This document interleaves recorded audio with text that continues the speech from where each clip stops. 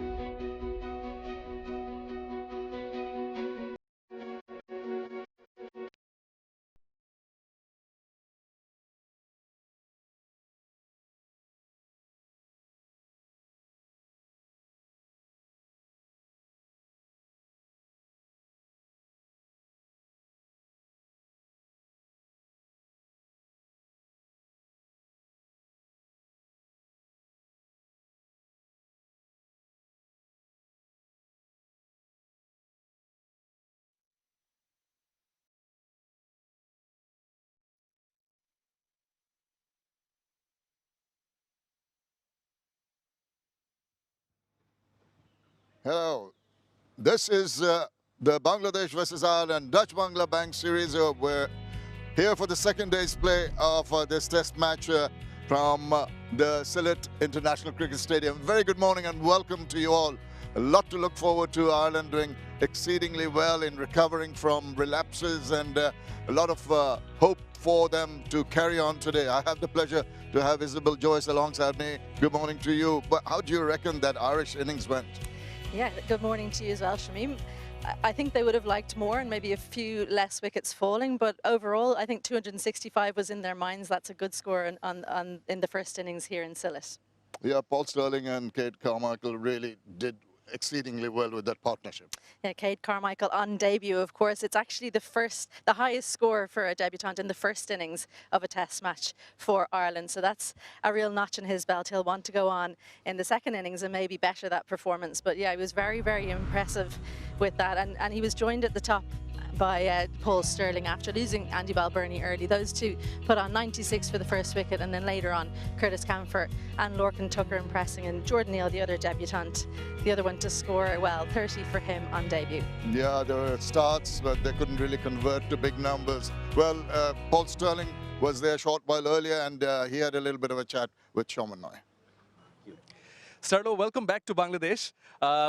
You know, you got the ideal start. One would say it was a good start nonetheless. But in the following sessions, you've lost 7 more wickets. What are the reasons behind that? Yeah, I think it started to turn a little bit more as the day went on. I think overall, at the start of the day, we sort of felt that 2 wickets per session was about average for the wicket. We lost maybe, what do we lose? 2 more than that at the end of the day. So I think we could have grasped it a little bit better and got ahead of the game. But I think where it's at the minute is nicely balanced and evenly poised. And one of the reasons behind this is your partnership with क़aid Carmichael. One would say it was a dream of a debut for him. It was a 96-run stand between you two. What was the conversation like in the middle? Yeah, look, क़aid played brilliantly. For a guy on test debut, it didn't look like he was out of place whatsoever. You know, it looks like he has time. I think that's the best thing you can say about a batter coming in is someone who looks like they have time. So he played really nicely. I think we're all slightly, as a batting unit, slightly disappointed that not one of us could go on and get 100, because it is a wicket there that when you get in, there is that opportunity to go big. So again, slight disappointment there, but I think at the start of the day, we wouldn't have been too far off taking where we're at, maybe minus a couple of wickets. Yeah, he did show a lot of maturity indeed, but you also brought in the surface. And in regards to the game, how do you think the dressing room or the team is planning to go forward, looking forward to this day? Yeah, I think day 2 is always the interesting one in Test cricket. You never quite know if it's going to continue to spin as much as it did last night, but possibly it could get better in day 2, where the second innings is actually easier to bat than the first. So we'll be hoping that isn't the case, but you know, we want to get to a stage probably where we can control the rate enough where spin will come into it in day 3 and 4 for our 2 spinners. So I think that's where, if we're going to win the game, that's where it's going to be at. All right, sir. Good luck with that. Appreciate it. Thank you. Well, the spinners are going to play an important role, but the pace bowlers also for Bangladesh did the job early on, making that first breakthrough.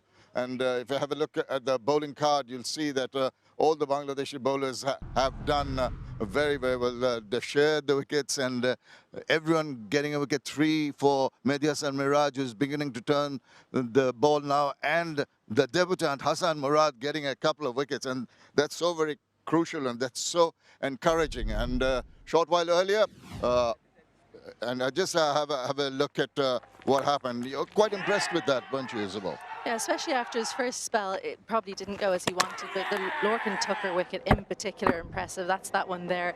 Pulled him forward, and definitely one that Lorcan-Tucker will look back on and feel like he was definitely beaten by the debutant. Yes, indeed. Well, short while earlier, Shamana Ghosh caught up with the young man and had a little bit of a discussion. Murad, অনেক শুভেচ্ছা আপনাকে। অবশেষে test ডেবিউটা হলো। দীর্ঘ কয়েক বছর ধরে কাজ করে যাচ্ছেন। 23-এ একবার কল আপটা হয়েছিল, কিন্তু ডেবিউটা হয়নি। অবশেষে এবার যখন সুযোগটা পেলেন তখন কেমন লাগছে, কেমন লাগছিল শোনার পর? হ্যাঁ, ধন্যবাদ। অবশ্যই ভালো লাগতেছে যে অপরচুনিটি আসছে, তো টিমকে ভালো কিছু দেওয়ার জন্য যে অপরচুনিটিটা আসছে সেটা আমি এনজয় করতেছি। তো আমার কাছে মনে হয় যে লাস্ট 2 বছর টিমের সাথে ছিলাম, বিভিন্ন সিরিজে ছিলাম, অন অ্যান্ড অফ ছিলাম। তো পজিটিভ অনেক কিছুই ছিল। তো আমার কাছে মনে হয় যে আমি মানে রেডি হতে পারছি আর কি, যে আমি যে ইন্টারন্যাশনাল ক্রিকেটটা আমি ডাগ আউট থেকে দেখছি, বুঝতে পারছি। কখনো কখনো ফিল্ডিংয়ের সুযোগ হয়েছে। তো আর যে যারা আছে সিনিয়র যারা আছে ওনাদের সাথে অনেক কথা হয় যে এক্সপিরিয়েন্সটা কিভাবে কি করতে হবে ইন্টারন্যাশনাল ক্রিকেটে। তো ওই জিনিসটা অনেক কাজে দিয়েছে 2 বছর ধরে। এবং অবশেষে যখন সুযোগটা পেলেন, গতকালকে আপনার পরিকল্পনা কি ছিল? পরিকল্পনা সিম্পল ছিল, যে হচ্ছে আমি যেভাবে এতদিন খেলে আসতেছিলাম, তো আমার যে রোলটা ছিল, আমার যে স্ট্রেংথ ছিল, তো ওইটাই মেনটেন করার চেষ্টা করছি। আদার্স অন্য কোনো কিছু চিন্তা করিনি। খুব এক্সট্রা কিছু চেষ্টা করতে হয়নি। বিগত বছরগুলো আপনাকে পরিণত করেছে বলছিলেন, কিন্তু অবশেষে কালকে যখন পারফর্ম করলেন, আপনার মেইডেন উইকেটই শুধু না, 2টো উইকেট পেয়েছেন। মাঠে হোক, ড্রেসিং রুমে হোক, টিমমেটরা কিভাবে আপনাকে গ্রহণ করেছে বা কি বলেছে? হ্যাঁ, টিমমেটরা সবসময় সাপোর্ট করে। ওনারা ভালো মন্দ যা আছে যেভাবে সাপোর্ট করা দরকার ওনারা ওইভাবে সাপোর্ট করেই যান। যে যদি ভালো মানে কোনো অ্যাডভাইস যদি থাকে ওনারা সাথে সাথে বলে দেয়। সবাই অনেক হেল্পফুল আর অনেক supportive.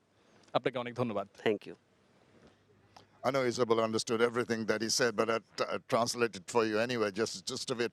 He said that he is called in 2023 to the squad, but never got a chance to play. But he had the opportunity to be on the sidelines, and he was on and off, maybe fielding, maybe as a substitute. And he got the vibes from the other team members, and he was very pleased with the experience. And that augured well for him to start off in the manner he did yesterday. Very pleased, the young man there. All right. The second day's pitch, very important, how it's going to behave. Pitch doctor Ed Rainsford was down there earlier.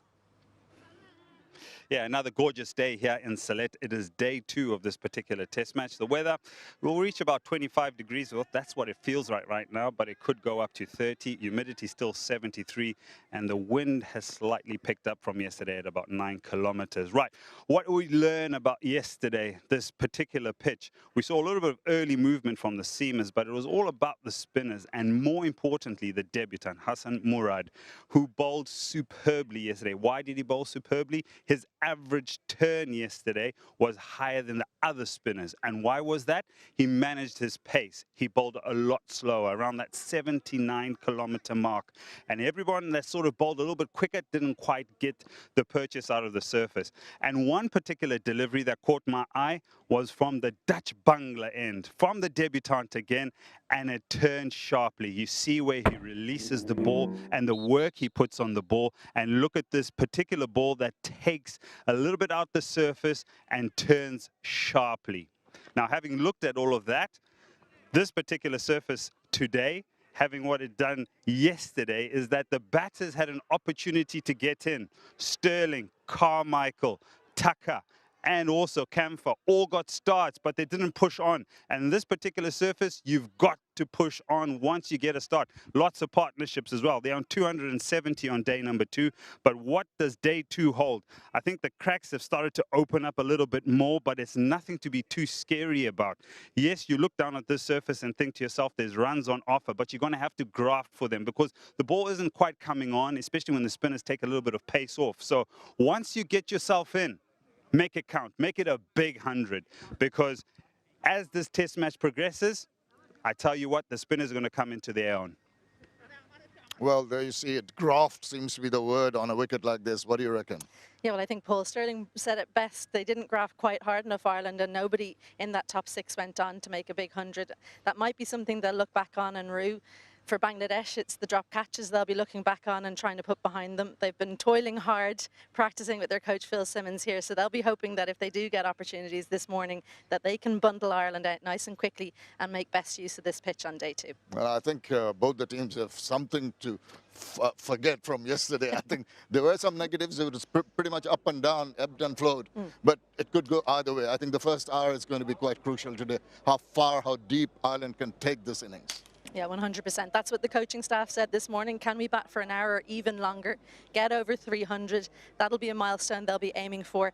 And if they can do that, then I think Bangladesh will be kicking themselves even more about those opportunities yesterday. But there's still a lot of time left in this test match. Still is. Thank you for your thoughts, Isabel. And it's time now, as play is about to start on day 2, to join our commentators upstairs, 𝗂𝗧 𝗂𝗃 and Edward Rainsford. A very good morning from the Sylhet International Cricket Stadium. This is day 2 of the first test match between the host Bangladesh and Ireland. As we see the umpires walking in. It has been an interesting, intriguing day of test cricket. The first day, we've seen bowlers doing well in the end, but there was resistance, bit of a resilience shown from the visitors. In the huddle, Bangladesh team, Nazmul Shanto, the skipper, with his thoughts. Yes, we heard from Isabel that they'll be putting that 5 catches behind. Don't want to think too much on that. What he will be saying to his teammates is, come on, guys, we need to take the last 2 wickets as quickly as possible. Speaking about Ireland batting, even though they lost that first wicket in the very first over, and there was that partnership which set them going. We also heard from Stirling that they didn't graft enough. This is a surface. My fellow commentator sitting right next to me, Edward Rainsford, also mentioned in the pitch report, a surface where you need to, when you do get set, you need to still graft around and just be a little bit more patient, because runs will be able to score for the batters who are willing to do that. Good morning, Ed. Morning, 𝗂𝗧. Good morning, everybody around the world that has joined us for this telecast on day number 2. You're right, 𝗂𝗧. It's a type of pitch where, when you do get in, it's not a pitch where you'll get 100 off 140 deliveries. It's possibly a pitch where you get 100 off maybe 200 deliveries, where you really do push your opponent back onto the wall by accumulating time, patience, discipline, and shot selection. However, Ireland have been able to take their opportunities as and when they've been available to get them to this 270 for 8, even though Bangladesh did put a couple of catches down. All smiles from Bangladesh. They're hoping to pick up, as you said, these 2 wickets as quickly as possible and get batting. For Ireland, I think their next target is 300. Try and get close to 300 or surpass 300, and then get into bowling on the surface. It's already been a better effort from Ireland. The last time these 2 played against each other was way back in 2023 in Mirpur. Bangladesh went on to win the test match by 7 wickets, and Ireland batted first in that particular innings, in that test match, beg your pardon. They only managed to go 214. This time around, 274. So it is a better effort. So a lot will depend on these 2 batters, especially Brian McCarthy, who's unbeaten on 21. We'll have to wait and see, because we saw in the last half an hour or so they tried to play a few shots. So maybe that is the approach. We'll have to wait and see. There you go, Hassan Mahmood with the first ball. Oh, nearly knocked him over. Again, the bounce. When you speak about the surface, at times We've seen that bounce. It just goes on top of the middle stump there. Lovely way to start his over. Oh, my. My.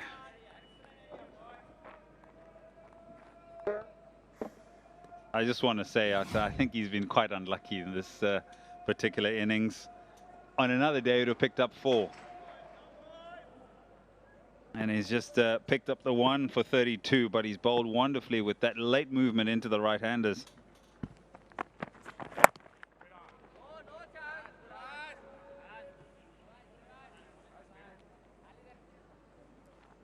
Yeah, you mentioned the way he bowled yesterday, Hassan Mahmood, figures of 1 for 32. A number of occasions he's gone past the bat in that similar fashion. Not just the ball coming into the right-hander, but also the ball which holds its line and just goes straighter.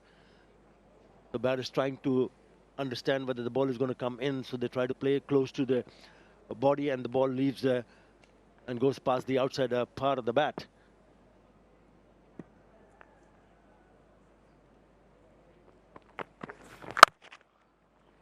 Lovely, beautiful piece of timing.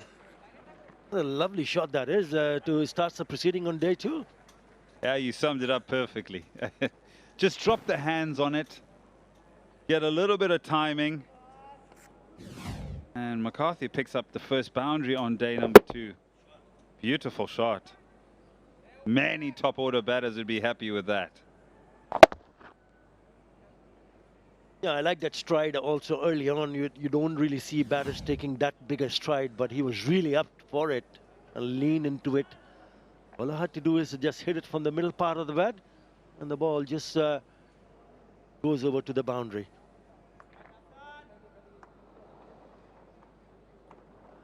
It's also about the width. It's also about the width. If you're giving the batters that width on either side of the pitch, you're asking for trouble here. Better, much better. Just came back in. Attacking the stumps, better option. Yeah, also the length here was slightly on the shorter side. The one that went for the boundary was a little bit too full. Couple of sounds there, so the skipper not even thinking about going upstairs because it's possibly missing leg stump. Check of the head from the umpire.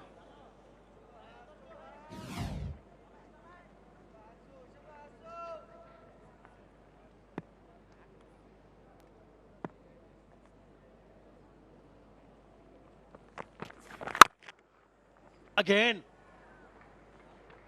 in the same direction.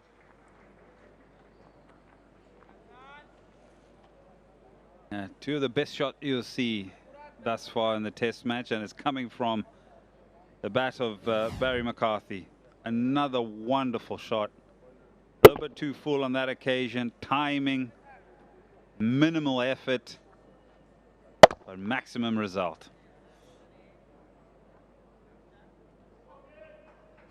And you can see the batter, Brian McCarthy, opening the face of the bat, not too much, just to create that gap which goes towards cover point area. Now they've pushed one back to protect that boundary.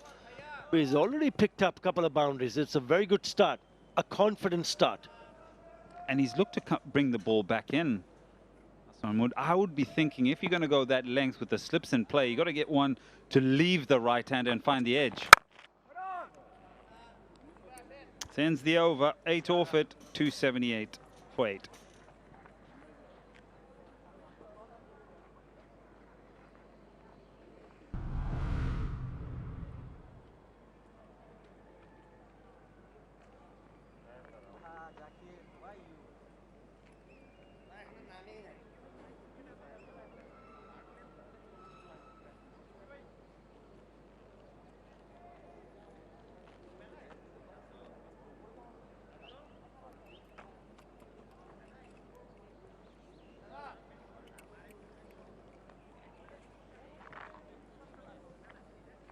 Yeah, they didn't have a very big partnership, but runs do matter. 96 for the second wickets. Then they added 53 for the 4th and the 5th wicket. and 48 for the 8th wicket adds on. So they're getting close to 300. They'll be disappointed that once you do have that sort of a start, at least one from them should have gone on to pick up a big 100. 𝗫𝗫𝗄𝗃 will start the proceeding in the second over on day 2 of this test match.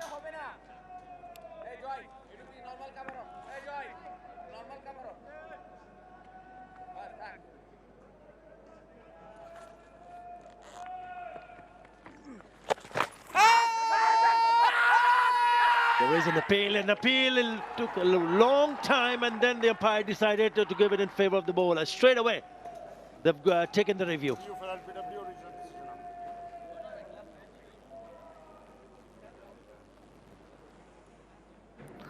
TV umpire to director, we have a player review for LBW. Original on-field decision is out. I've checked the feet placement and it's a fair delivery. Can have a look at front on, please.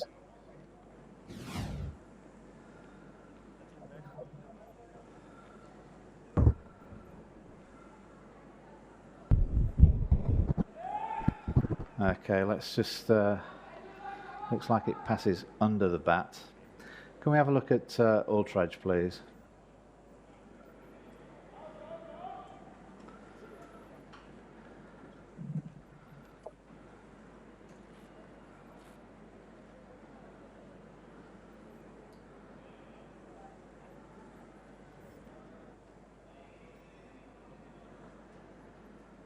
Okay, bat is going under the, ball is going under the bat. Roll it through. Okay, it's passed. Let's go back to the start again, please. Go back, yeah. Okay, ball is under the bat, got gap there, roll it through. Okay, still got a gap. Okay, gap. Okay, and the ball has passed the bat has passed the bat, should I say. Roll it through into the pad, please. Okay, there's no bat involved. Okay, let's go for ball tracking when ready, please.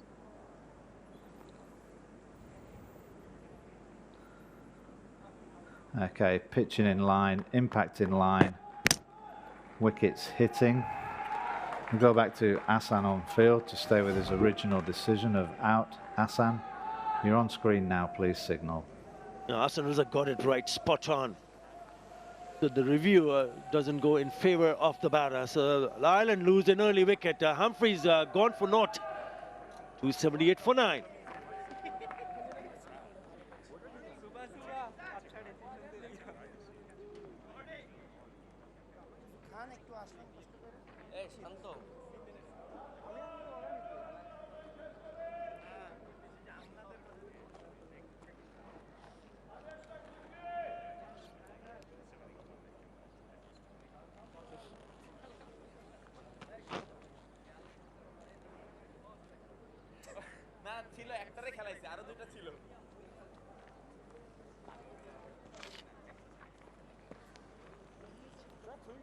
Now the last batter in is Craig Young.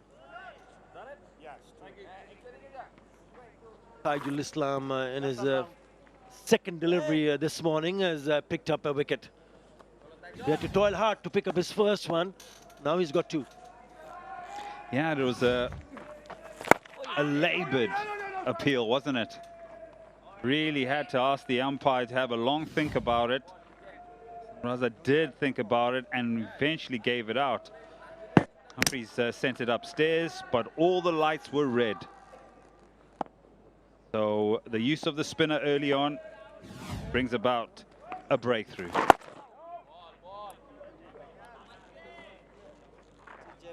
Yeah, it'll be interesting to see how Brian McCarthy goes from here on. He's already picked up a couple of boundaries in the first over. At the moment, he's at the non-striker's end.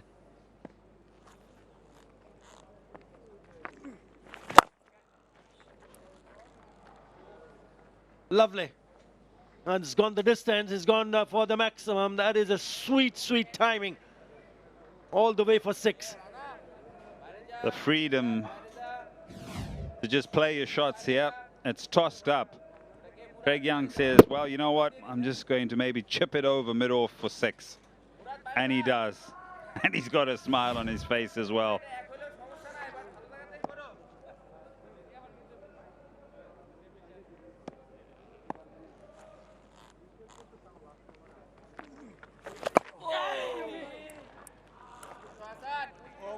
.284 for 9.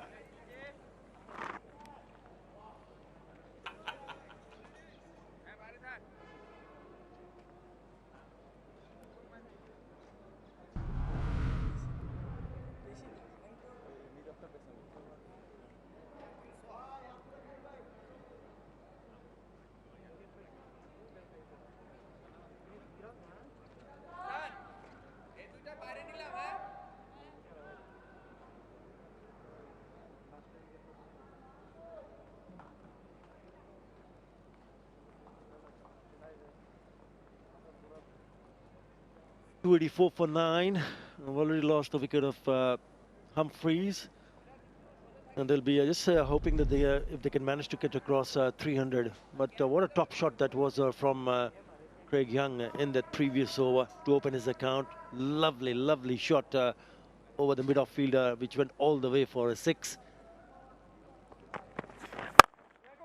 We're playing few more shots here for sure. He'll come back quite comfortably for the 2nd. These are handy runs by McCarthy. 31 of 63. Firm contribution. Important contribution. Also just gives him the thought and the thinking that, yes, future in test matches, don't worry about perhaps where you bat. It's more about what you sort of contribute to the team's total. And I think this is an important innings for him in his development, but also in the context of this innings for Ireland.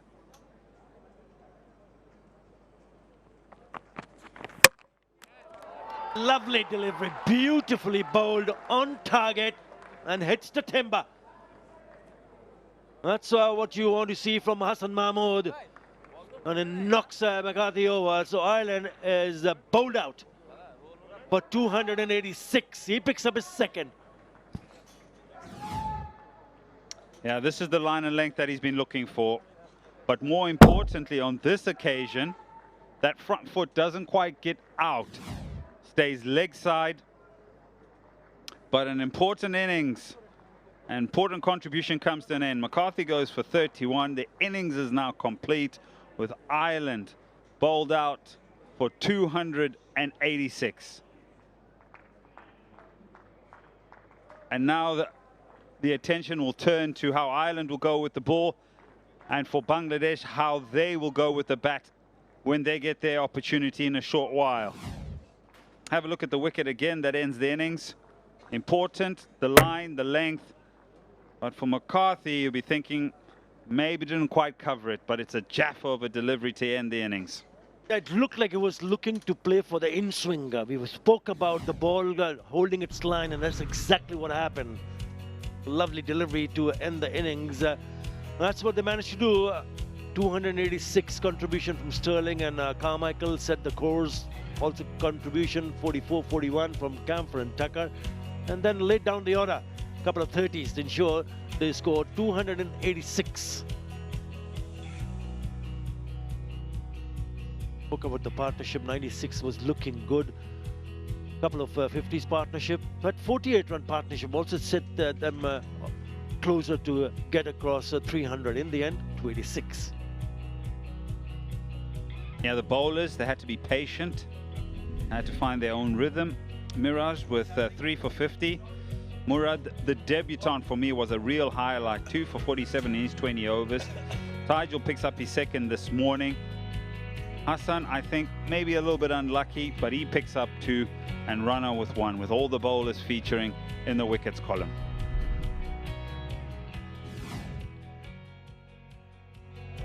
It all started from Hassan Mahmood's first over when he picked up an early wicket of the skipper. But then there was a partnership 96 sharp catch taken in the slips of Nahid Rana. Maybe some Mirage kept on persisting that he was on target, and in the end he was. The reverse was the undone for Carmichael on debut. Lovely catch from Shanto. Now, at this particular stage, Ireland had a beautiful partnership going. In fact, a number. That was Camphor to go on that occasion.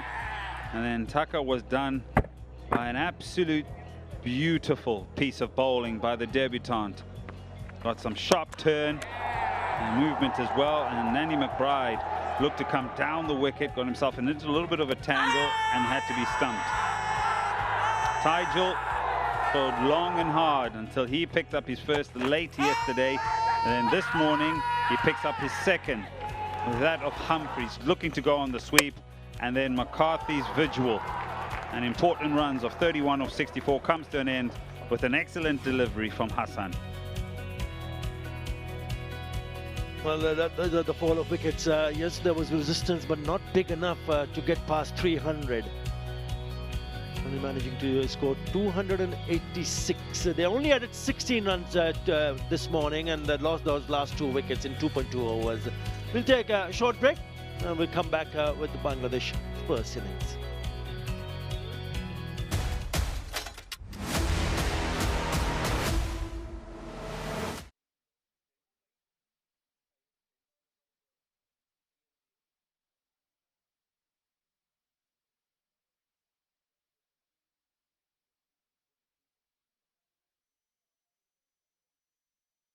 Done, right?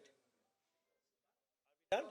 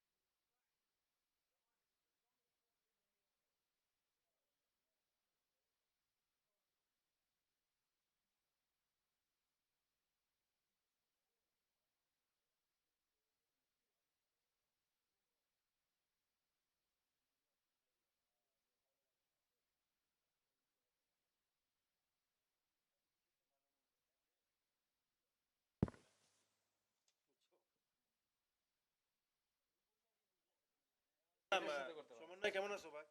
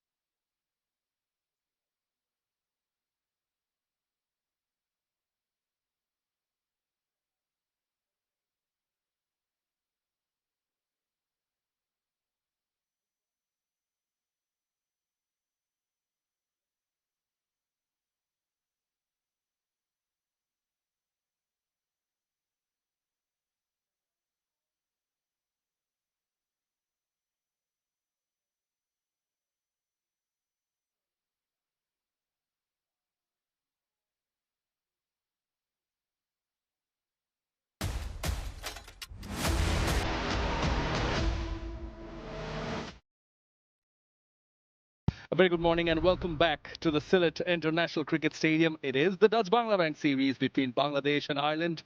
First test, of course. We're here, day 2. Early on in the session, first session of the morning, Ireland have been bowled out by Bangladesh. This is how the batting card pans out for Ireland. Sterling and Carmichael, they were looking good for 60 and 59. And then a few starts by Camphor, Tucker, Neil and McCarthy did well to contribute important runs in the end, compiling up 286, the end of 92.2 overs. Still they were pulled out. This is how the partnerships look like. 96 of 156. That's the one that stands out between Kate Carmichael and Paul Stirling. Right at the top after they lost their first wicket. Then a couple of 53s and then 48 near the end. Valuable runs, of course, added into the total of 286. I've got with me, alongside Isabel Joyce. We'll get to you, Isabel.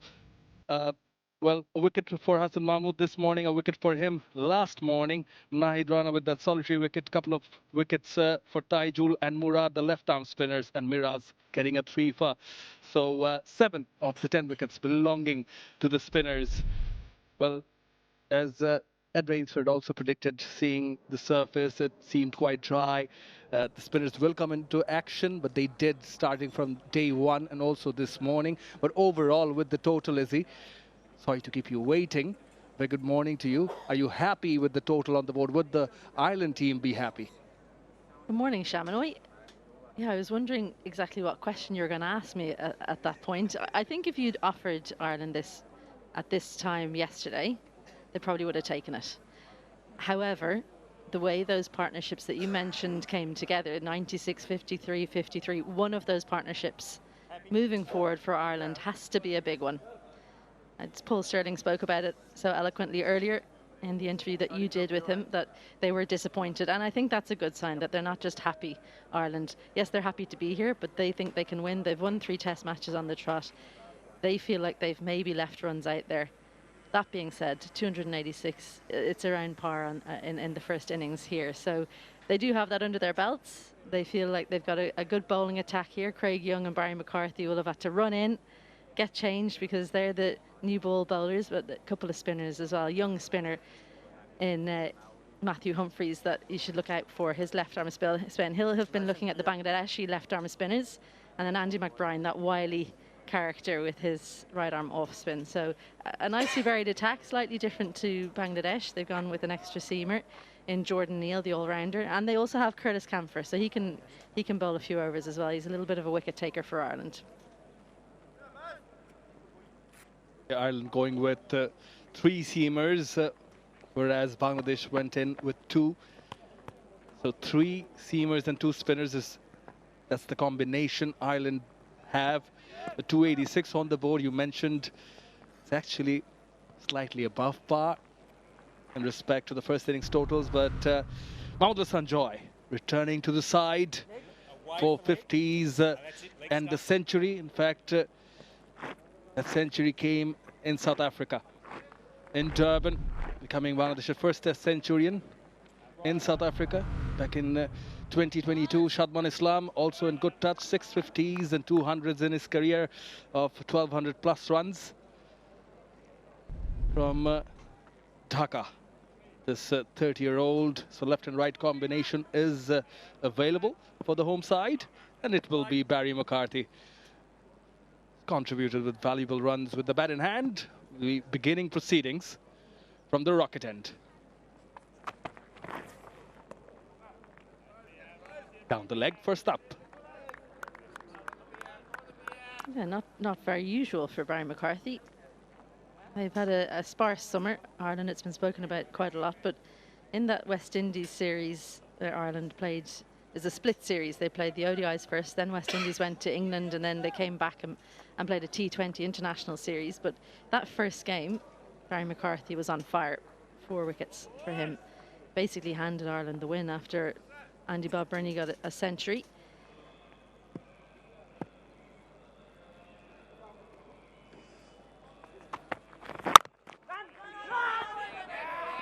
Looking to get off the mark. Mahmood Sanjoy very keen. Asked by Shadman Islam. to calm down a bit. Yeah, don't be taking on 𝗂𝗃𝗃𝗀𝗃 in there. He is lightning quick. Nice bit of lift from Barry McCarthy. Nice and straight as well, so it doesn't give the width to go through. There's 𝗂𝗃𝗃𝗃 sprinting through. Excellent fielder. Actually suffered a really bad concussion at the end of the summer in Ireland, taking a diving catch in a club game, a Club All-Ireland. And yeah, not nice scenes at all. Good to see him back fit and making half centuries in Test cricket. Oh, that's the peach. That will help him get into rhythm. You know he's bowled a good one when he follows through like that, Barry McCarthy. Angled in. This is what he meant from the first delivery. Angled in and then just shapes away ever so slightly. Unlucky, because that's the right amount of movement. You actually don't want too much sometimes because it can be too easy to leave, but just enough movement in with the angle to pull him forward into the shot, Mamadou. Little sighter for the slips.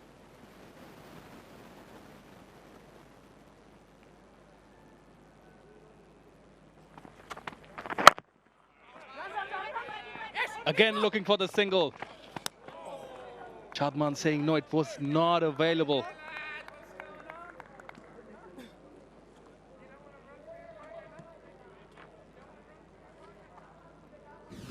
Good call this from the non-striker's end. Very, very good. Good turn and return, but the left armour in there as well. Matthew Humphreys, the right fielder in the right place. So if he had hesitated for even a second longer, I think we could have had our first wicket.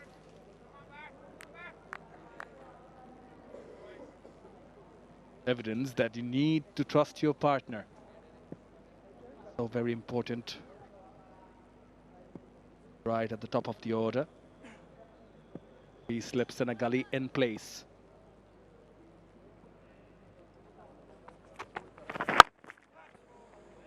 Now he will get the opportunity to get off the mark.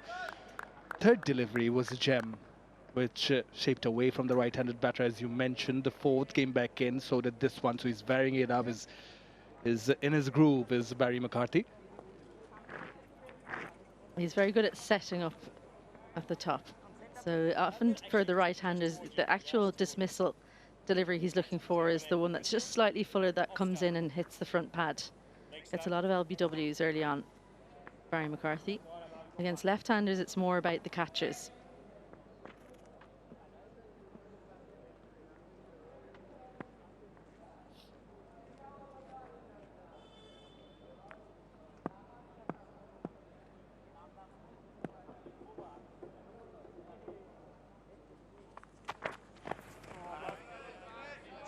Happy to see it off.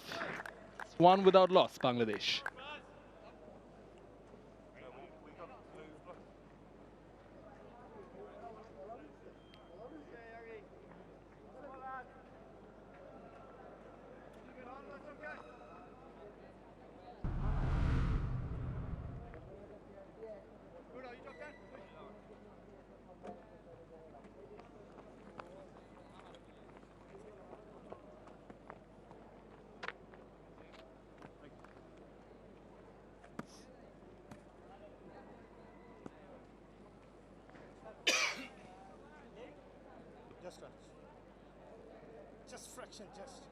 Yeah, plenty of runs, heaps actually in the middle order. 1,000 plus for Shadman, then Mominul getting past 4,500. 1,000 plus for the captain Shanto, and that one that stands out is of Mushfiqur Rahim's.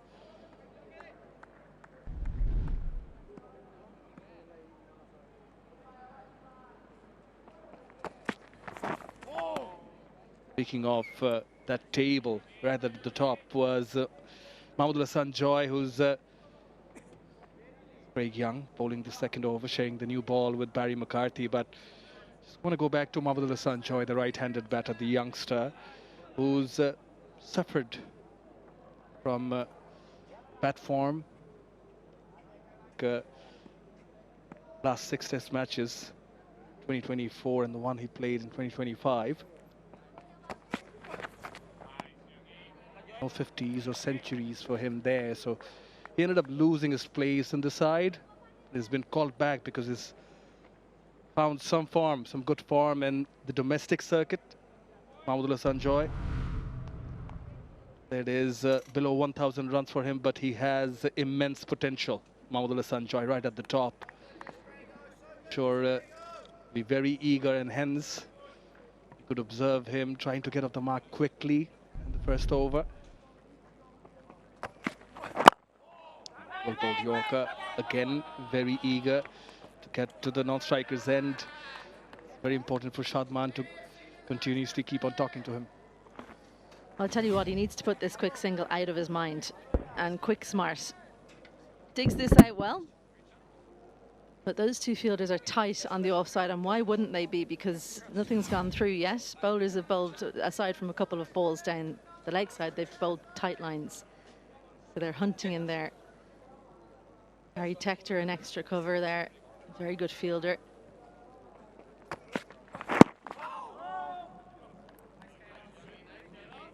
They mentioned how he's found some form, 𝗂𝗂𝗃𝗂𝗃, the domestic first-class circuit, NCL, first-class domestic competition here, the National Cricket League, where he's got a century, scoring 127 for Chattogram versus Rajshahi division. Also the fourth highest run scorer there before getting a call-up for this test series against Ireland, 𝗂𝗂𝗃𝗂𝗃𝗂𝗃. Full. And now Shadman wants to go to the other end. I reckon that was a better shout. If they had gone through, they might have been okay. Good awareness there in mid-wicket, but still, they've got so much time. I don't understand this desperation.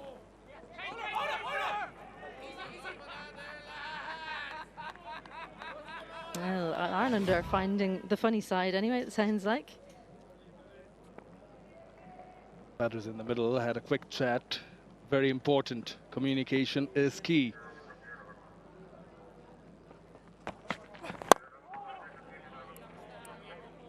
Will get a single and deny a maiden.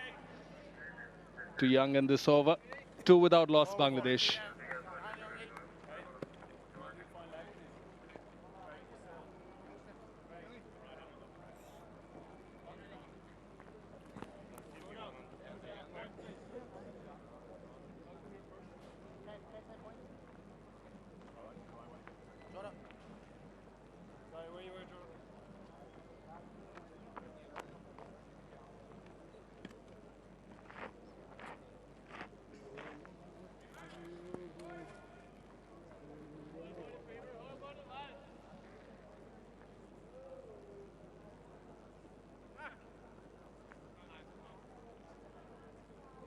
Nice and bright, Sylhet International Cricket Stadium.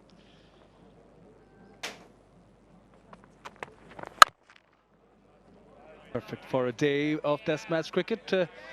Pleasant breeze blowing early on in this morning. Isabel Joyce. I think if I could choose, it'd be a few degrees lower, but yeah, it's pretty pleasant out there with the breeze in particular. Ireland haven't mentioned the heat, which is a good sign. They haven't been out in the field that long either, though, so they might be feeling it a little bit later on. They did train, as I mentioned, in Dubai for that week at Sevens, so that's their preparation in terms of getting used to the heat. It would have been a little bit warmer there, I think, so they're well set up.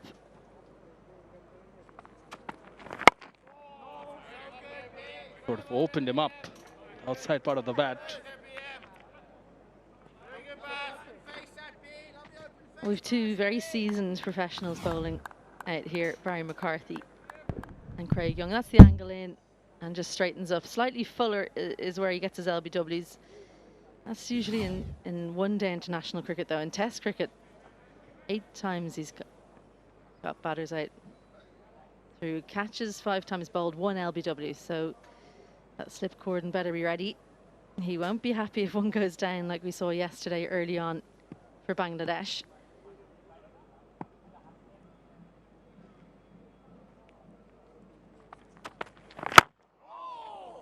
On the fuller side, An inside edge, a thick one. Yeah, I mentioned the experience of Young and McCarthy because the other seamer, Jordan Neal, by comparison, he just hasn't played a lot of cricket. He's been injured this summer. He's only 19 years old. I think he got an inside half of the bat on that. Yeah, he's only 19 years old, Jordan Neal, so he's a little bit of an unknown quantity, but he's got some serious pace as the chat around. He was bowling little off spinners until a couple of years ago when he was messing around the nets, bowled a few bombs, and the coaches said, hey, why don't you go back to that seam stuff? Lo and behold, he's making his test match debut a couple of years later. That's a good looking stroke. A good shot, boundary from Mahmudullah Sanjoy.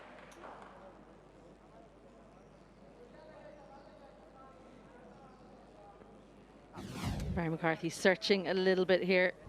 Starts too wide, too full for that movement to cause any troubles. And the first boundary through a very good looking cover drive. Best way to get your boundary count up and running. Mentioned how he was going through a lean patch in the international circuit, but in recent times I've mentioned the longer version NCL where he got a century. He's averaging 79 there for Chattogram division. Right before that, the National Cricket League T20 was held. It was held here.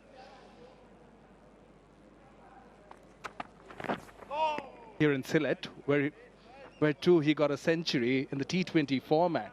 So he's continued. Doesn't want to limit himself as a test batter only, but he's also hungry to get back amongst the runs. You can see him trying to focus and be in his zone.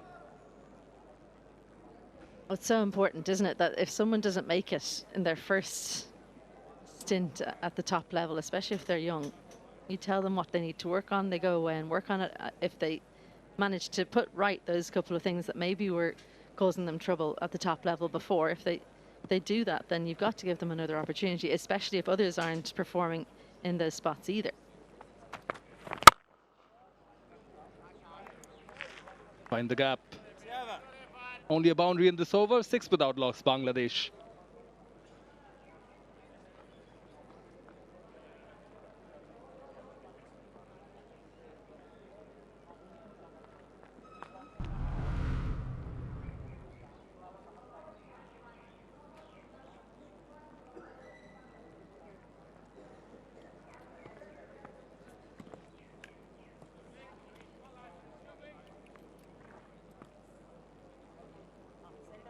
Just touch away.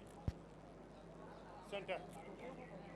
Big loss for Ireland in the Test match arena. Mark Adair at the top of the list, ties with Andy McBride as the top wicket taker for Ireland in this format. He would most certainly have been the third seamer had he been available. Barry McCarthy well behind with 14. Only the 4 matches to his name, though. He's been known to suffer with injury. There's a Mark Adair. We'll see him in the T20s, hopefully. That's a good looking stroke. This time from the left-handed. Shadman Islam will get a boundary also. So boundaries in consecutive overs. Welcome boundary, the very first delivery. And just his second delivery of the game so far. Just a tiny bit of width.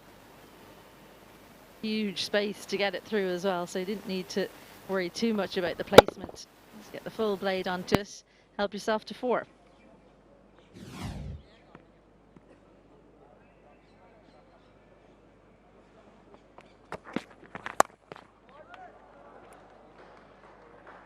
Mentioned how Mahmudullah Sanjoy got a century in the NCL T20. Happened to be highest run scorer in that tournament with 323 runs.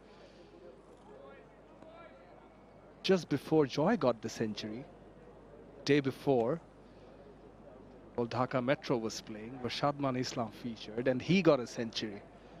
Even though we were covering T20 back then, and I was looking forward to this test match, and I was wondering, you know, sort of a healthy competition, you complement each other, get back in form. Shot, straight, fine shot for 4.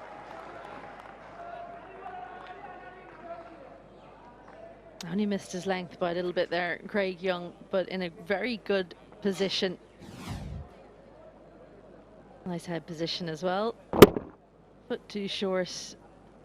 High top elbow. He enjoyed it just as much as we did.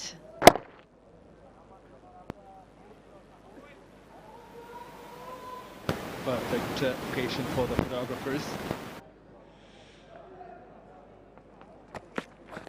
Oh, now that's called a battle. Craig Young says, I'm going to bring out my best up from my sleeve as well. Well, he's shifted a couple of boundaries in the over, so he was due a comeback.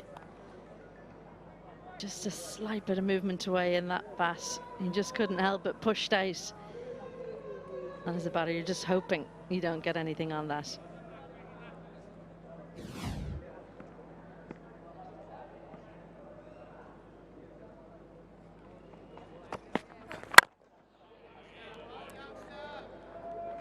I think it's worth commending the ground staff, the curator, even though it looked pretty dry to all of us.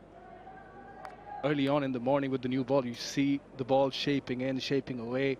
So there's something in for the seamers, and we know how the Bangladesh spinners dominated, and then you see those kind of shots, the ones Joy and Shadman have played. Yeah, I think, I mean, I've referenced it before Paul Stirling's interview, but he thought that actually today, it's a loose delivery down the leg side, but luckily for Ireland, there's a fielder out in the deep there. Yeah, he thought that maybe today might be the best day for batting, which is not what we thought beforehand. 16 for none.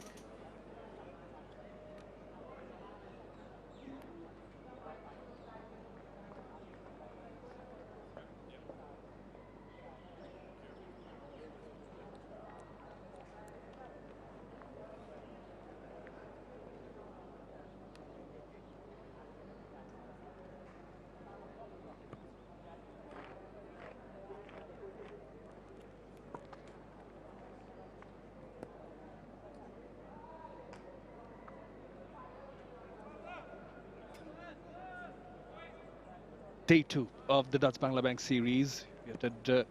Paul Stirling did mention, looks like a good surface to bat on today. As well as you were saying, we also believe that they could have converted, provided the start they got. Well, that's Test match cricket, and just talking to some of the Ireland coaching staff this morning, I mean, it's an obvious thread, isn't it, that none of the batters went on to play an innings that got to 3 figures. They'll all be disappointed by that. Obviously, it's a positive that so many of them actually got starts, and a couple of 50s, a couple of 40s. You need a century really to bat a team, not out of the game necessarily, but put a lot of pressure on them.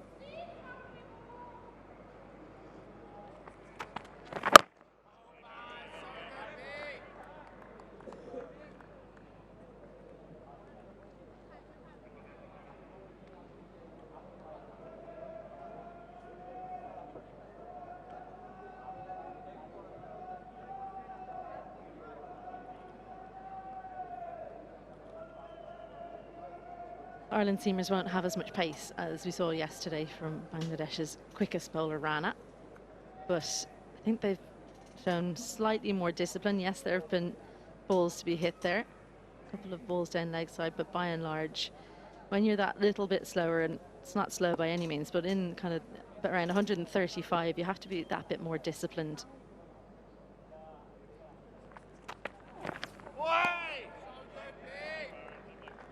Good shape, good bounce, good carry to the wicket keeper.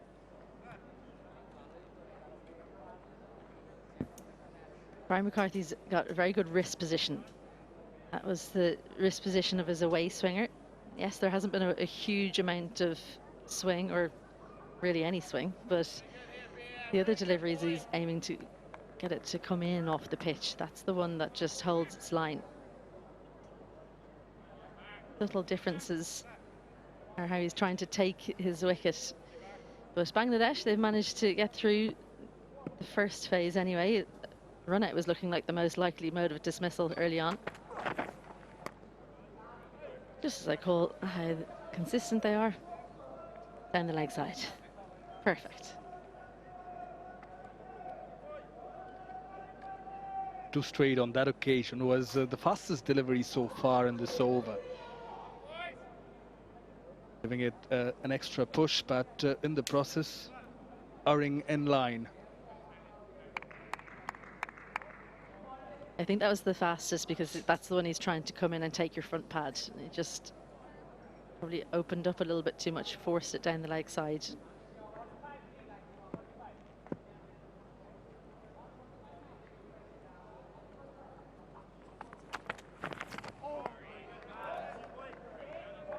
Barry's sister Louise McCarthy was in Bangladesh in 2012 and 2014 with me, also a fast bowler. They breed them fast, it seems, in Pembroke Cricket Club. Josh Littles comes from there, Barry McCarthy, Louise McCarthy, and Kim Garth, who's now playing for Australia, opening the bowling for them. So plenty of seam talent coming from that club. Lorcan Tucker as well comes from there, so lots and lots of talent. Also Orla Prendergast, who's the vice-captain of the current Irish team. So plenty more, I won't mention them all, but Pembroke Cricket Club very proud of their fast bowling stocks.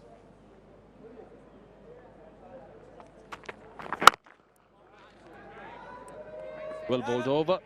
Maiden from Barry McCarthy. It's 16 without loss.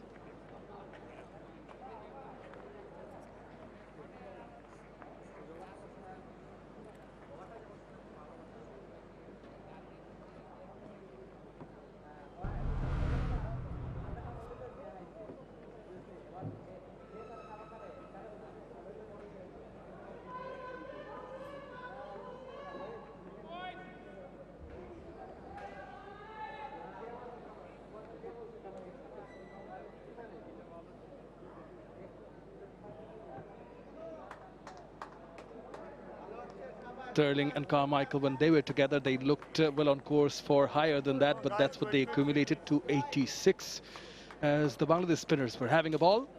Three for Miraz, wickets for Murad and Taijul, and two for Hassan Mahmood also. The openers look like they're at ease at the moment, having seen off 5 overs of the new ball this morning of day 2 of the Dutch Bangla Bank series. Is Craig Young. Wayward from the Dutch Bangla Bank end. It was him you were mentioning. Is he converted from a spinner? I will beg your pardon. Just to go back to that conversation, pick on George and Neil, as I remember, quite the opposite to you yourself. He's converted from a spinner, fast bowler, seam bowler. Calypso style was in the air for a bit, fell short of that fielder. And Matthew Humphries well placed there. I think it got on to Shadman quicker than he expected. A little bit too close to him to play this shot, trying to play it off the hip. And in the end, Matthew Humphries did well just to save his teeth. Don't want a visit to the orthodontist. He's obviously taking part in Movember, the young left-arm spinner.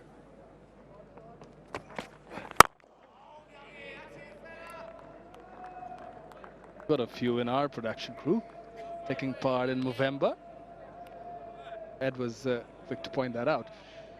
But yeah, just to go back to that fact of spinner becoming a seamer bowler.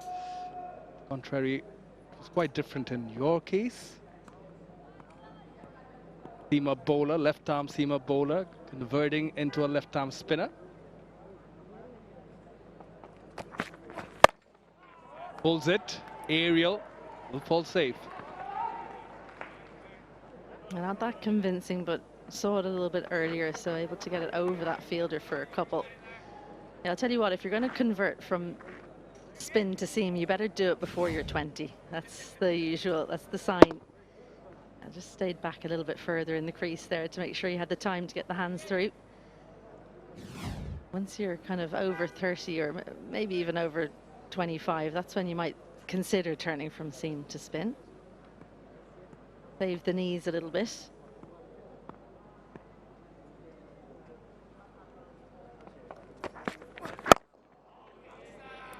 Well bowled. Good length, good line. Yeah, just slightly guilty maybe Craig Young of searching for a wicket. I think a little bit more subtle with the change-ups would be good. Yes, a short ball here and there is a good idea, but a couple in the over, maybe not at his pace. He's bowling in and around the late 120s, which is probably slower than he'd usually be the quicker one of the two. So that's not the case today by any means. 2 of the over. Bangladesh 18 without loss.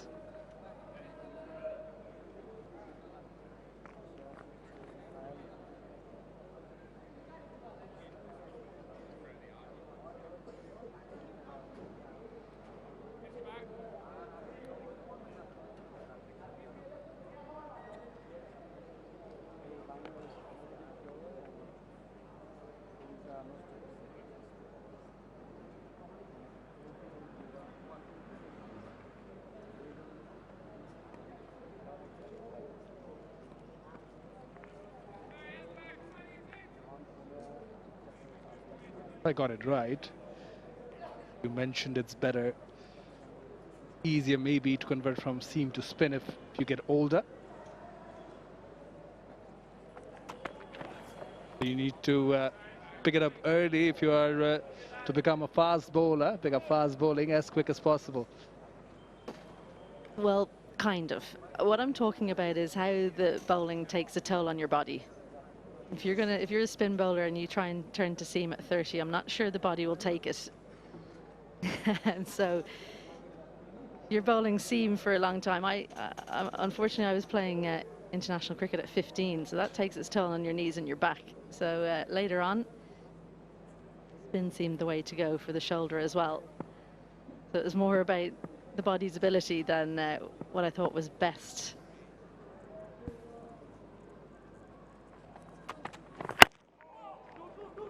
The inside part of the bat did not look fully in control. Wrist there.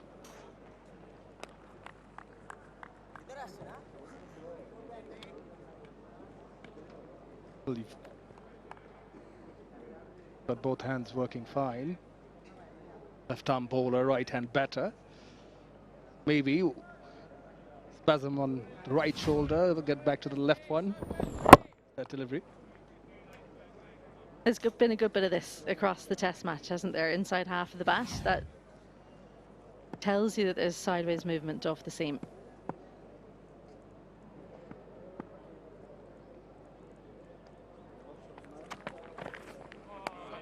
Well, that is a fantastic delivery from Barry McCarthy. Started off in and around 133 kilometers per hour his first few overs. He's really amping up the pace. That was 140.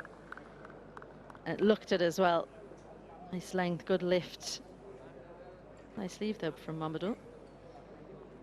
There you go, fastest. That was that delivery we've just seen, but at the beginning of the day he was in and around 128, early 130s. The engine's good and ready. A bit of time to warm it up. Above all, has been quite accurate, except for the few ones straying towards the leg. I'm also happy to see how Mohammad Sanjoy has calmed and knows where his off stump is, and happy to leave the deliveries, judging them rightly. Yeah, spot on. That previous delivery, the third ball of the over, a very adept leave from Mamadou, not even a hint of thinking about playing at it. Maybe if Barry McCarthy had a couple of inches closer to his stumps, it might have had a different outcome.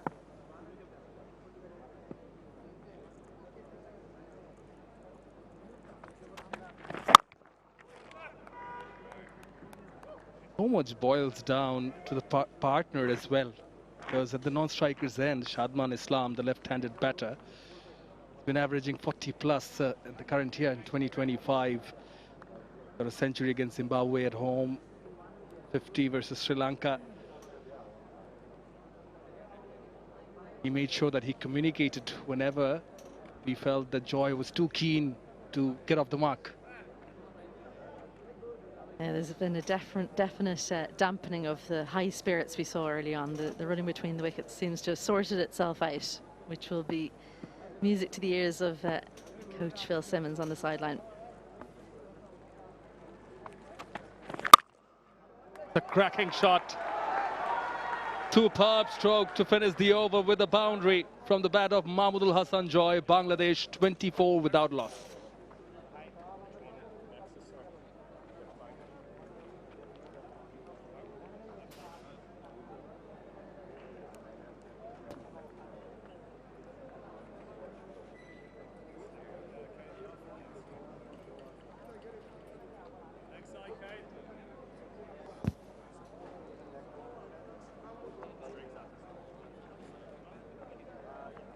Mid-on for this one, is that right? Change, right hand round.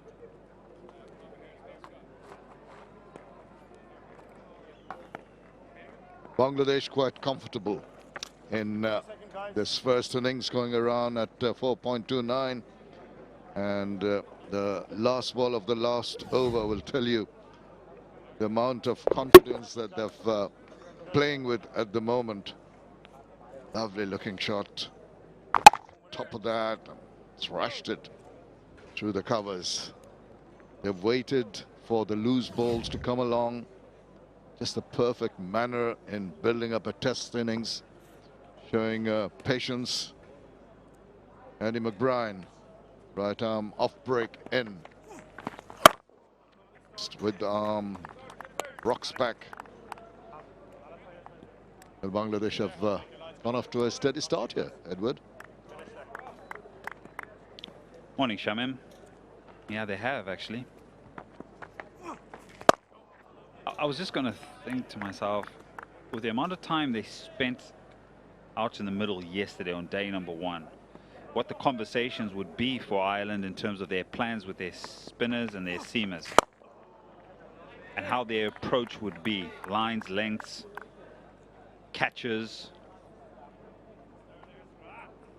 Skipper was out in the first over, but I think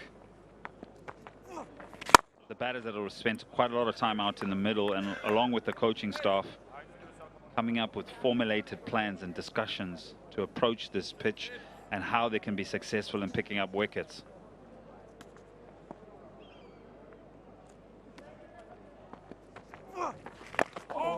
One thing going about it is in the manner they're doing it right now. The Irish, you talked about in your pitch report, that be a day of grafting for the batters. You've got to just make sure that you do not be silly and do not try to take the bowlers on.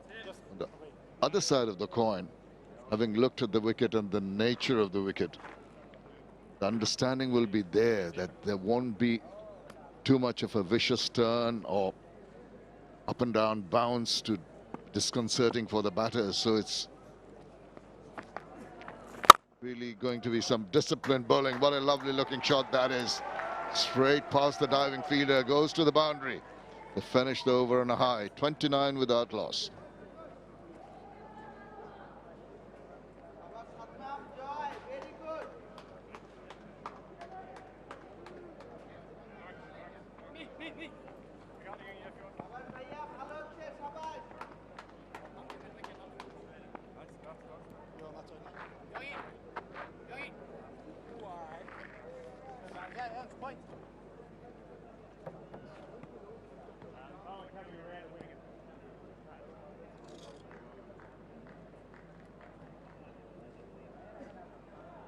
Lovely surrounds the picturesque Sylhet International Cricket Stadium, and Bangladesh are enjoying themselves in the middle. This is what I was trying to allude to in terms of plans, and that's just a long half volley. And test players will jump all over that. It's an excellent shot.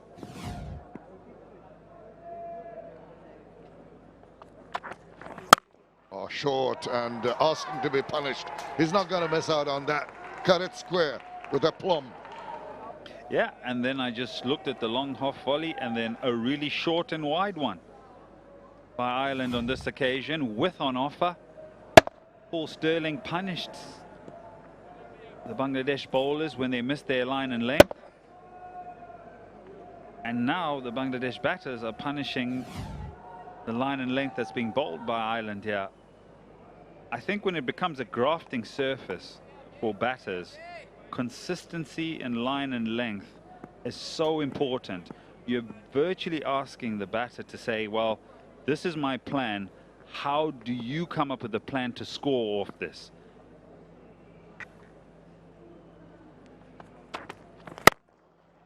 Got to do more of that. But this time round, despite the fact that there was bowlers pitched up, it was just about in the slot and it was easy for him to drive down the ground.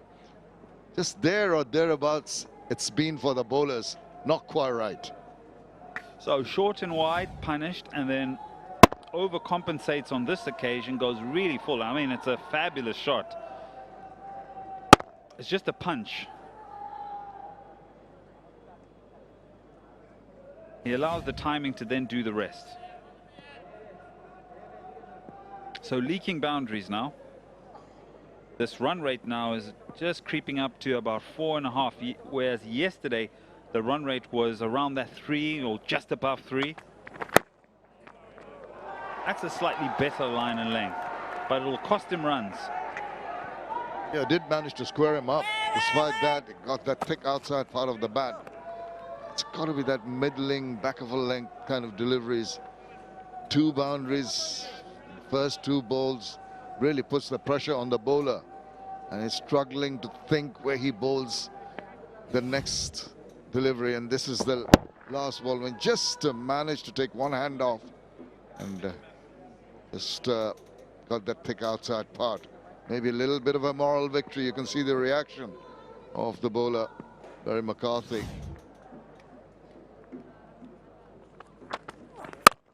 That's better. That is what you want to do on a consistent basis. They will pounce upon anything loose, particularly on the offside. It's been pretty strong in that area. Got a couple of slips and a gully backward point for the left-hander. There's a cover and a wideish, well, sort of mid-off. That's the field on the offside. Needs to angle that ball away, but he's coming around, so needs to bowl it in that channel outside off. Oh, deviates down leg, allows the batter to close his wrists and get a single quite comfortably.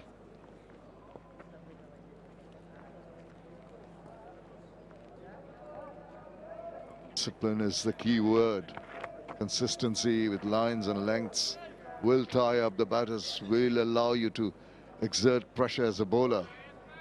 Fortunately, there have been quite a high percentage of hit-me balls available to the Bangladesh batters. They started off slowly and sedately, quite comfortably, selective with their shot making. Every time there was something on offer, they didn't miss out.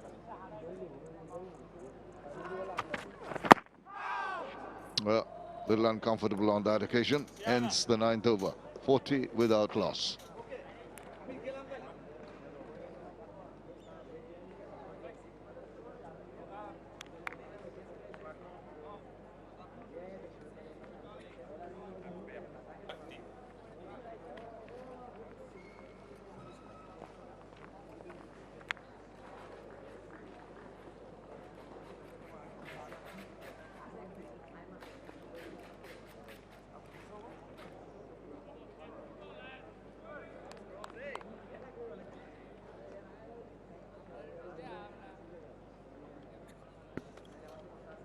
Lovely shots from out there in the tea gardens and into this beautiful ground where Bangladesh are in control.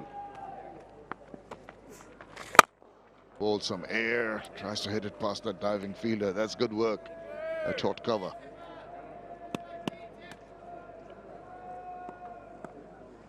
Yeah, they've come out the blocks here, have Bangladesh. Use of the feet. And very good use of the feet, all the way for 6. Goodness. This just seemed to have been ready for that length to be bowled by McBride.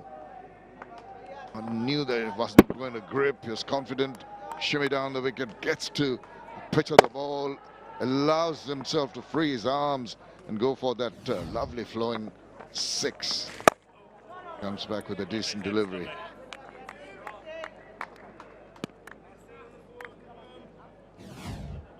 Last over went for 11. And this one has started off with 6 off just 3 deliveries, and they're playing with such comfort, are these two openers. Well, I can't blame the bowler for not trying. In this over, he's tried to give the ball some air, try to slow it down a little bit. Second one was a quicker one. And the batter's finding it quite comfortable. No gremlins in the wicket, no real vicious turn to aid the bowlers at the moment.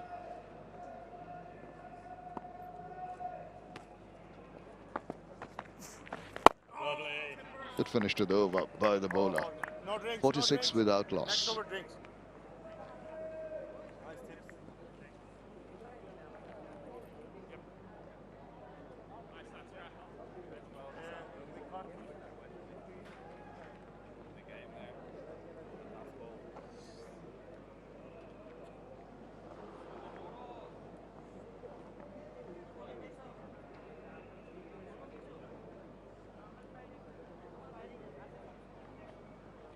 We've changed bowler. Yeah, certainly. 46 without loss after 10, and Bangladesh would take it any day of the week. They managed to close up the Ireland innings very early today for 286, and now the batters are having a comfortable time in the middle, haven't really been surprised by anything off the wicket or any kind of awkward turn or bounce. Ireland desperately in search of to break this partnership. Oh, not like that.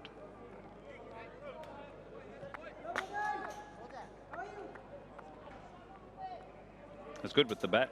Now he's got ball in hand. From the rocket end.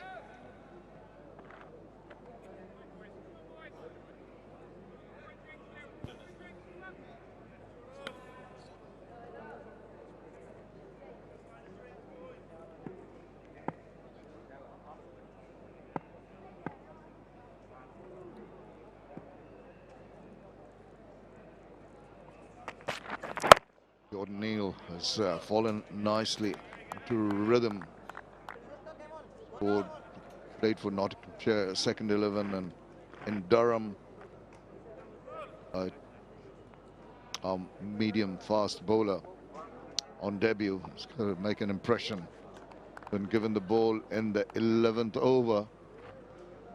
Bowls around the 130 plus mark.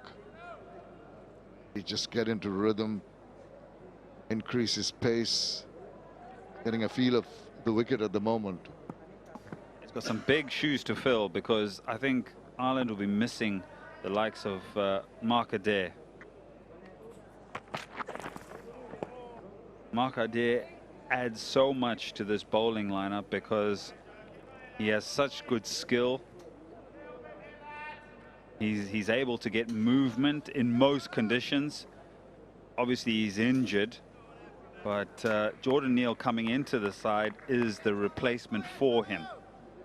And so it's so important, as you say, starting well, but he's got to do a job here for Ireland, and I think it can start by dotting up the batters. He's bowled 3 dot balls, even though they're innocuously going down the leg side.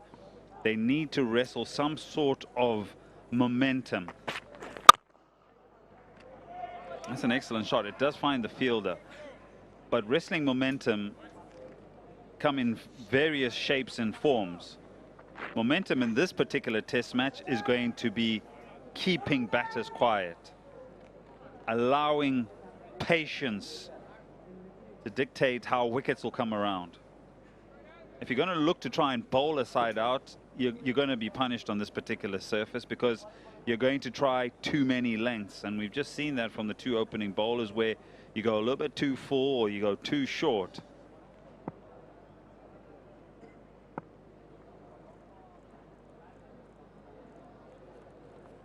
I can see that he's putting a shoulder into it, trying to just ramp up the pace. It's around the 134 mark, but what he's done is just that angle that took a couple of balls down the leg side. He's managed to bowl it a tad straighter. You're absolutely right. It works both ways. We talk about batters being patient. As the bowlers also have to show in this format of the game, and just keep on working away, pegging away, and then the result comes. And you've got to, might have to wait a long time for it. So you have to show some resilience and temperament as a bowler also, in terms of being patient and accurate.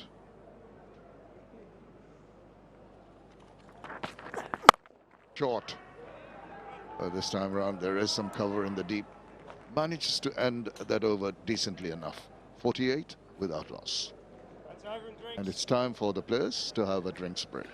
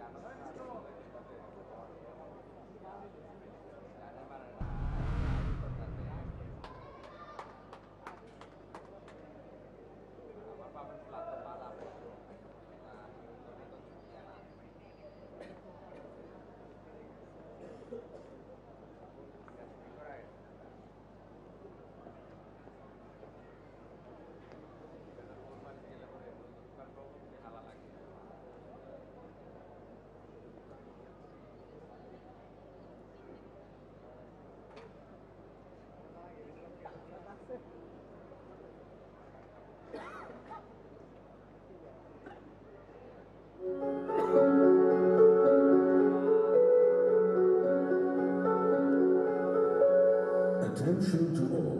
ICC anti-discrimination policy. Policy statement on inappropriate conduct.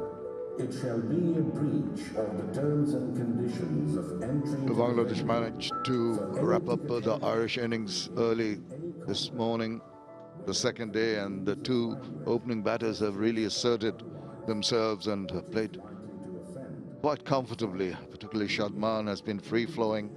Runner ball 26, good support from Mahmoodul Hassan Joy, and they haven't really been troubled by the Irish bowlers. Once or twice they did manage to get the ball past the bat, but more often than not it was patience early on, and lovely flowing shots like that from both the batters that really got them to a position of strength and forced the bowlers to try something different, and in the process they played into the hands of the batters. What a lovely shot that is, shimming down the wicket, going for the maximum.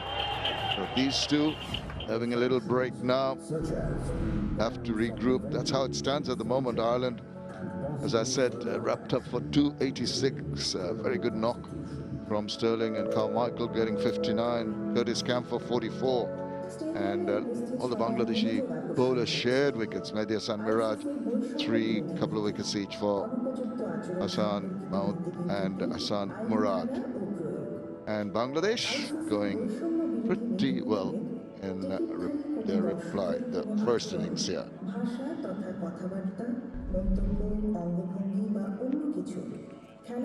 Eddie, just a little break sometimes, we wonder, breaks the momentum of the batters in particular. Come back after even a short drinks break. You reckon that might aid the cause of the bowlers? No, Shamim.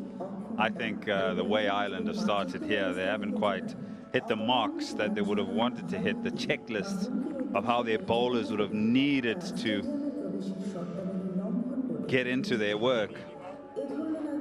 It's a tough one for Ireland, but you're right, sometimes when there's a bit of a break, you do sort of rest on your laurels and maybe come in and play an innocuous shot, or have as they say, a brain fade, and maybe you do lose a wicket. But I don't see these two openers, after the way they've started, wanting to give this away.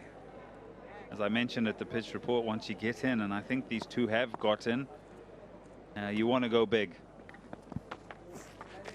McBride back on. That's very good. Played with soft hands. The call was there. A good understanding between the two. Played 11 overs already. They're running. In the early stages, there were a couple of hiccups, and there was a bit of a yes and no call on 2 occasions.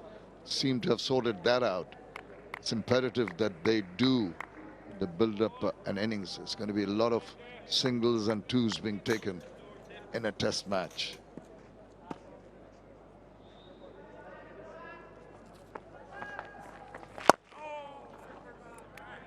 Yeah, just looking at the field, and you have a sense of what could be the plan here by Ireland.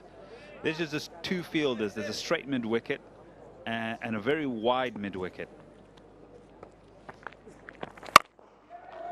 Those 2 players don't come into play. No, they don't, Eddie. You're trying to make a point. And yeah, and 𝗂𝗂𝗪𝗀 𝗂𝗃 thought, well, it doesn't matter if there are a couple of mid-wickets, I'm going to go over them and hit it out of the ground. No, it's the fact that they're thinking it's going to turn prodigiously, and it's not turning much, and so that's a free hit for Bangladesh.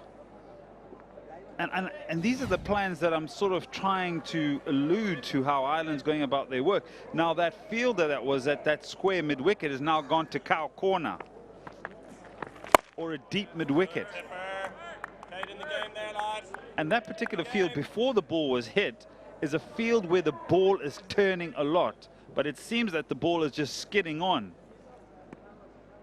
and it's playing into the hands of these 2 batters. It can be so difficult as a spin bowler when you feel that you're giving the ball enough rip and enough revs when it leaves your hand, but when it lands on the ground, it's not really getting any purchase. Can be very annoying. Oh, well, that was going down leg. 12 overs done, 55 without loss.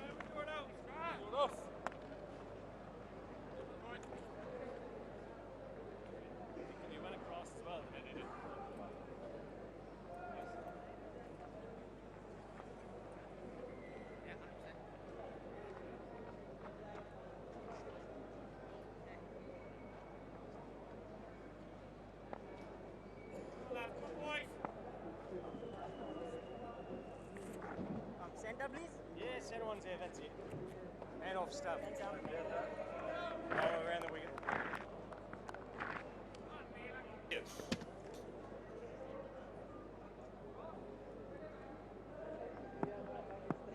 Well, this partnership between 𝗂𝗪𝗀 and Shadman Islam, they've batted together 14 times prior to this, and this has been by far their best so far, and they'd want to make sure that they give the team that start that's needed and bring on the pressure.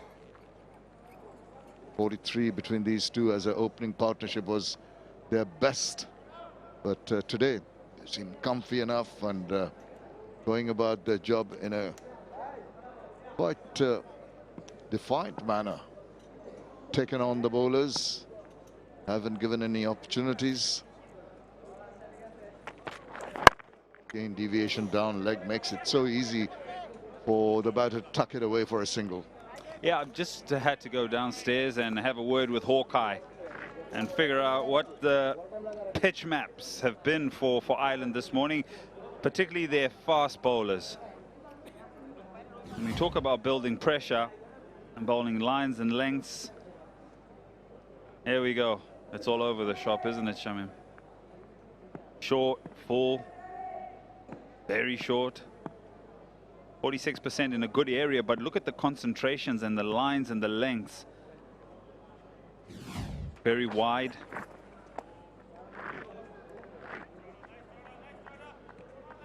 And so this is a reflection of how they've gone about their work with the ball in hand. It's not something that we've sort of pulled from our thoughts. This is actually what has happened. And so for me, that needs to improve in terms of the concentration in a good area, and the lines need to become a little bit tighter. Hardly see a cluster. I mean, that is what's needed. You make this point about being all over the shop. Indiscipline. Exactly the opposite of what was required. Once in a while, when they're taken for runs, they try something different.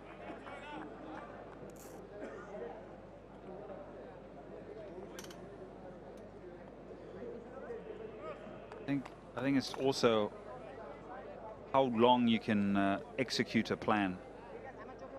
And if you look at the field that they set up at the very beginning, where you have 2 slips and a gully, you're looking to try and bowl a good area on around 4th or 5th stump. Now, if you look at that pitch map, there's a number of deliveries that are on 6th stump or 7th stump.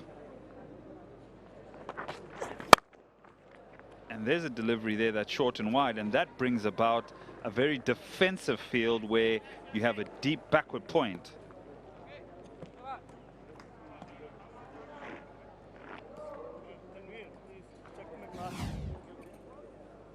Again, that length. Maybe the batter would have felt that he could have missed that fielder played either side of him. But opportunities given due to the various lengths and lines that have been bowled. Consistency not quite there.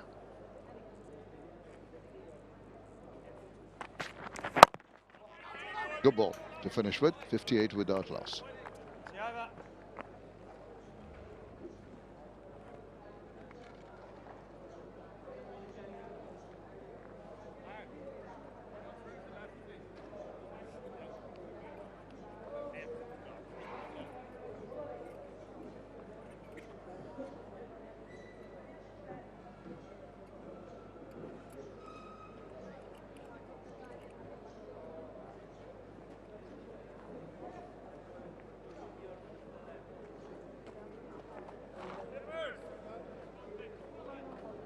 It's serene, surrounds here.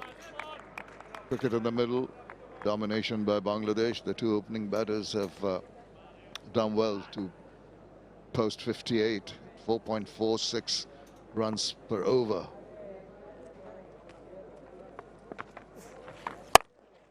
Once again, short enough, but has found the fielder.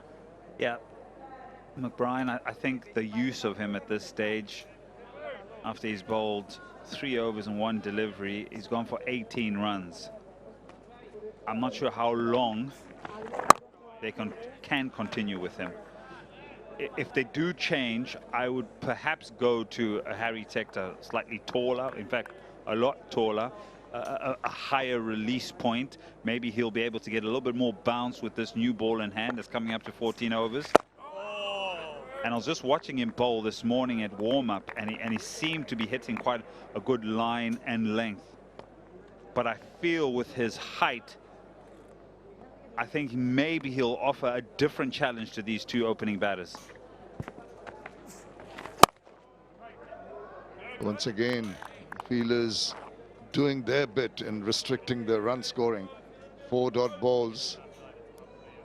On the flip side of that, they can go to Humphreys as well, the left arm spinner, and see what he has to offer. What they will not be getting is any aid off the track in terms of purchase of the wicket, and that is where the consistency and discipline, the accuracy comes into play so much. It's got to be every ball on the money, on the dot, restricting the batters just like he's done in this over so far. Wants to finish it well, and he does. It's a maiden over, 58 without loss.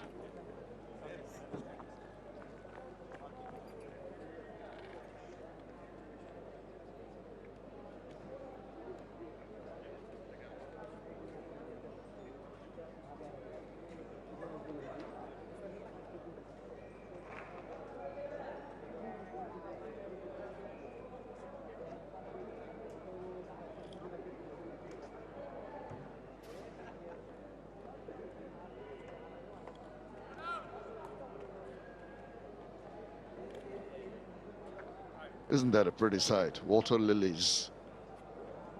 Lovely.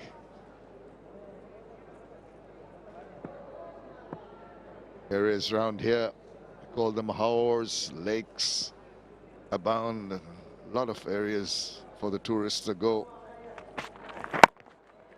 Rocks on his back foot and tucks it away. It's going to be hard work for the bowlers. Got to show a lot of grit and determination. I think rotation of the bowlers is something that the skipper will be having on his mind because it's getting hotter. So conserve energy. Maybe the order of the day. 4 bowlers used so far. Persisting with the 2 slips still in the 15th over. Haven't really gone defensive as yet, hoping that one of these deliveries will do something to make it uncomfortable for the batters.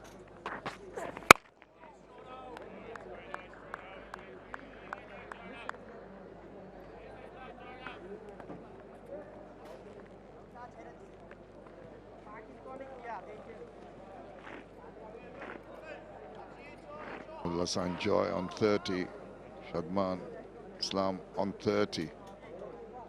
Shadman a little quicker with both of them having hit 1-6 each. Often that you see in a test match, Bangladeshi openers hitting the balls for maximums early on in the innings. Haven't seen too many bouncers. Tried that rather innocuous. Yeah, I haven't seen any either. Also a day to take a chill.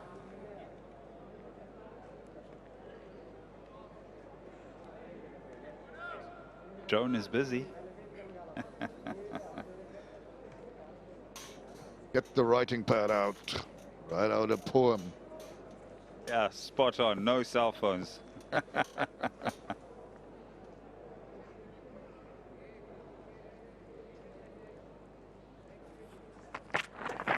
Good ball once again. This is good from the bowlers. It suddenly seemed to have just tightened up proceedings that maiden over in the previous over, and some consistency and accuracy in the bowling. That's exactly what the Irish need.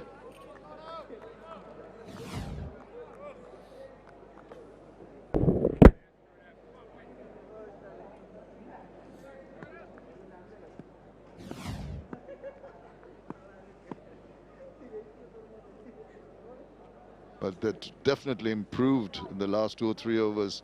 We're looking at the pitch back all over the place.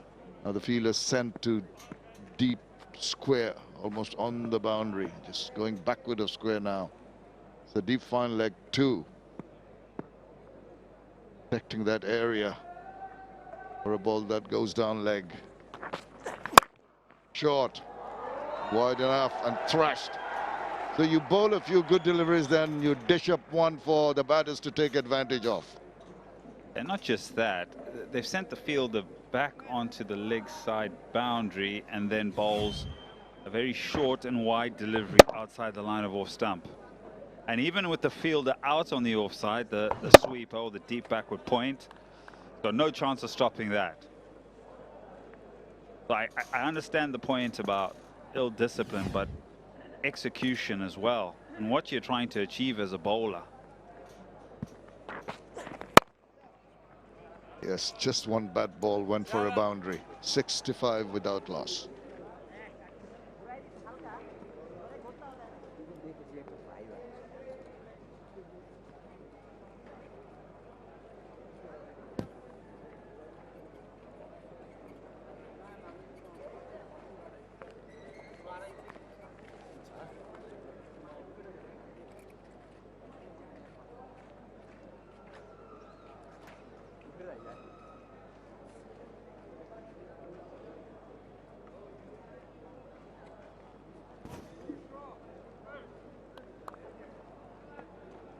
It's a beautiful partnership, and it's a stunning ground. Sylhet International Cricket Stadium. The openers enjoying themselves. Lovely delivery. This is the very first time that we've seen a bowler giving a bit of a bother to the batter, the right-hander, Mahmudul Hassan Joy. A very good morning, Izzy. I had to kind of have a think there. Is it still morning? Certainly is. We've still got a while to go in the morning as well, Arthur. That was an interesting one. It was almost an LBW and then nearly a run out. So it was all happening, that delivery from Andy McBride first up.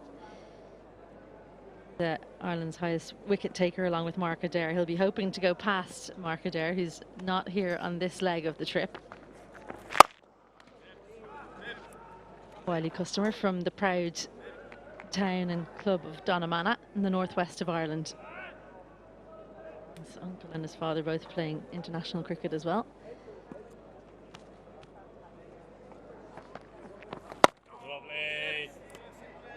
Initially, when both the batters came in to bat, the running in between the wickets, there was a bit of a hiccup. But they've now looked a little bit more settled. Same number of boundaries, 4 apiece, and 6s, 1 apiece also, which also releases the pressure. But I think you need to find a bowler who's done what he has done in this over so far. Bowling from both ends, making sure they dry up the runs and apply a little bit pressure. It's a maiden, 65 without loss.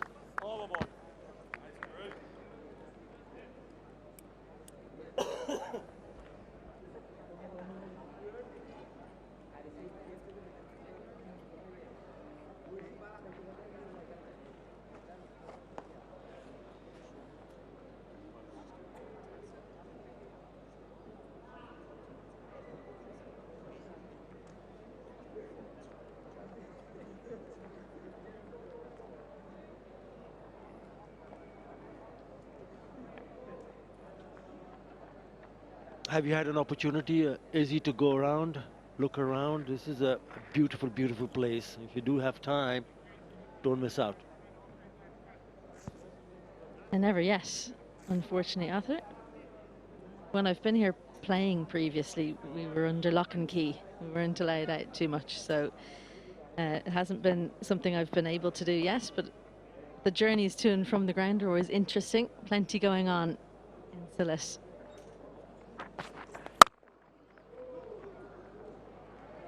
We'll pick up 2 more there. When you look at the bowling from Ireland so far, they've now, this is the 17th over, and the run rate is above 4 runs on an over. At times they've produced good deliveries, but quite a few times they've leaked runs due to the lack in terms of good line and length.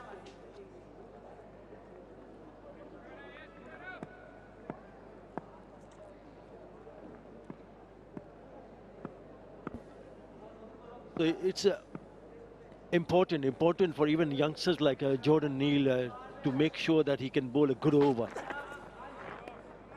Just like what we saw from McBride in the previous over. Went too short on that occasion. Jordan Neal on debut. The batting all-rounder is I think what they're calling him. Well, this one an absolute mile too high. But I think what he's struggled with is the left-right hand combination. Gets settled into bowling to, particularly for his Mahmudul, the right-hander. When he then has to change mid-over to bowl to Shadman, he tends to just bowl a little bit too wide, not quite complete his action.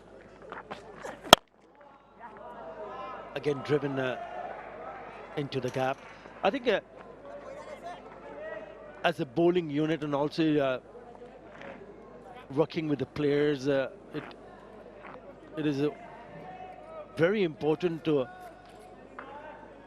tell them what their role is, especially on these kind of surfaces. I know when there's a new ball in your hand, you want to pick up wickets. But if you don't, for some reason, then you need to go back to your basics to produce stump to stump. You're not going to give away easy runs, which they have done. Nicely stroked away straight to the fielder. You being a left-arm seamer, how would you be planning yourself here? Well, I'd hope to add a few kilometers per hour to my bowling, I think, if I was playing here. But I take your point. It's definitely about keeping the stumps in play. I think the difficulty has been that it's not clear where the wicket's coming from for Jordan Neal in particular. 2 catches in and a gully, 2 slips and a gully, I should say. Then deep point, deep square, and fine leg on the boundary. So he kind of has to bowl quite short.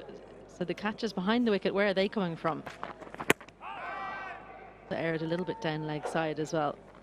Remember, he is very experienced. Ireland play Test cricket very regularly, so you have to blood new players while giving the players that you have that are a little bit more experienced, certainly in the context for Ireland. Andy Balbirnie, this is his 11th Test. He's the most capped in this format. So it's a bit of a chicken and egg for the selectors and for the coaching staff. I think we might see a couple of changes as well going into the next Test, depending on workload. It's looking like these seamers are going to toil away if this morning's session is anything to go by. So new players, Graham Humes on the sideline. Short wide dispatched, punished, just sitting up forward of point, and it's just too easy for this opening pair, piling on the runs early. That's exactly what my point was. You see him bowling in the good areas. The last 2 deliveries before this one were dots. And have a look at that. That is wide. It sits up nicely. It's like a hit me delivery. And he puts it away. He's not going to miss out. So another boundary. And I think there's a lot of work to be done for the bowlers, especially in these conditions. Most wickets for Ireland in Test cricket, Mark Adair and Andy McBride. But you got to find few more who can do their job better. 73 without loss.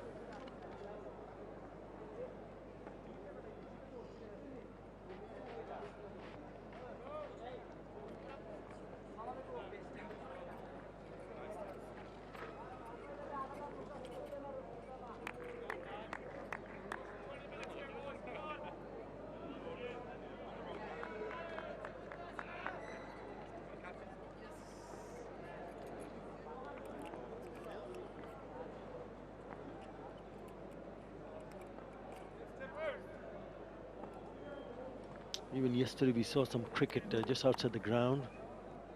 Lush green, isn't it? Right at the back is are the tea gardens. Tea gardens not far. When you enter the stadium, you go through the gardens. Right, McBride will continue in his 6th over now. Again, too much width, and this might just go all the way. Yes, it does. 4 more.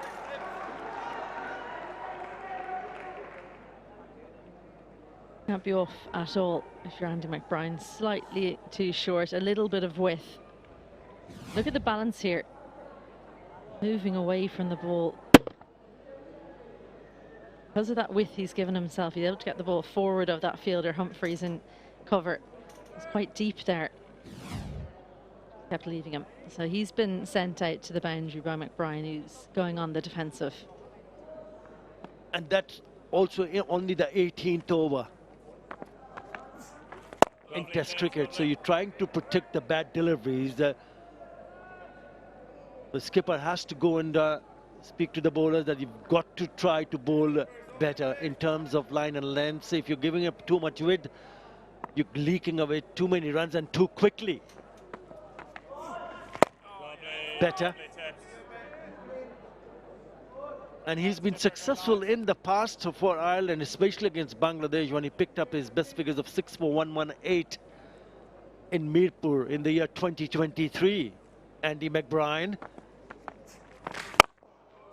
So you would expect a lot better in terms of that bowling department, especially from him. Well, I think compare him to the most experienced spinner in the Bangladesh team, 𝗪𝗪. We were surprised he wasn't the man who got the measure of conditions yesterday. He did wicket late on in the end, but It was the other spinners who did the job. We haven't seen Matthew Humphries yet for Ireland, the left arm spinner. Punch down the ground, good footwork. Mamadou. Curtis Camphor is the other one. I think that what Andrew Balbirnie is trying to do is he's giving Jordan Neal a longer stretch at the start. He wants to give his debutant a good period of overs to kind of get into his work. Then we'll see. We should see maybe one more over from Neal, but I'd be bringing Matthew Humphries in and seeing what he can get out of this surface. Yeah, good point. 79 without loss.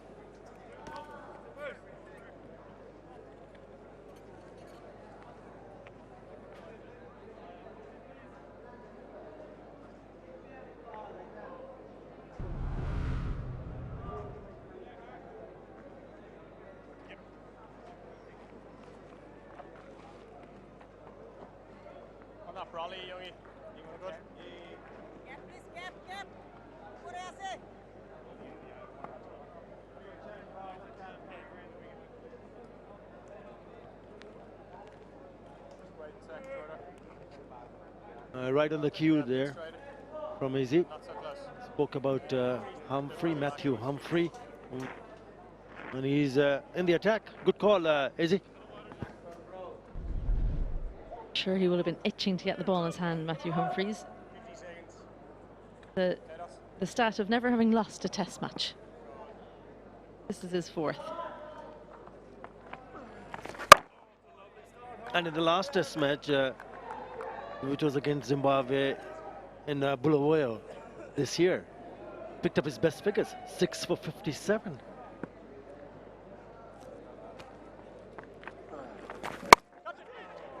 There was turn and it was in the air, but again in the gap. So the first time we see a spinner from Ireland getting a bit of a grip and turn. Just a lot slower through the air, isn't he? Lovely shape in from Humphries. And yeah, no control there from Mamadou. He's just signalled to his partner that there's a bit of turn there. In case he didn't see, I'm sure he was aware. Sadman, the left-hander, adept on 42 from 47. Matthew Humphries quite clearly a little bit slower through the air than McBrien, and he's getting this turn because of that.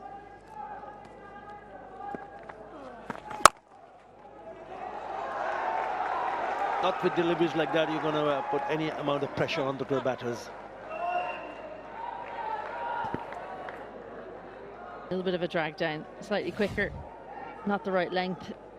Clears the front leg and doesn't worry too much about Cade Carmichael in there under the helmet. Helps himself to 4.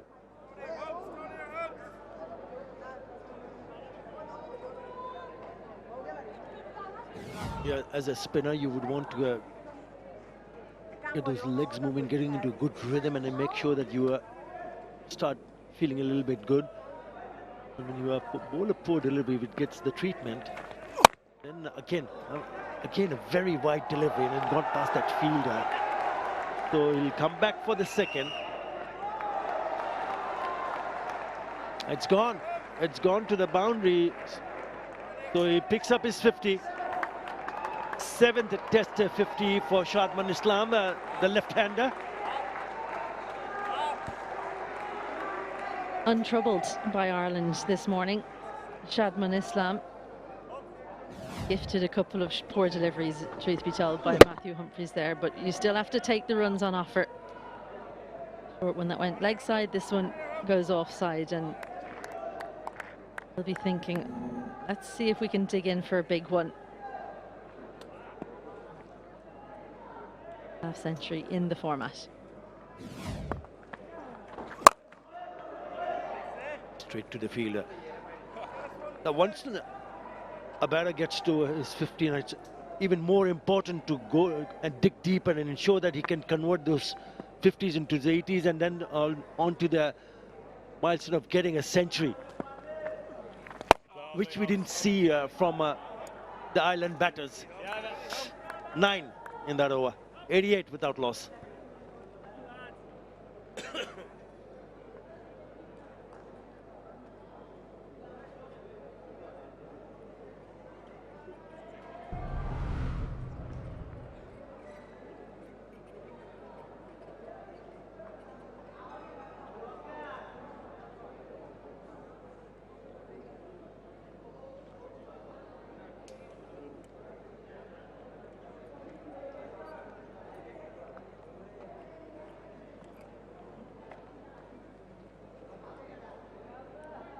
Yeah, this is good from Bangladesh because in the last couple of years they've used 6 opening pairs involving 7 opening batters.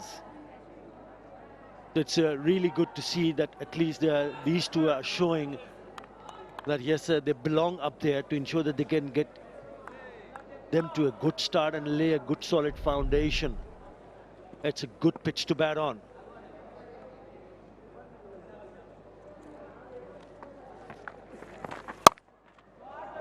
There's just too many, just too many loose deliveries. Again, short, wide, 4. Mid-off inside the ring. I think that's in the back of Andy McBride's mind, so he's dropped it a little bit short and the line. And it was 4 all the way. Just find the gap. Following. Looking to get a half century of his own. Well, there's the mid-off inside the ring. Barry McCarthy chasing, but it'll be in vain. Back-to-back boundaries for Mamadou.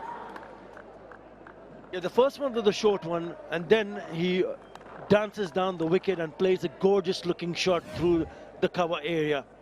Beautifully done. Youngster watching it. That's how you want to play when you go down the wicket. Not an easy shot to play because it's against the spin. It's an off-spinner.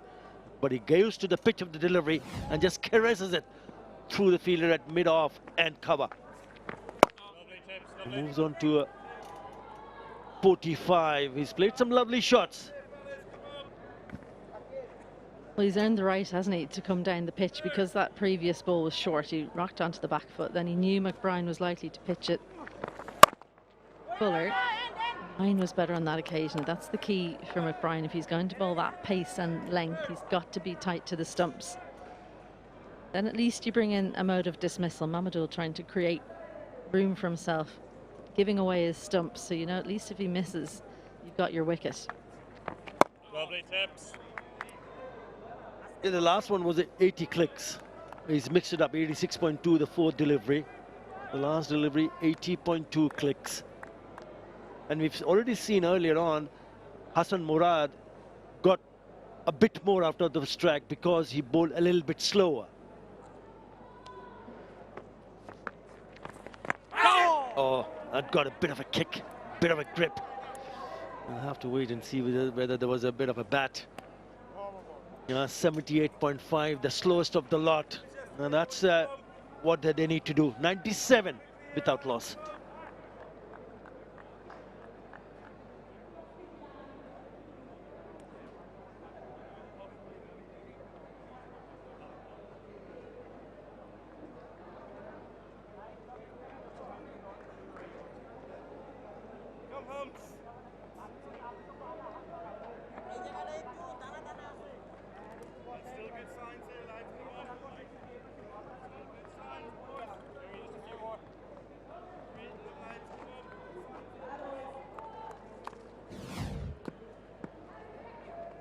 And that's the last ball of the previous over. Grip and turn. Should encourage the bowlers to cut down on the pace that they're bowling at, even as a spinner. Tends to run through his overs very, very quickly. Andy McBride bowls in and around 80, generally a couple of kilometres up and down from there. Matthew Humphries started well to the right-hander, didn't look as comfortable against Shadman, the left-hander. Offered up a couple of boundary balls that helped him get to his half century.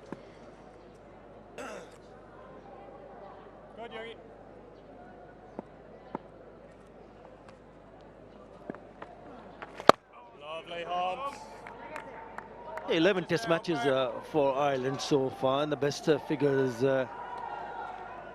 the bowling figures, belongs to Matthew Humphrey, 6 for 57 versus Zimbabwe. But there's also one test played. Misfield allows the batters to cross over. Ireland's women's team also played a test match. That was against Pakistan. So when you speak about best spells, this belongs to someone else who's sitting right next to me. Remember that, Izzy? Just about. It 25 years ago at this stage, unfortunately. Lovely bowling, Holmes, lovely. And we actually spoke about it a little bit yesterday, and the funny thing about that match is the 100 comes up with a single out to cover. Century opening stand. Appreciation shown on the sideline as they hope these two can go on and make a really big one for the first wicket. Shadman looked comfortable early on, but Mahmudul catching up, hoping to pass his half century before long. Do you remember that spell? Yeah, what Exact I was going to... figures. 6 for 21. There you go. They're about the only figures that I remember from my career. And that stands out the best ever for Ireland in Test cricket. Yeah, hopefully not for too long. Hopefully one of the guys takes it off me soon. I just need to get another wicket, hey? 7 for... No, what I was going to say, the funny thing, and I mentioned it yesterday about that game, was I didn't bowl in the first innings. Didn't crack the knot. You could have taken more. Exactly. What were they thinking?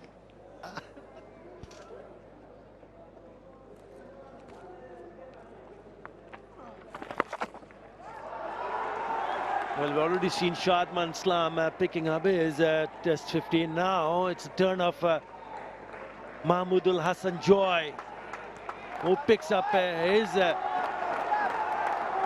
5th Test 50. That's a good one. 103 without loss.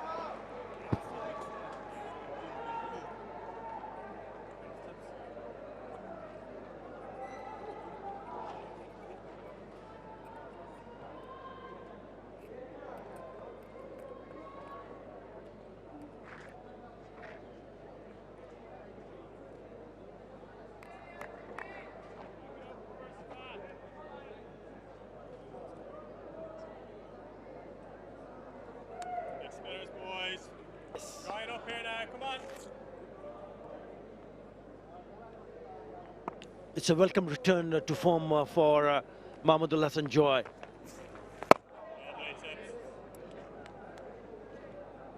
Has 100 in the recent ongoing NCL, National Cricket League. And he's continued to show the similar kind of form.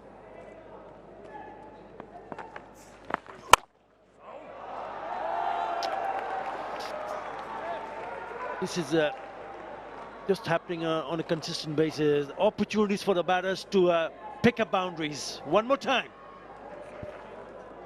Just slightly too slow for that length. Sat up nicely.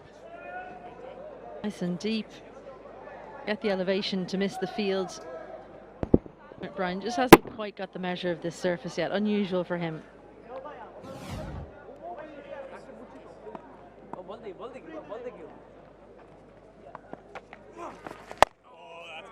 You see him come back strongly in the next delivery. What needs to happen for them, or for Ireland, is he produces that last delivery over and over again. Again, a little bit too wide, so there's room to free his arms. It's a case of trying to take wickets, definitely. Andy McBride's changing things up, searching for a way to get through. Just hasn't quite managed to put an over together where he's forced a mistake. Slightly too short, given width on occasion. Better. As soon as he goes for a boundary, you can see he makes the correction very, very quickly. It's just how can he cut out that ball? That slower one, it's a good idea, but needs to get it slightly fuller.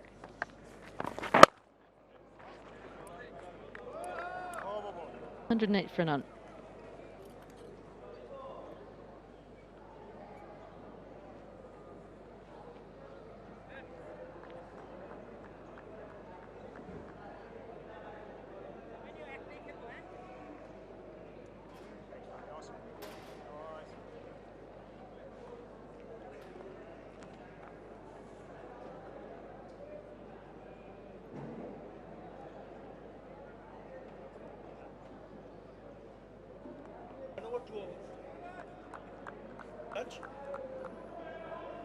Yeah, perhaps maybe 2 overs before lunch is called.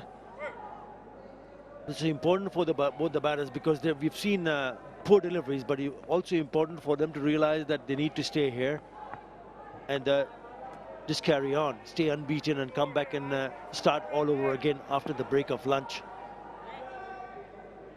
So when you do get into that frame of mind where you think that there are loose deliveries available, you're thinking of scoring and in boundaries. But I think they need to be a little bit more defensive. Well, we saw yesterday, didn't we, when you lose your concentration for just a second. Ireland lost wickets either side of drinks breaks.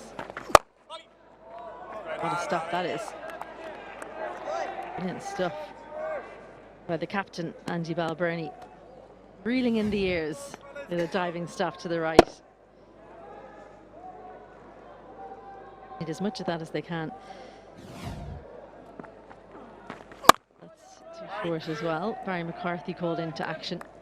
I mentioned wickets either side of drinks breaks. What I mean is session breaks. After the first session yesterday morning, Paul Stirling was dismissed, and then Harry Tector. Last delivery of the day, Jordan Neal couldn't keep a full straight one out. Important couple of overs for Bangladesh to negotiate and try and get into that lunch break. Their first wicket stand still intact. Just a little bit too close to cut. That's what I was referring to. When you go in with that thinking that's the runs to be made, but you got to just also realize the fact that you need to calm yourself down before a session break. Solidly on that occasion from Mahmudullah St. Joy. 18 innings since his last 15 Test cricket, so he has to try to make this count.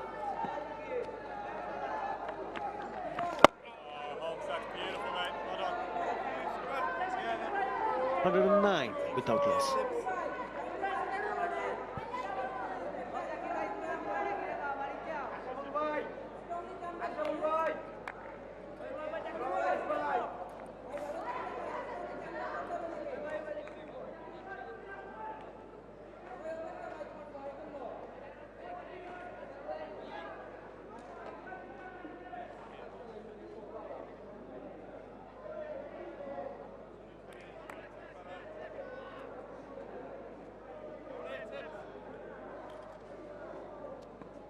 The first session has been good for Bangladesh. They needed only 10 deliveries when they picked up those 2 wickets. And then the openers now have added 109 without losing a single wicket. That is very good from Bangladesh. Positive start. Good solid foundation being laid here for a big total. And a healthy run rate. Ireland were 96 for 1 going in at lunch yesterday, but then the second session, Bangladesh came back strong. Their spinners, they regrouped, albeit they had put down chances. They'd created chances. Ireland haven't really done that, but they can take heart from what Bangladesh were able to do in the second session yesterday. I'm sure the coaching staff will be talking to the boys when they go back in the dressing room and just tell them to it's okay. You really cannot change the past, but you can do better in future, which is the second session. As you rightly pointed out, Izzy, Bangladesh came back strongly in the second session. You certainly can't change the past, but you can learn from it. And I'm sure the coaches, Chris Brown in particular, the spin bowling coach, Eagleson, the seam bowling coach, they'll have their notepads out. Scott Irvine, the analyst, will be coming up with plans. They need some fresh plans, Ireland, because right now it's all Bangladesh. An opening stand. Sean Tate or Aussie quick.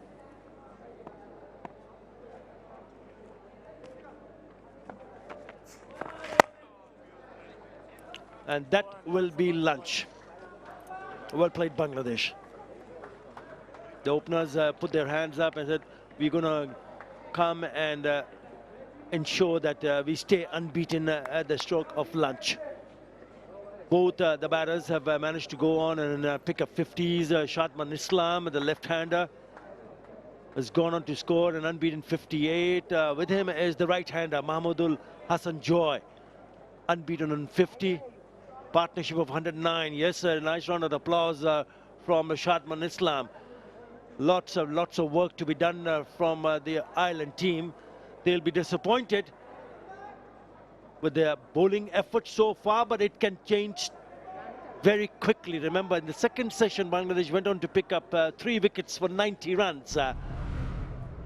Well, Bangladesh, in their reply, are 109 without loss, with 2 very good 50s from the openers.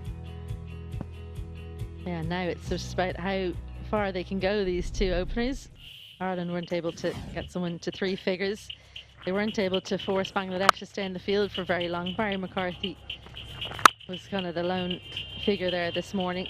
Humphreys dismissed early without scoring, looking for a sweep shot. He went for naught. Barry McCarthy kept on going though, looking to add late runs. That delivery saw the back of him. Bangladesh, well, their running was a little bit dodgy early on, but they got over that, and it's been plenty of boundaries for both batters. Started shots down the ground, anything too full, punished, but there's been plenty short from Ireland as well. McCarthy and Young caused a few troubles early on. The spinners coming on. Andy McBride hasn't found it pleasant so far. Ball sent to all parts. Matthew Humphreys introduced pretty late, and while he's got some turn, he hasn't found his length on this surface either. Kunal Bangladesh, pantsless really. Good session for them. They'll look to pile it on in the afternoon. Yes, 72 runs in the boundaries is a major concern for Ireland. You know, they used 5 bowlers, and I'm afraid so far they haven't made a decent impression. Right. The Bangladesh, in the reply, 109 without loss. It's lunchtime, and we'll be back after lunch.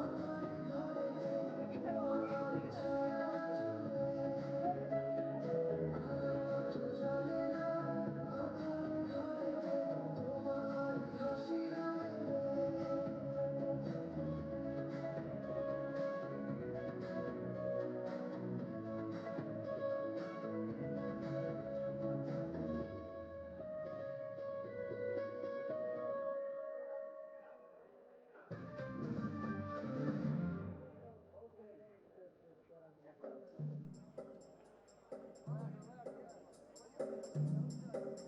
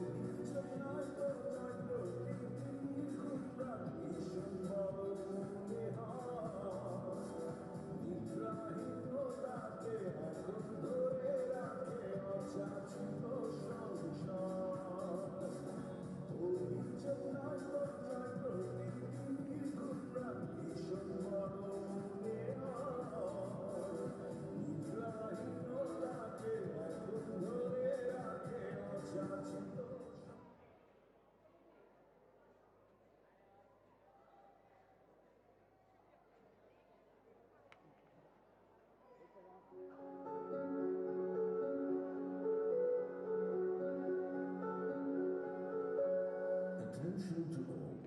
𝗚𝗏𝐶C Anti-Discrimination Policy. Policy statement on inappropriate conduct.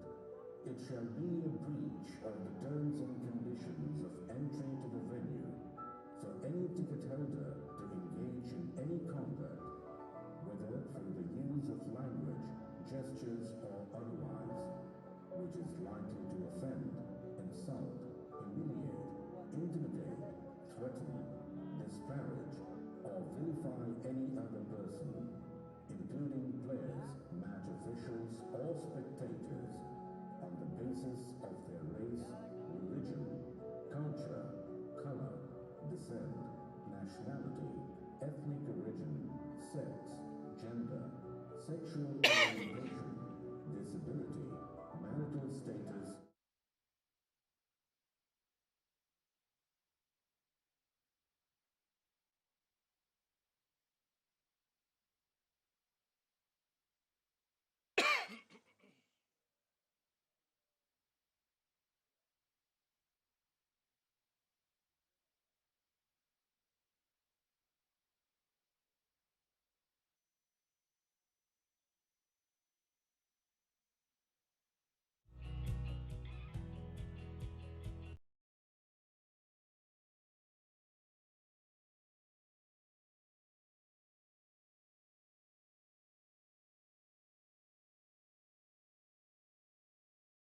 তথা কথাবার্তা খেলা চলাকালীন স্টেডিয়ামে অবস্থানরত কোনো ব্যক্তিকে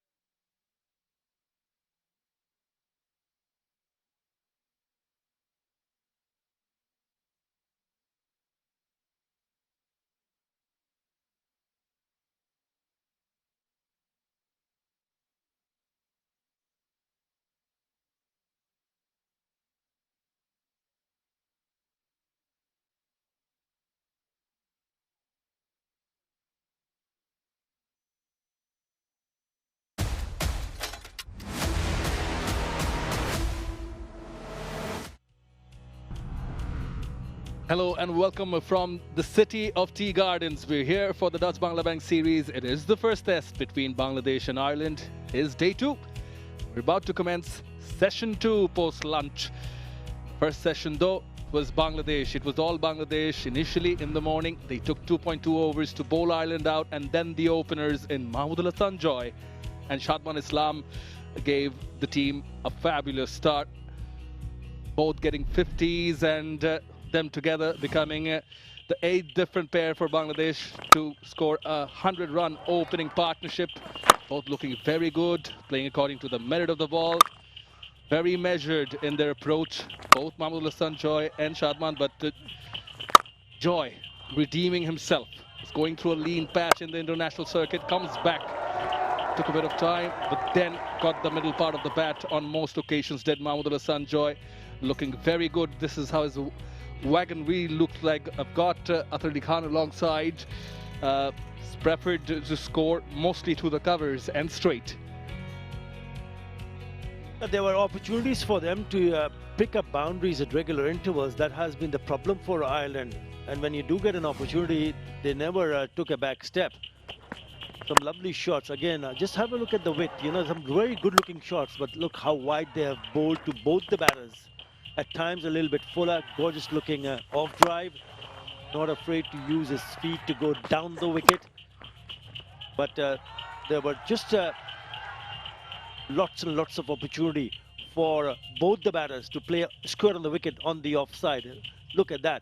Even down the ground, 35% on the offside. Very strong. 𝗏 𝗦𝗡𝗂, the left-hander. 66% of runs coming in boundaries. They cannot afford to bowl those line and lengths. The moment they start bowling in those areas, they'll be dealt with severely. Both the batters have shown some good resolute, and it's important for them to start all over again. They were added 109 as an opening pair. The last time Bangladesh openers put on a 100-run partnership or more came 5 innings earlier, which was against Zimbabwe at Chattogram, April this year. So it's a breath of fresh air surely for the openers. And Bangladesh dressing room, the fans will be hoping they continue to build on strongly, because if you have that kind of a start, you need to capitalize, which we didn't see from the Irish batters. We'll have to wait and see how they start here, but it has been so far so good.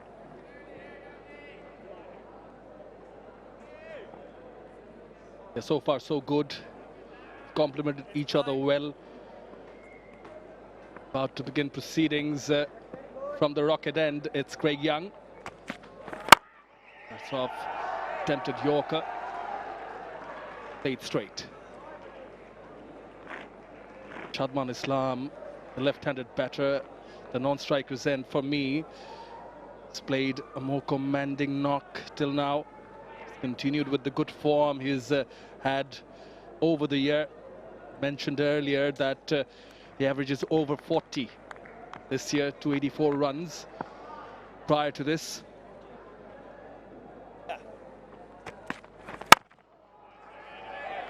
good-looking shot. Yeah, the discussion in the dressing room for Ireland would be how the bowlers can come back a little bit stronger in terms of line and lengths. I thought they were all over the place in that first session. Started well, 2 drives towards mid-on. You really don't want to do quite a lot of changes. You just have to make sure that you stick to a plan. And this is a good plan. They've started well here. Even the drives have gone straight to the fielder because of the fact that they bowled to stump, on the stumps. Good start for Young on debut.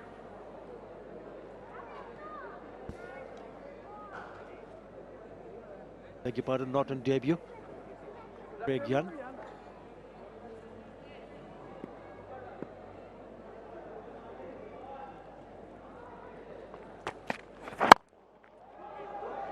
Again attempting the Yorker. Just opted for one slip and a gully. Such has been the dominance from both the openers. The first session, they've been forced to reduce the slips.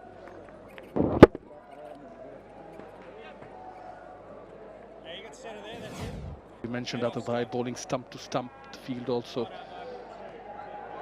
collected that. Young, and again, these two openers have to switch the focus mode on.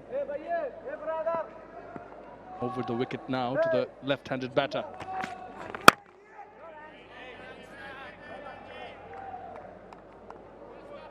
Yeah, both the openers from Bangladesh have looked impressive. Number of boundaries so far, individually 7 fours and a 6 to Mahmudullah Sanjoy, the right-hander. Ghadman Islam has just gone one better. He's got 8 fours and a 6. This partnership of 110. He has a couple of test hundreds, Shadman Islam. Be eyeing another one here. Keeping a bit low. Half-hearted appeal from the bowler. Sam Nugatski denies it. The batters change over with a single. It's the end of the 25th.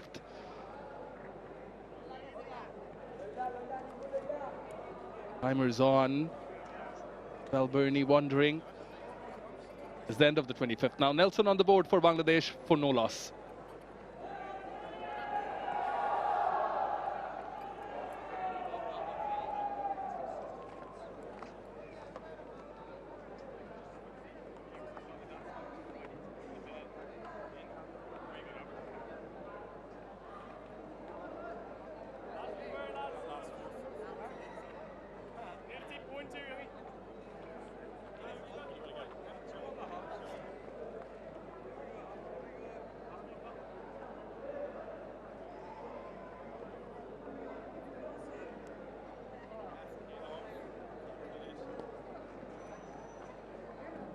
Nice, bright and sunny. Sun shines brightly on the Tigers. 1-1-1 on the board for no loss. An appeal though in the last delivery of the previous over. Which way outside the leg stump?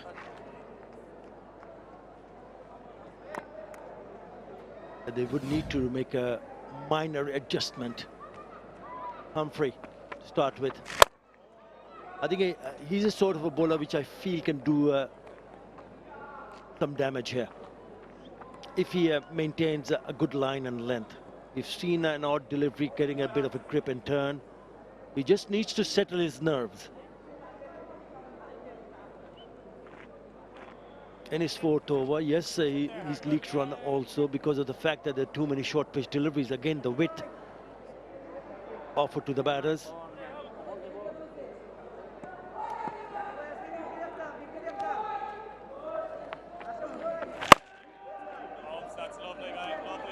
Well bowled.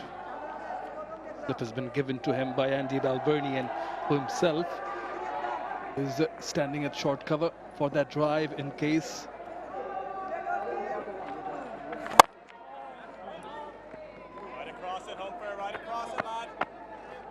I think also the pace that he will need to bowl at. I'll obviously be looking at what the Bangladesh spinners did.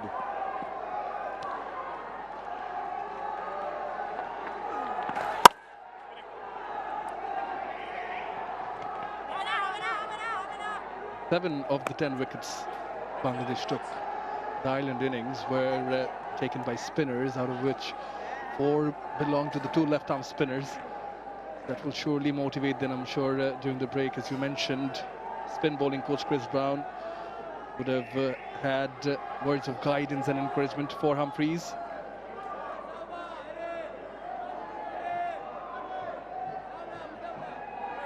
The left-handed batter better suited to raise the left-arm spinner. The ball coming back in.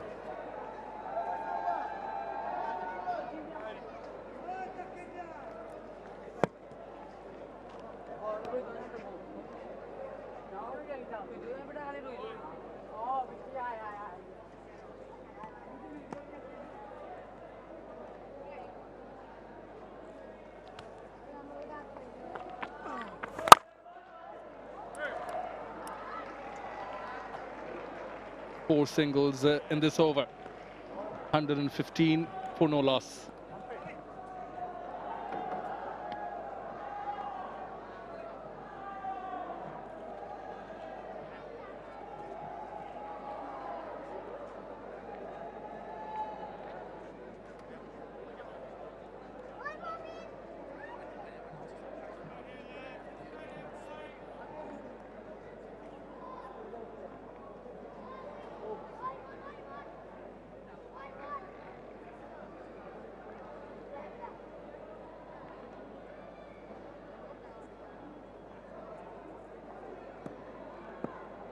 Combination of pace and spin.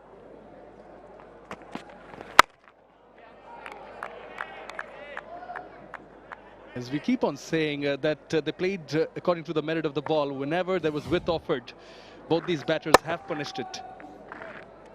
Yeah, too many deliveries being bowled wide outside the off stump and on a shorter side. And not only to one batter. The problem it has happened to both the batters.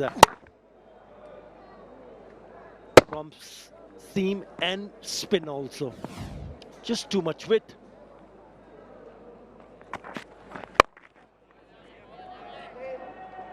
And that's where they need to make that minor adjustment to make sure that it ends up on the top of the off stump, no matter whether you're bowling to a left-hander or the right-hander.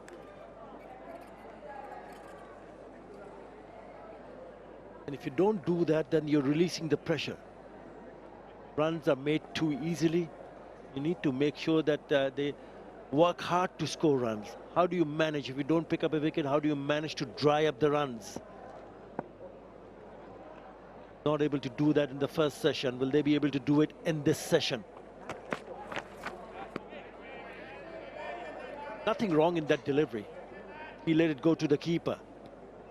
But no runs scored. So if he can somehow maintain that line and length, absolutely fine.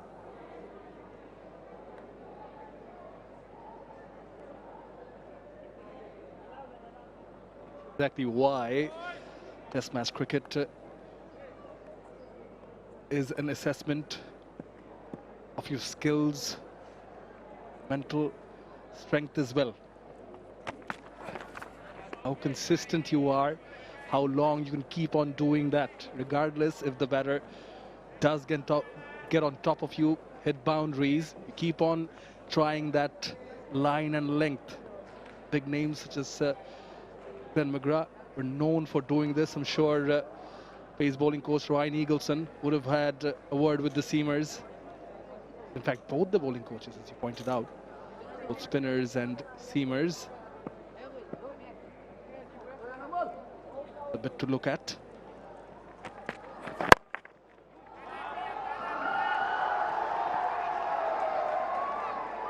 He bowls a couple of good deliveries and then it drifts it down the leg side. So easy pickings again for Mahmudullah Sanjoy.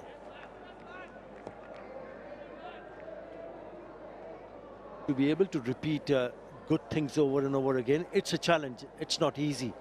Even for a batter to pick up the right one to go and look to score. But they've also showed willingness to spend time in the middle. When there is a good delivery, they've defended it solidly.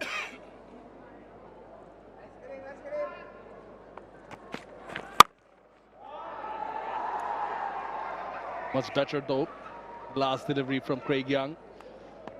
It's been a busy over. 120 on the board for Bangladesh for no loss.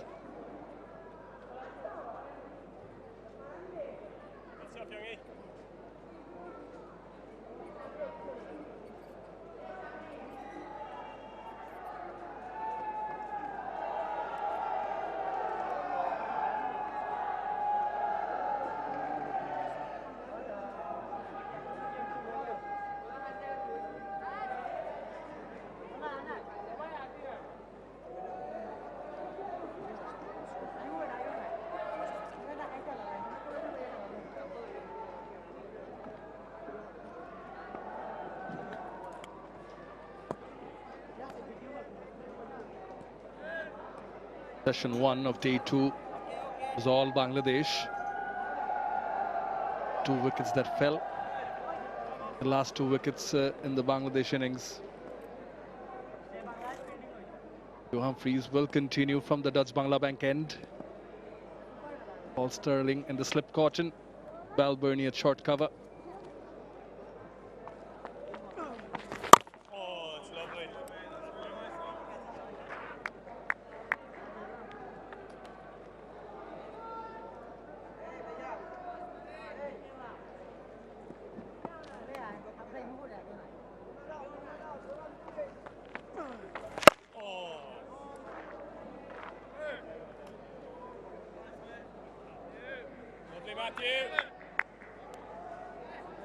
Maintain the line, length as well.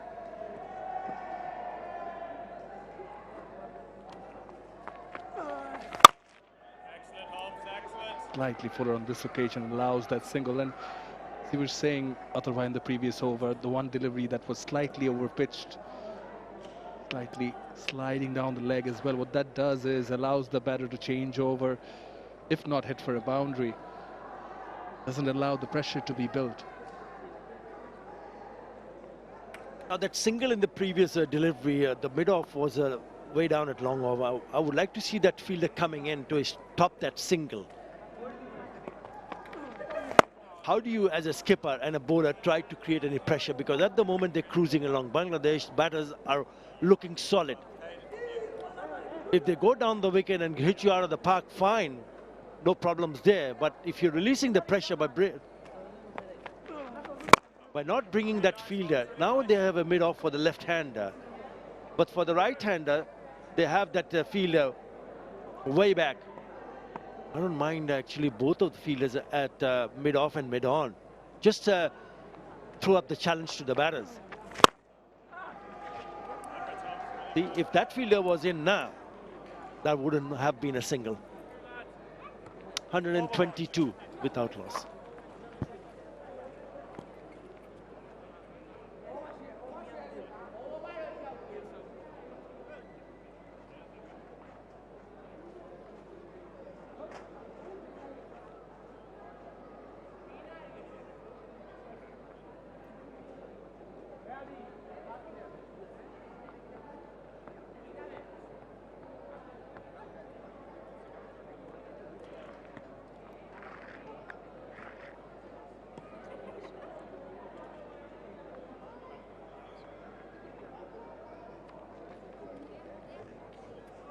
Surrounded by greenery. Phoenix Stadium, City of Tea Gardens, Sylhet International. Craig Young will continue from the rocket end. Batters biding their time. Start of the second session. Oh, was wide, tempted the batter, did not connect. Yeah, he bowled it a little bit fuller, so inviting the batter to take the bait, but it's still a little bit wide. Look how far that his right foot is from that delivery. So he really went after it. Clip in place. I haven't seen a lot of ball going and beating the bat. On that occasion, it did.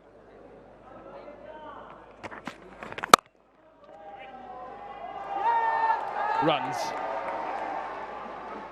from that fielder in the deep, allows the batters to come back for the second. They were saying in the previous over you would have liked for 𝗂𝗏𝗧 to keep both mid-on and mid-off up. That's exactly what he's doing for the seamer Craig Young. Mid-on and mid-off are there. But has allowed the batters 4 runs. Now this time omitting a boarding mission. It's too far away. Right thing to do.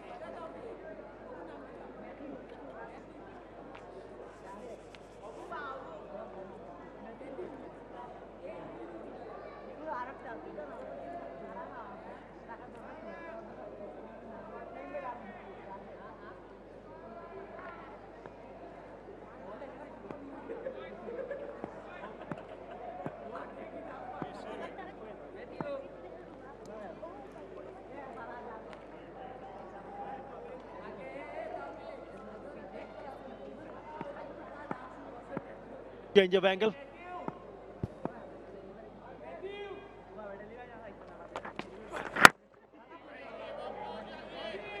Coming around the wicket, is negating that room factor. First few deliveries, he offered that to the left-handed Shadman, taking that away now.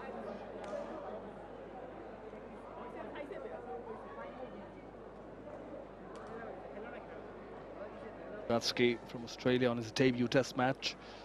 Just having a look at the surface and checking the follow-through of the fast bowler.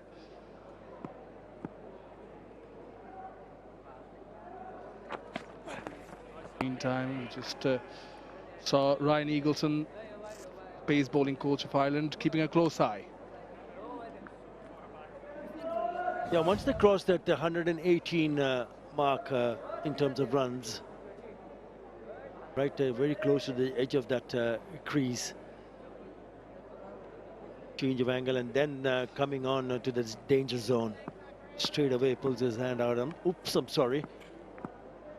So after they cross 118 and when they got to 119, this is the best opening partnership in Test cricket since 2023 for Bangladesh. 124 without loss.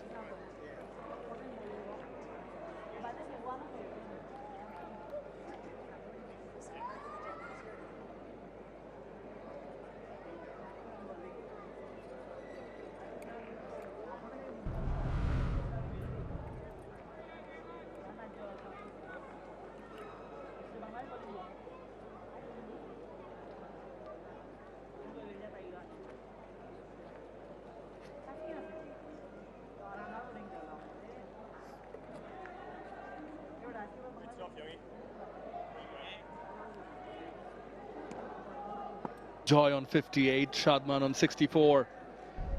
Looking good. But the openers have their feet firmly on the ground. Really nice, Holmes, lovely shape.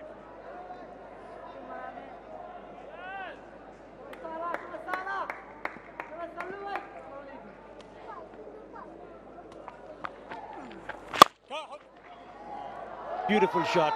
Lovely looking on drive. What a great piece of timing from the right-hander Mahmudul Hasan Joy.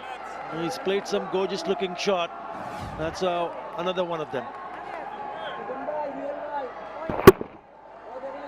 Yeah, over pitching and posing the batter. Nice high elbow. Good looking drive from Mahmudul Hasan Joy. Desperate dive in the deep. Jordan Neal couldn't do anything.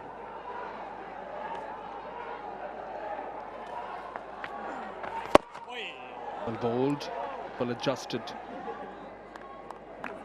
Yeah, we spoke about this is the best opening partnership since 2023. Yeah, but when you look at how many test matches Bangladesh has played since 2023, including this one, 19 test matches. And just staying on the batters, and you look at the number of hundreds that Bangladesh batters have scored, 13 hundreds, test 100 in these 19 test matches. Mushfiqur Rahim, out of those 13, has got 3 to his credit. Nazmul Shanto has got 5. Back-to-back hundreds in Sri Lanka. Recently, Mominul Haq has got 2. Lichun Kumar Das, Shadman Islam, and also Mehdi Hasan Miraj. This is a good pitch to bat on, Dan. You've got to take full advantage of it. If you do get in, get set, get a big one. 128 without loss.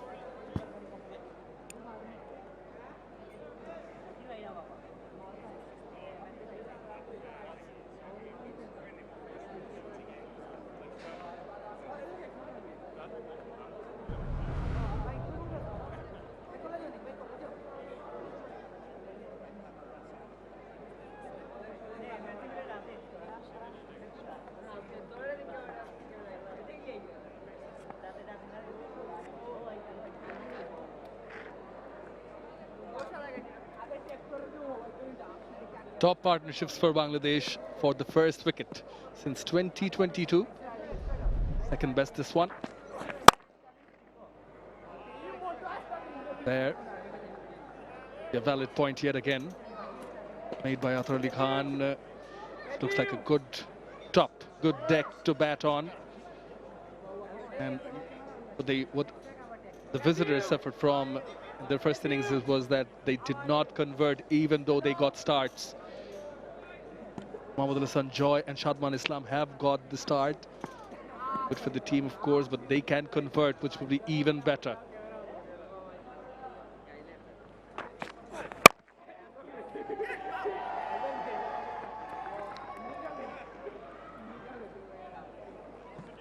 Good running. Not only they're looking create gaps and pick up boundaries, but they're also looking to rotate strike, which is good, very good. This keeps them going.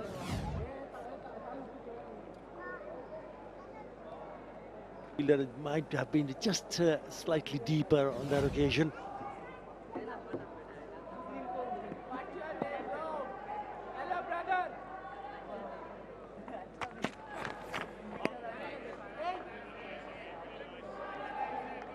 Shown signs of maturity.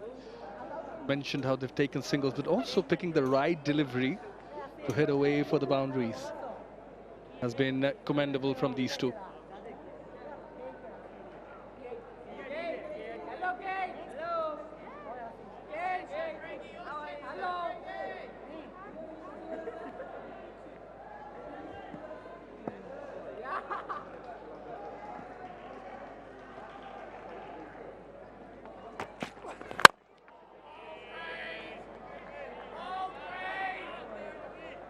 Drone shot, right feel like a roller coaster in slow motion.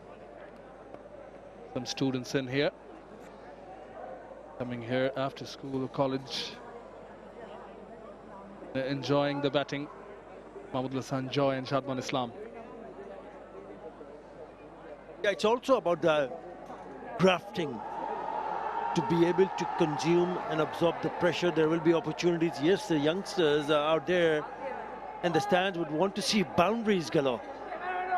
But also the fact that you want to make a statement with the bat, you need to find the right balance. Oh, not a great shot. It's they're all going oohs and ahs there. Hands on their heads. But probably one of the few shots that he could have avoided to play so far in this innings.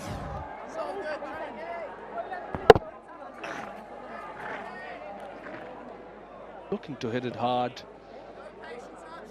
Get the sweet part of the bat. Ball did enough to keep Young excited. That's what you can force the batter to do if you bowl in a good and a consistent line and length. Nearly that inside edge would have been a little bit thinner, would have been more trouble. The opportunity there. Splendid shot from Shadman, will get a boundary to end the over. Spoils the over. It's 1-3-4 without loss, Bangladesh.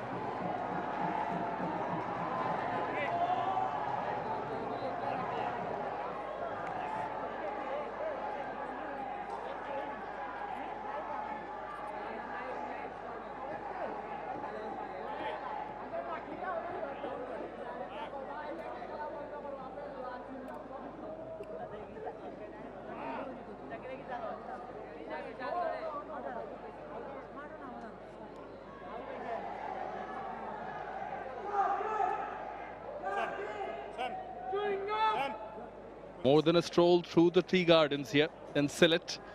Mohammad Hassan Joy and Shadman Islam batting very well, waiting for the bat deliveries and on top of their game to put them away. Such was the case in the last delivery of the previous over also.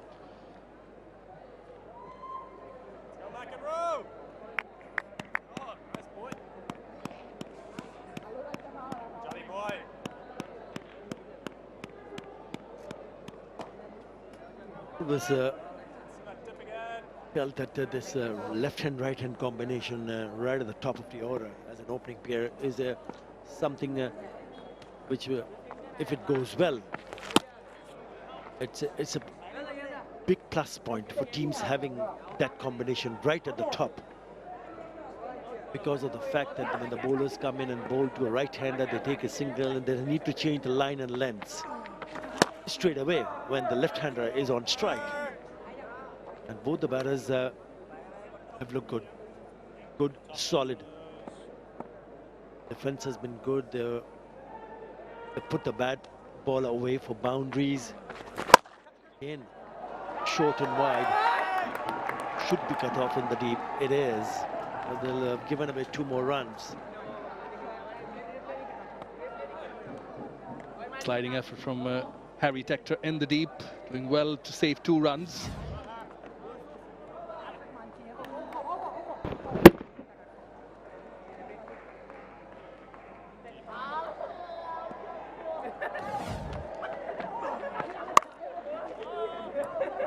Mentioned how Adam Humphreys seems like the bowler who can do the damage, the left-arm spinner. He is in the land of left-arm spinners. Namal Haq Moniz to Mohammad Rafiq. He played with them. Oh, peach. That's a peach. Right on point. And they need to have a closer look at that length. That is a very, very good delivery. Right on the money, and it got the grip and the turn.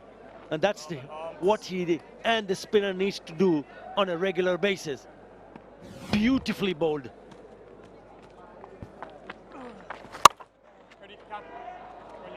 Follows it up with the arm delivery. Done with the over. 136 for no loss.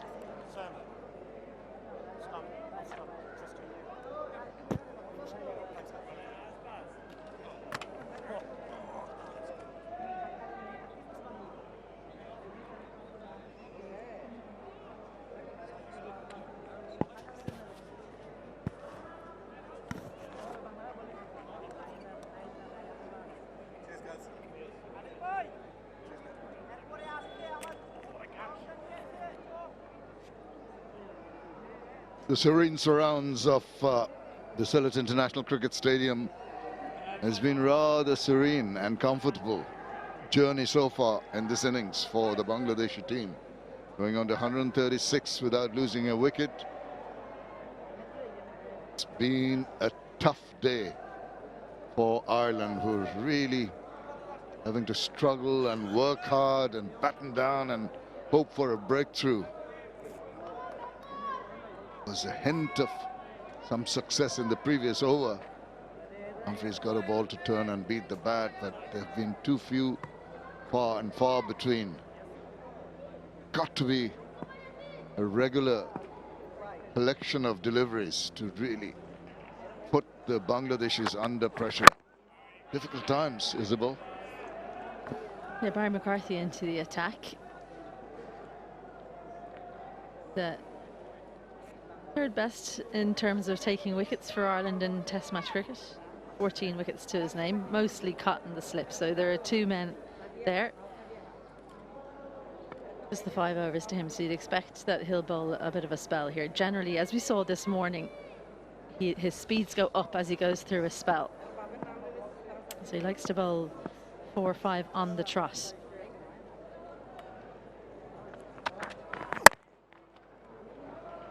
Section in the deep, so it'll just be 1. But yeah, you got it spot on there, Shamim.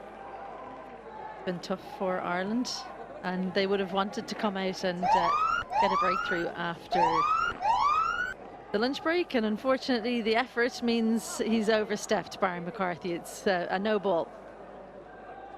Yeah, that dreaded noise, the siren, just half of his foot on the line, but line belongs to the umpire. As they say, it's got to be some part of your foot behind the line. Quite there. Putting a little bit extra into his shoulders. Short. That cramped him up ever so slightly. Then did well eventually to play it down. Well, at this stage, the thought process is runs first. So the attacking option looked for when it was a little bit too tight, did well to play it out to Andy Balbirnie and Gully rather than would have maybe been a little bit tighter, could have been in trouble at the bottom edge, but as it was, it came off the face. It hit the bat hard though, so it just came onto him maybe a little bit quicker than expected. Mahmoudou.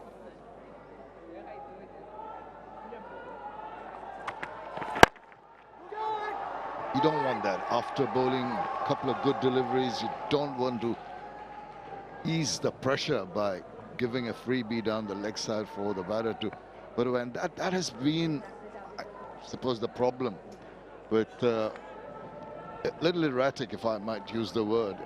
I haven't been able to stitch together a collection of good, tight deliveries that keep the batters interested. Just once in a while, there will be a loose ball. That's going to play into the hands of the batters.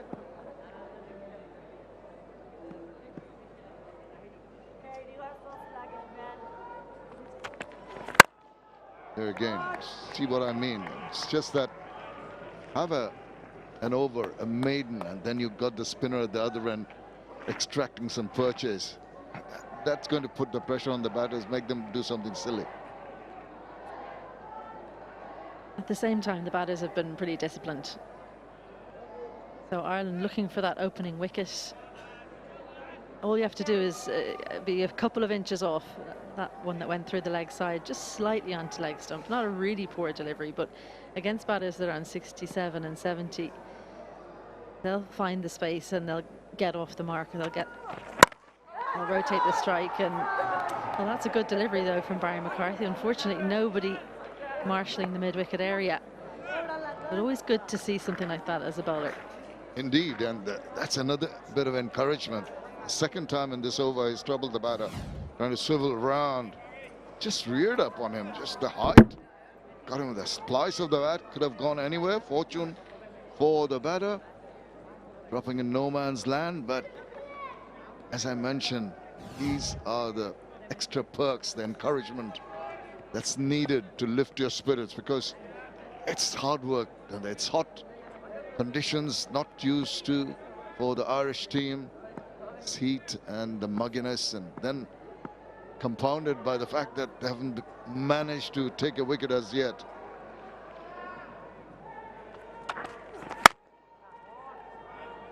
That is the over, 141 without loss.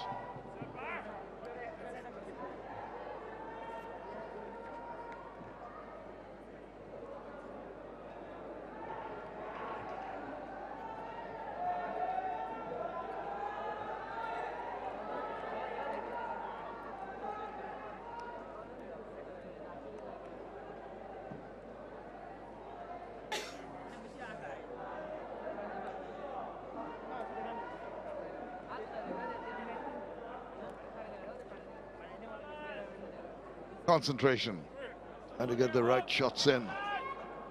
That's what's needed from the Irish, because there will be certain lapse of concentration because of the scenario they are in at the moment.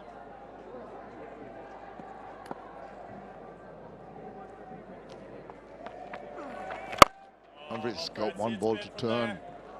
That should be something that the batters are going to be aware of.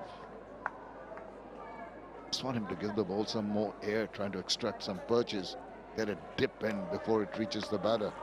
That's better. I was going to say, there you go. He was listening to you. Second delivery. Oftentimes the first ball of the over, it's tough to give that extra bit of flight. You want to get back into your over. This one though, the shape on the ball, lovely drift in. Good bounce as well, hitting the splice. One short slapped into the covers, but it's quite a packed offside field. With that extra bit of bounce, Matthew Humphreys quite tall in his action. They just need to be careful with those flat batted shots, not to get the top half of the bat set it into the air like we've seen a couple of times fall vacant. Now, you don't want to spoil it by bowling short. There's the second time in a row that he's bowled short. Got away with it first time around. This time a couple of runs nevertheless, but that consistency that's required, which we saw at times Tajul bowl, Not there. That's the shortness, use of the depth of the crease, quite comfortably playing it away. But this is a good period of play. Just drawing out the runs. Once again, a good ball, the armor. A similar length and similar speed, but the line was better. Didn't get the room, Ҳамидул, to send it through the offside.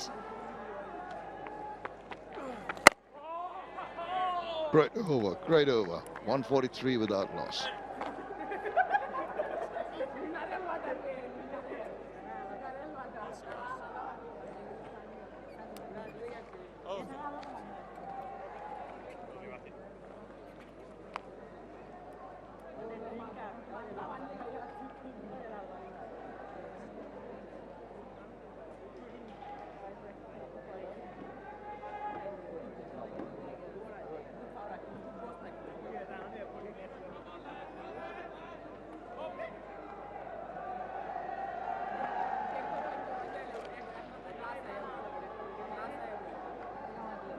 Bangladesh going along merrily here. Just in the recent past, they've had a spot of bother negotiating some deliveries. Well, Matthew Humphries has a few tricks up his sleeves. This is the first time we've really seen the quicker delivery. This is about 104. Not quite the arm ball that we've seen from him in T20 cricket, but he sometimes just holds one finger down the seam and it really is a proper arm ball. That one, maybe just a quicker delivery. Yeah, what left arm orthodox bowlers bowl the arm ball more often than not. They tend to bowl it with a round armish action a little bit away and use that angle to be accentuated and zip it through quicker. Maybe we'll get a chance to look at that when he bowls again. Typical calypso style kind of shot. Just gets a single.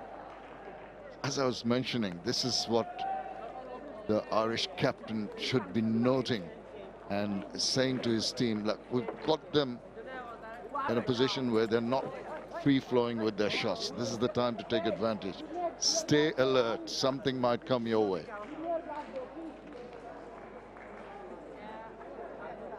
There haven't been any chances yet in the field, so we're yet to see if Ireland are switched on. They'll need to take their chances if they're to have any chance against Bangladesh.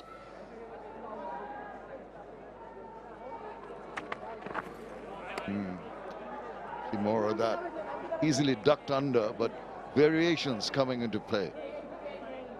For me, Craig Young, Jordan Neal, Barry McCarthy, they've bowled a good short ball in moments. This is a good one. It seemed to surprise Ҳамидул. Periscope there tells you is maybe not quite balanced enough to keep the hands down, but by and large they've bowled one early in the over and then another one late on, and it's almost like they've got a sighter. Ҳамидул and Shadman both have dispatched short balls when they've been given two opportunities in an over.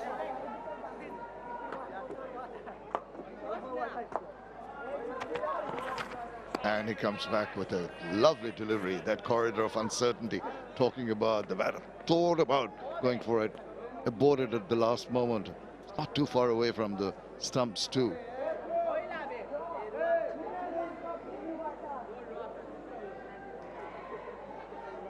Good time to bat. Look at the colour of that surface in the middle. And Ҳамидул, Shadman, they have the opportunity. They're the ones with bat in hand. At this point, either one of them, they won't want to give away their wicket. Three figures looming for both the openers for Bangladesh. Nicely behind that. And good stop. That's what I meant by staying alert. He was anticipating that. A good fielder always anticipates the trajectory of the ball and covers it. Andy McBride, brilliant off his own bowling and very good at anticipating then, but also when he's fielding for his teammates. McBride, Donovan man. I'm sure his family watching on with pride. They lost one of their own late on in the summer. Roy McBride, a great clubman for Donovan. And it's such an uplifting thing for a bowler when you see the batter crack one down, you think it's going past, and you see that brilliant bit of fielding. It gives you that extra energy with the support in the field. It's an integral part of the game. There's the lone slip and Paul Stirling now in position, and Gully catching positions. Fielders at cover, short extra, mid-off rather wide, and there's one on the boundary at deep point on the offside.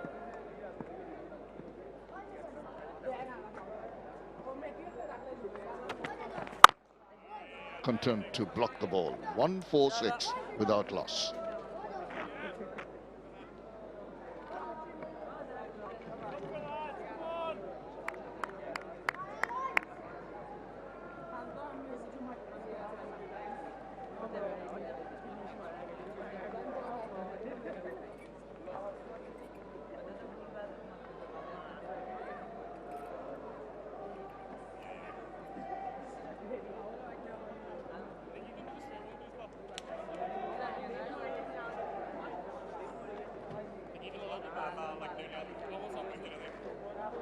.146, Bangladesh nicely poised for a big total here.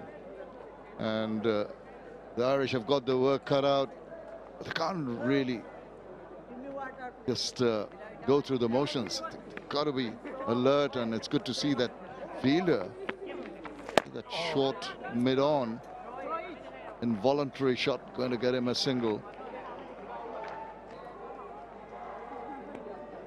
Plenty of fielders on the leg side for the left-handed Shadman.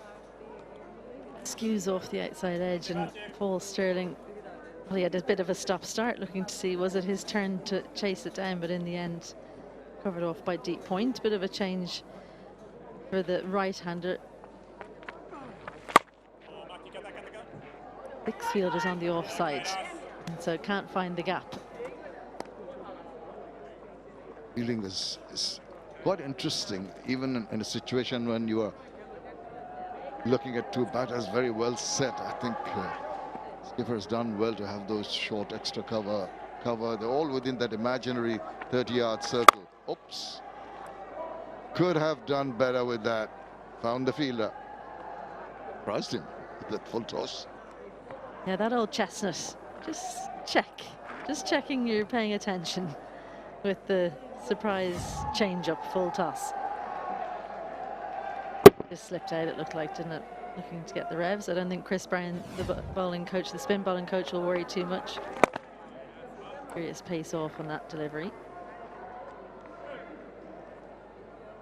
Humphreys gets to get that ball a rip, gets quite a few revs going. It's just that the wicket still isn't conducive, and it's not helping the cause of the spinners. Once in a while it does grip and turn, but not with regularity.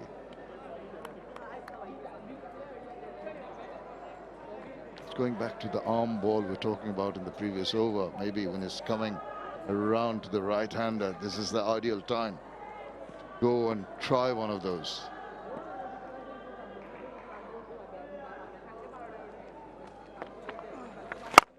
That's the floater, and it's easily played away into the deep, and they amble the single, which ends the 36th over.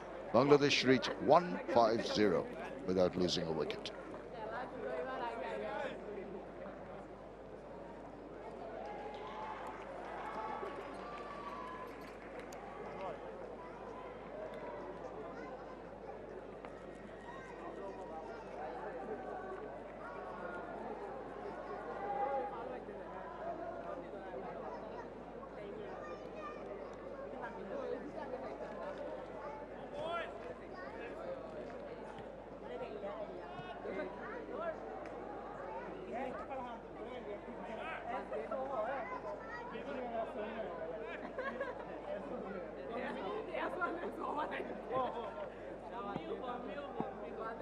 That's a pretty shot from one of our cameras.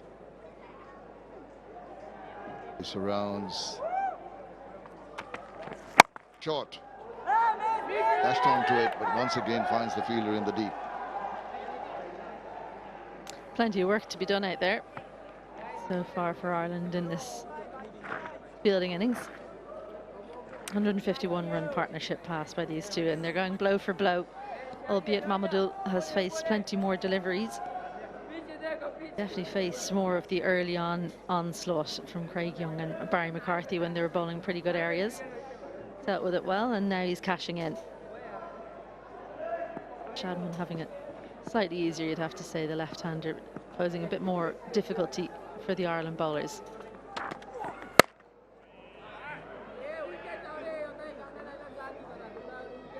Going through a period of calm at the moment. Bangladesh content to just pay respect to that collection of good deliveries from either end. We were talking earlier about Barry McCarthy's little change-ups. The one on the left of screen is when he just angles the ball in. On the right, he's got a slightly stronger wrist. It's very, very subtle. So as a batsman, you can't quite pick it from the hand, but the one on the left will angle in. Generally hits the seam to the right-hander, and he's looking to hit your front pad. And then the one that we saw on the right, that's the one that he tries to take away. Let's just take another quick look. So that one on the right-hand side, one on the left-hand side goes away, and then the one on the right angled in. Hey, we're looking at the slow motions, and we're trying to figure out which way he's making it swing. Spare a thought for the batters. Yeah, I think you can actually tell afterwards, which is when we're looking at him. So with the shoulder, you can tell after, but from the wrist, it's very difficult to see. It's really subtle, which is what makes it so effective, because as a batsman, you can't pick it from the hand. Indeed, just that little variation. You've got to have supple wrists to do that and have that kind of control.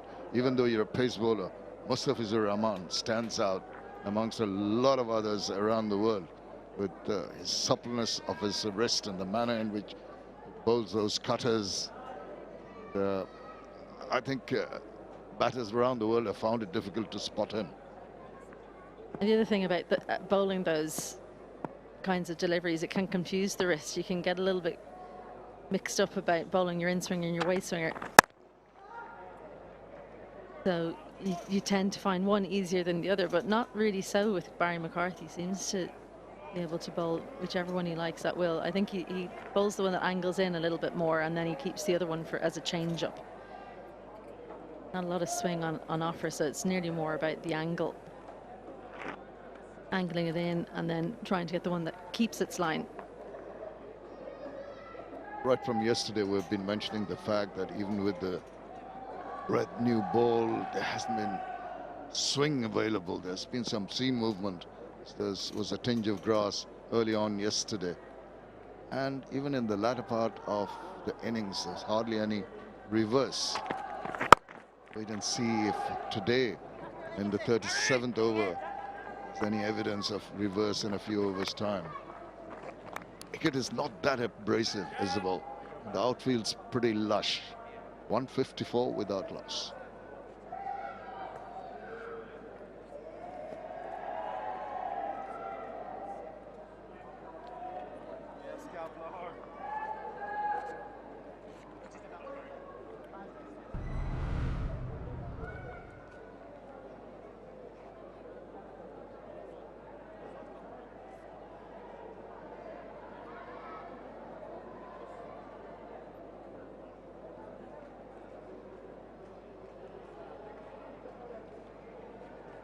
Well, that's how it stands at the moment. Bangladesh, I think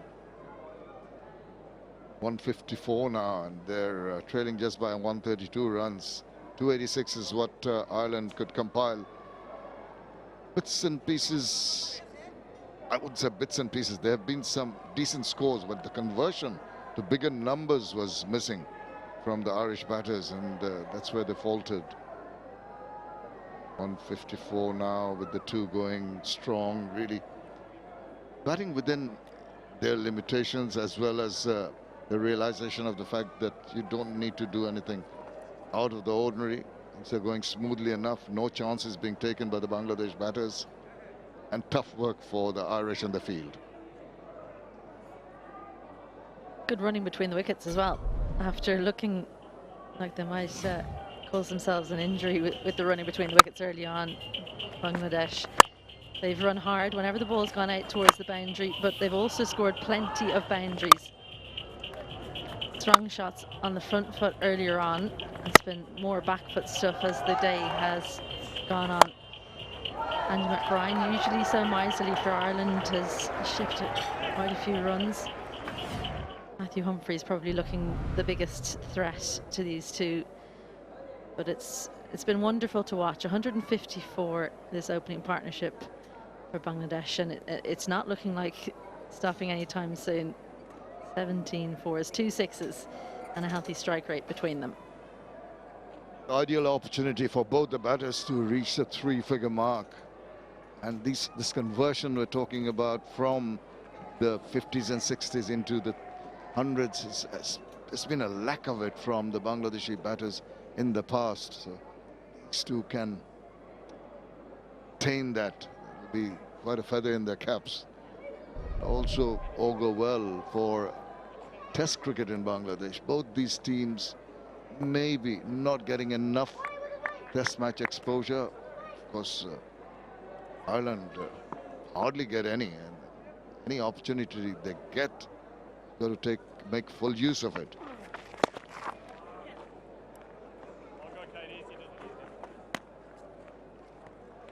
How do you go and live the spirit of your players? Because it's tough going out there. Nothing happening off the wicket, mentally under pressure.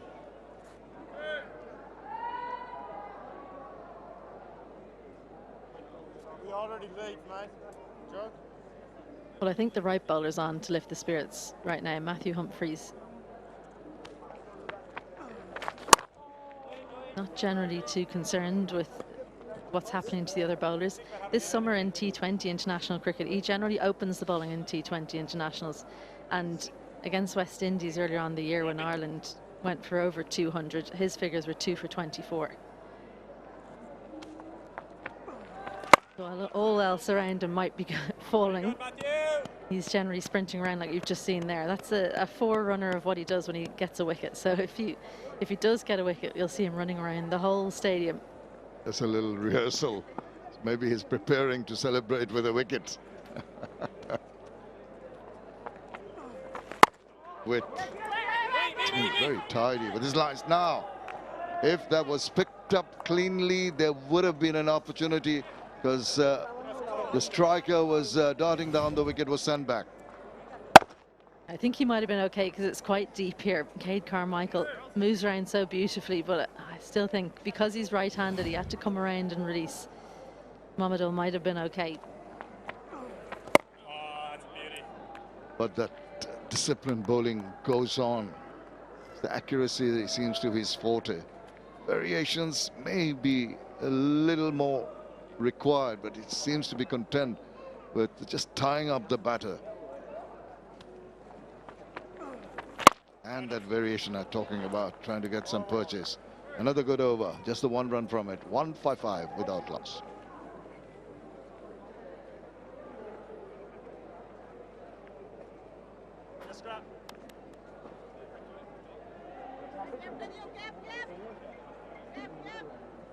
Hello.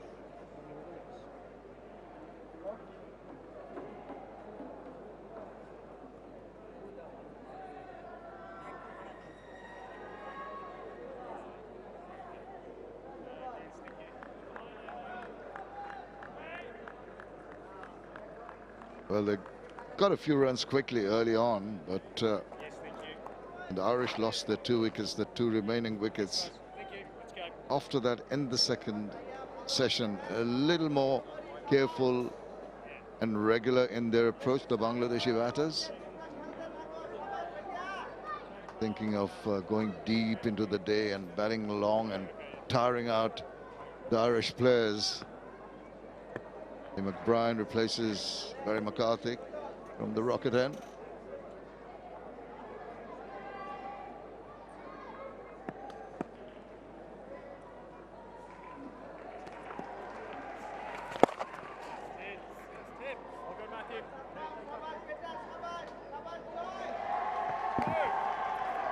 Well, with Matthew Humphreys doing a pretty good job from one end, it's about the spinners bowling in tandem. Andy McBride's got to try and find a way to improve his economy rate here. Try and put some pressure on. Talk about variations. I think that Ireland have to be willing to be just consistent, look to go for no runs, don't search for the wonder ball, try and force a mistake from the Bangladesh batters. Fielders have been backing them up. 𝗂𝗍𝗏 now under the helmet. He's been called on pretty early. Andy McBride, once he's got the right-hander on strike, he thinks he's in with a chance. 𝗂𝗍𝗏 there. Is it a surprise that the closest fielder with a lid on is the newest one in town? Always happens. Well, I'll tell you why it is a little bit of a surprise. A very nasty concussion at the end of the summer. It wasn't from being in short leg, it was from diving through the air taking a catch. Now, he held on to the ball, but he only remembered when he woke up in hospital a little while later. So it was a tough recovery for him. So fair play to him, get the lid on, right back in it. The captain knows about that, as you do. So it is a bit of a surprise. Putting him in a position which might, maybe he said, it doesn't matter, I'd like to do it. Always ask you, got the helmet on. And the left-right combination also a bit bothersome for the bowlers, trying to change the angles, change the fields. And it's been simple to find empty spaces, just tuck it away from the range of the closing field and just amble the singles. If there's one bowler in the Ireland lineup that it usually doesn't perturb, it's Andy McBride, because he's coming around the wicket as an off spinner. He relishes bowling to the left-hander, but he's so used to bowling to right-handers, so it's usually in his favour. But Shadman's been able to rotate the strike quite easily. There's another one. It's been simple. No histrionics from the Bangladeshi batters. They're playing the ball to its merit. Easily maneuvering the balls around. It's collecting the runs as and when they please. There's the end of the 39th over, 159 without loss.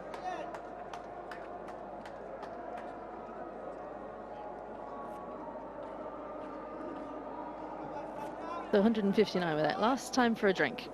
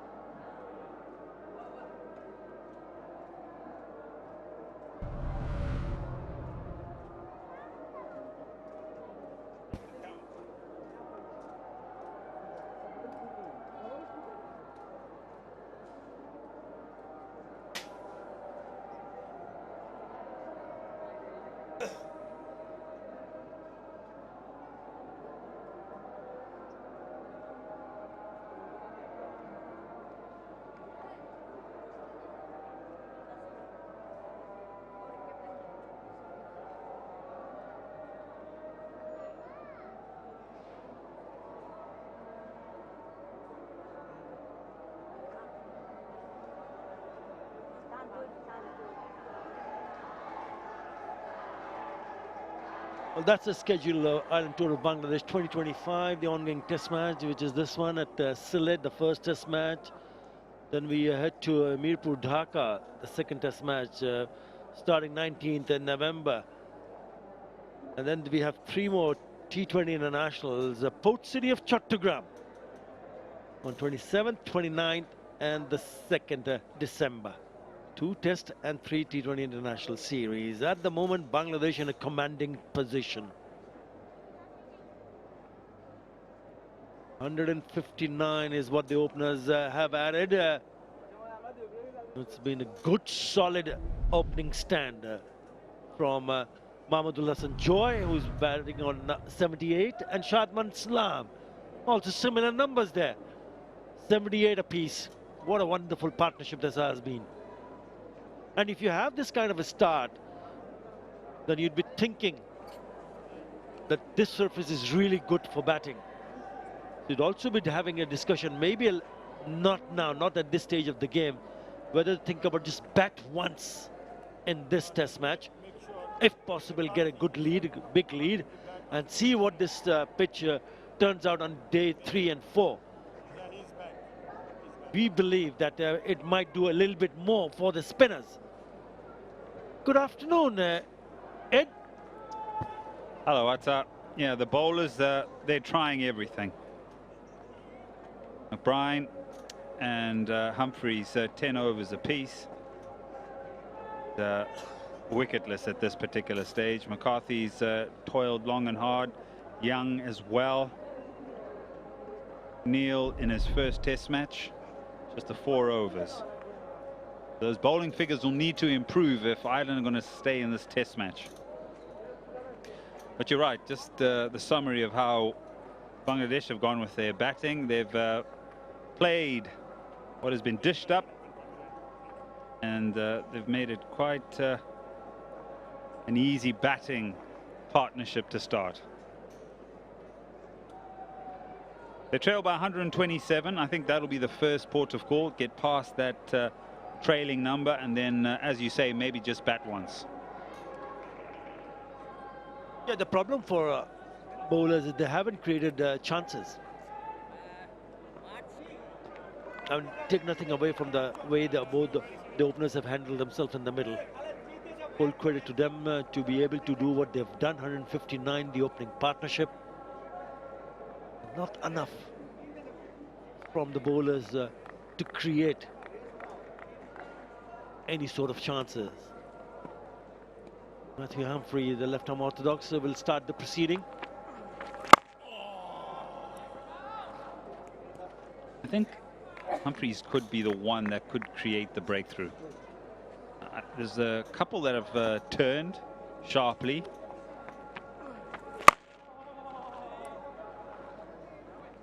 From the Dutch Bangla end, where the debutant from Bangladesh also bowled really nicely and got some purchase.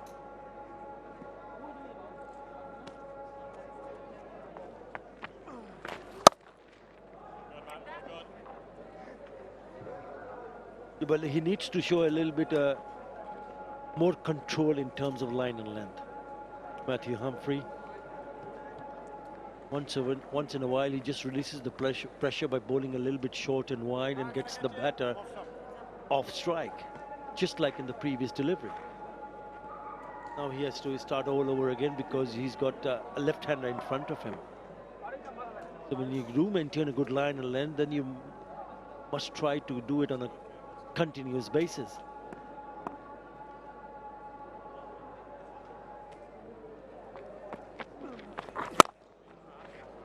Been on a shorter side.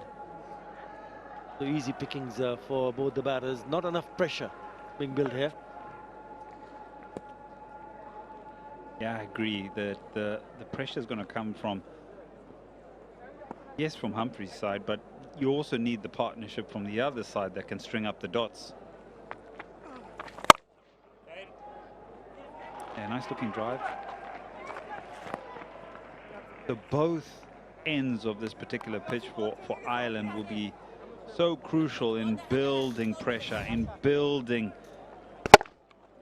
some sort of error from these two batters, because if you do keep it quiet on this surface, the batters do get a little bit jittery. They want to score. And with this particular partnership, the way these two have gone, they'll be looking to score at every opportunity. Sadman striking at just under 80. Mudul's probably the quieter of the two, striking at just under 58.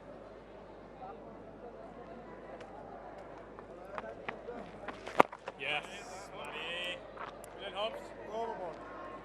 162 with them.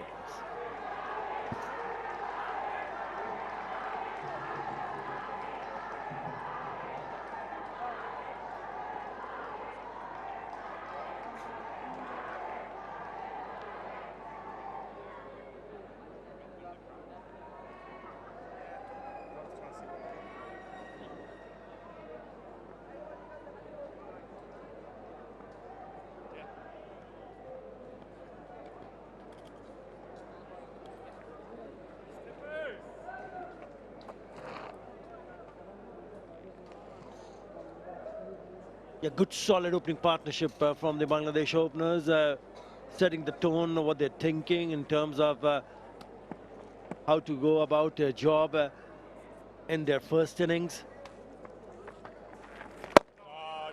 Andy McBride, the right arm off spinner. The spin from both ends now.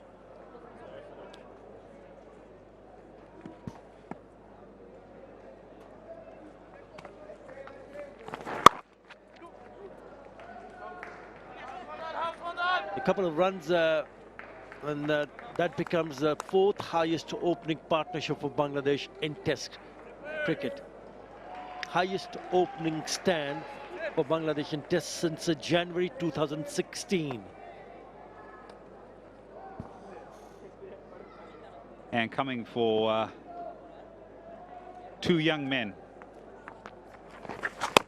Two young players that have started their international journey. Module's quite accomplished. I remember that 100 in South Africa. Shadman is also sort of starting off or creating his own bit of place in the side at the top of the innings. Nice looking shot, bit of an effort in the field by Humphreys. Saves the boundary.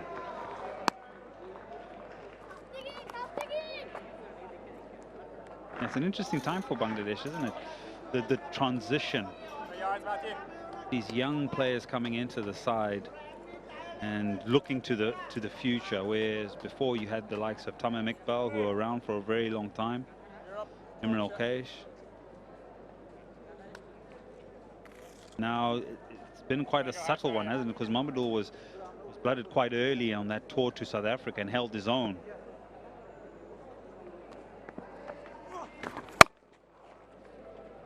And so a journey for these young players has definitely started.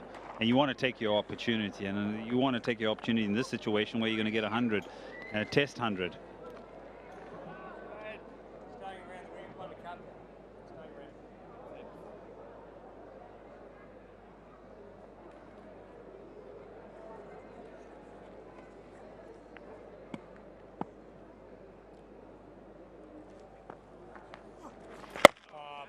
Brilliant. Well fielded of his own bowling, 168 without loss.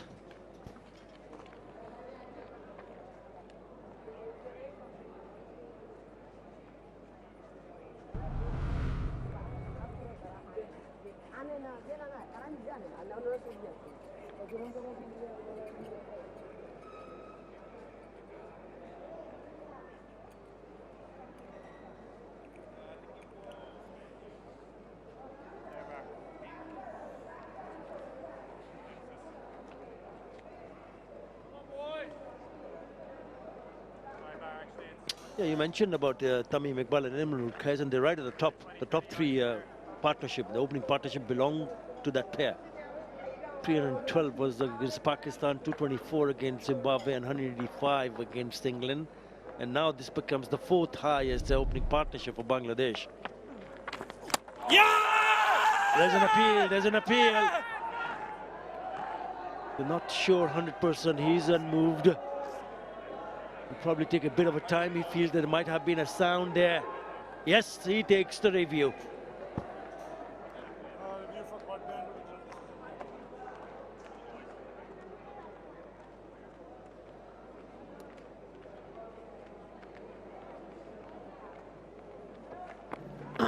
TV umpire to director. We have a player review for a catch behind. Original on-field decision is not out. I've checked the feet placement, and it's a fair delivery. If I can have a look at front on, please.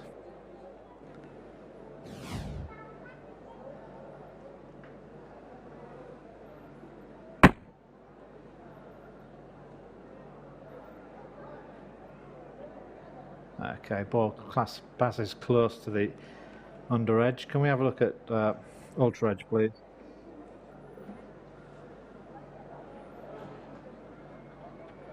Okay, just hold it there. Just go back a frame. Roll it back, please. Okay, and go back one more. Forward and freeze it up there. Okay. Hassan, I've got a spike when the ball is under the bat, on the edge of the bat. I'm going to have to go back to you on field to reverse your decision to out. You're on screen now, please. It's signal. a very good review, and finally it's Matthew Humphrey who's breaking the opening partnership. 𝗏𝗂-𝗃𝗀𝗃 tried to cut that one. It turned quite sharply, got an inside edge, and it's a very good catch. It was the keeper who was 100% sure he heard the sound. So he's gone for 80. Bangladesh 168 for 1.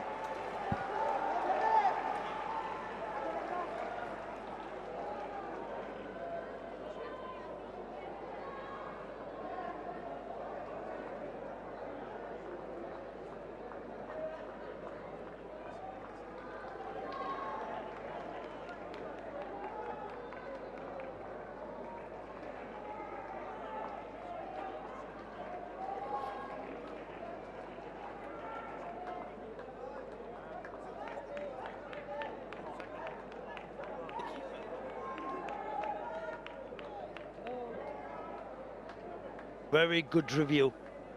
And finally, they have a wicket. In comes the 𝗂𝗻𝗄𝗃, the left-hander. Yeah, great review. Just look at the reaction here by the wicketkeeper. 𝗂𝗻𝗃𝗃, he hangs onto it there and he says, oh, I've got it, hang on, let me appeal. Then Humphreys gets involved, and then Sterling, and then the dressing room. Finally a breakthrough, ends an excellent partnership for the opening wicket. And courtesy of the left-arm spinner. Yeah, we've been saying it, he can make a really good impression on the surface. And he has the final say, and he picks up 𝗏𝗂-𝗃𝗀𝗃. He's got a good track record in Test cricket, 𝗂𝗻𝗄𝗃.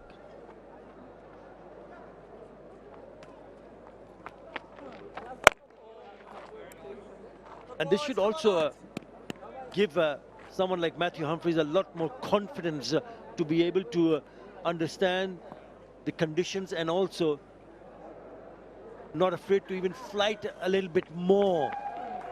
Oh! Bowled. Yeah, what was nice about that dismissal as well was that there was a little bit of purchase. Not a great deal, but just enough to find the edge. Granted that the right-arm fast bowlers will be running in and around that area, and there'll be a little bit more rough for him to work with there, but it's something to work with.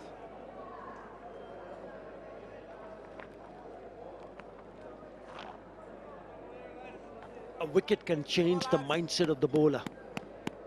It's important for him to realize that if he can just stay calm and bowl in good areas, he will be in business. It's about the self-belief, the belief in yourself that, yes, I can do better, I can bowl well here. Again, trying to flick it away, doesn't get hold of it. Well, not a great option to play against the spin here.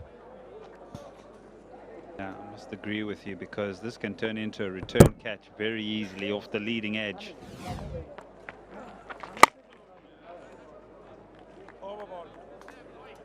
A wicket taken over comes to an end. 169 for 1.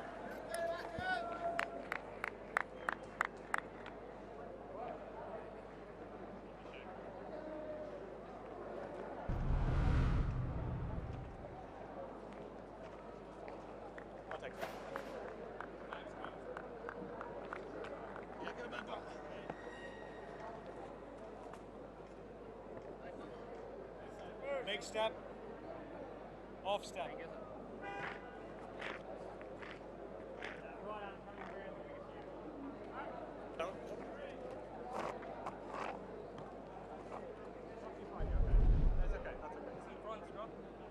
Well, this is the outer grounder, right next to the one where we're playing the first test match. You can still see the pictures right on the right of the screen and on the top right. Love that.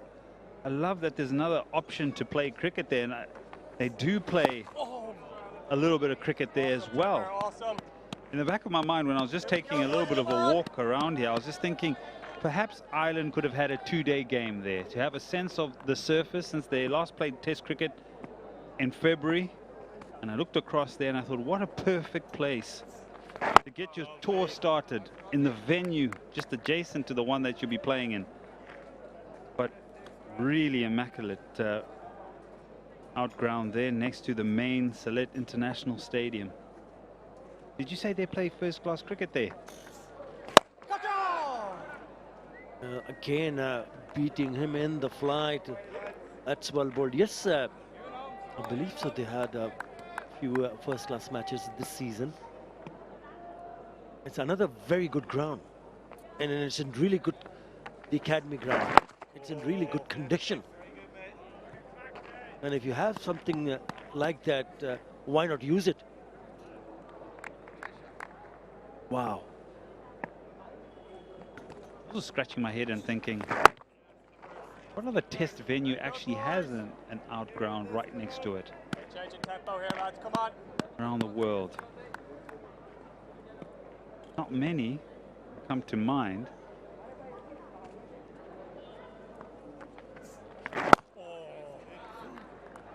Brilliant. See how that? 169 for one.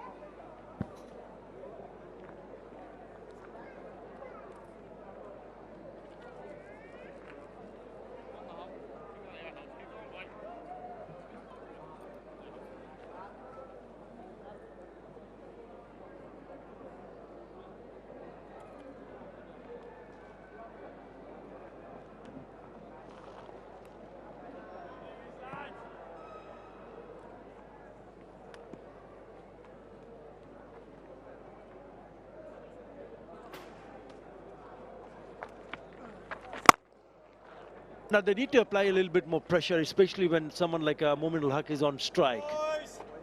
Still open spaces for Mahmudullah St. Joy, which is understandable.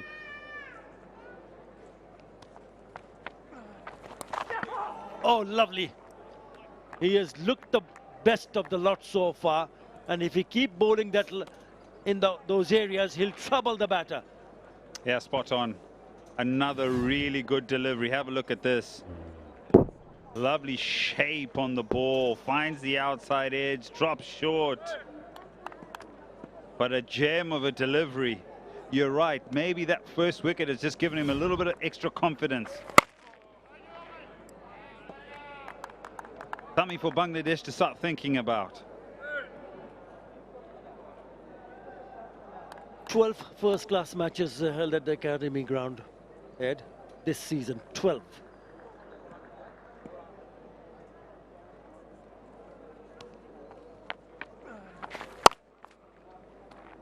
Well, that's where he releases the pressure. And if he can control that, then it's not going to be easy for Bangladesh batters. Not only to survive, but also to score freely.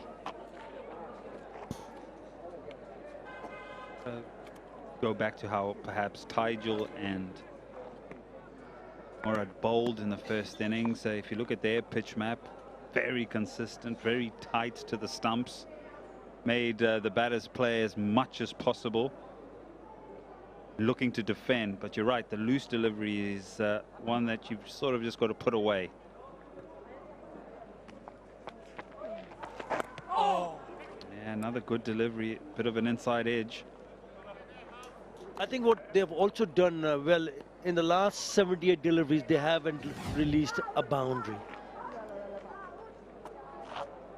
So that's where you block those boundaries, you create a bit of a pressure. So it's been good. It's been good since the last 78 deliveries that they haven't conceded a single boundary. So pressure will mount on, because the bulk of runs was coming when they started picking up those boundaries. 171 for 1.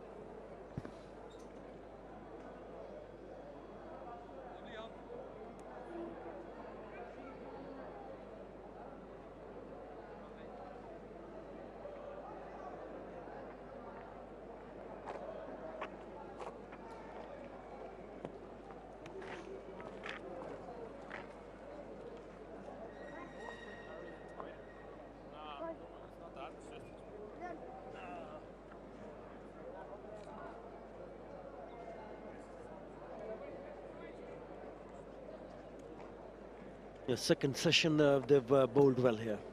It's quite evident. The run rate has gone down. They've also managed to pick up a wicket. And they've started to make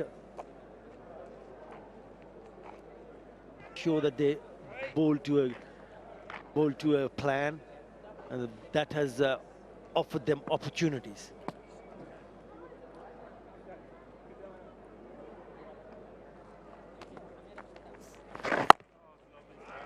I have a question for you, and it's a curious one. And it happened yesterday that the older ball seemed to have done a little bit more for the spinners than the newer ball. And reference to that was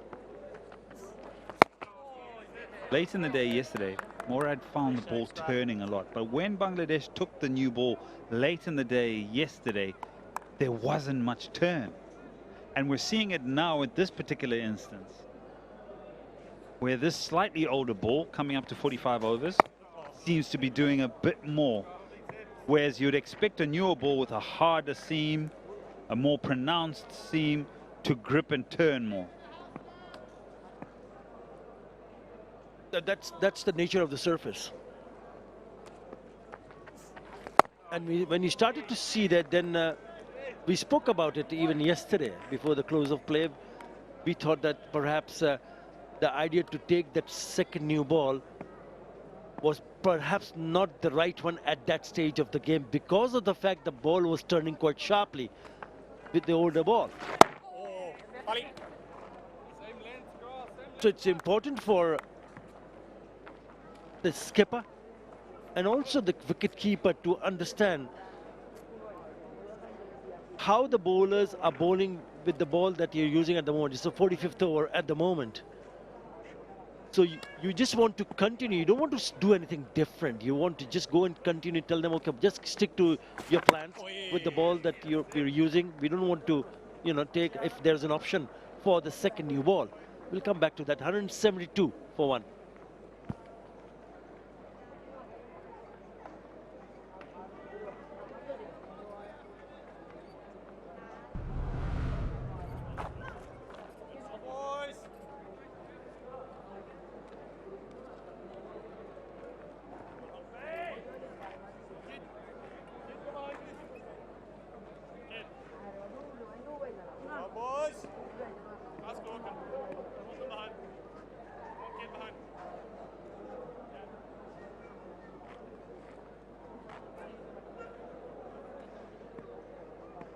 Just on the second new ball that Bangladesh took, maybe the other reason is that the new ball will skid through a little bit quicker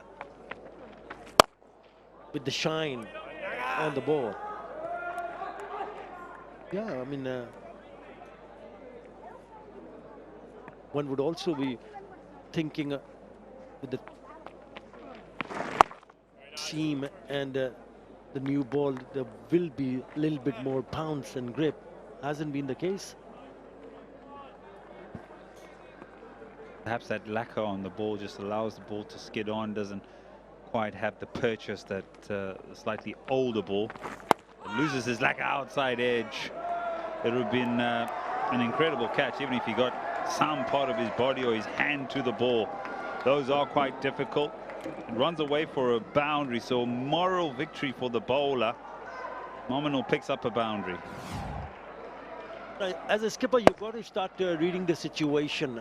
They've got a wicket in. They've seen what Humphrey can do with the ball. He's cut that. If there was another fielder in the slip squadron, he would have gobbled that up.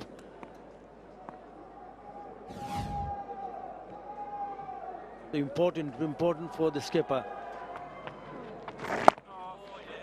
Belmer need to make sure that he's got the fielders in the right position. Even for 𝗵𝗺𝗃, who's just come on to bat, they still have a long on in place.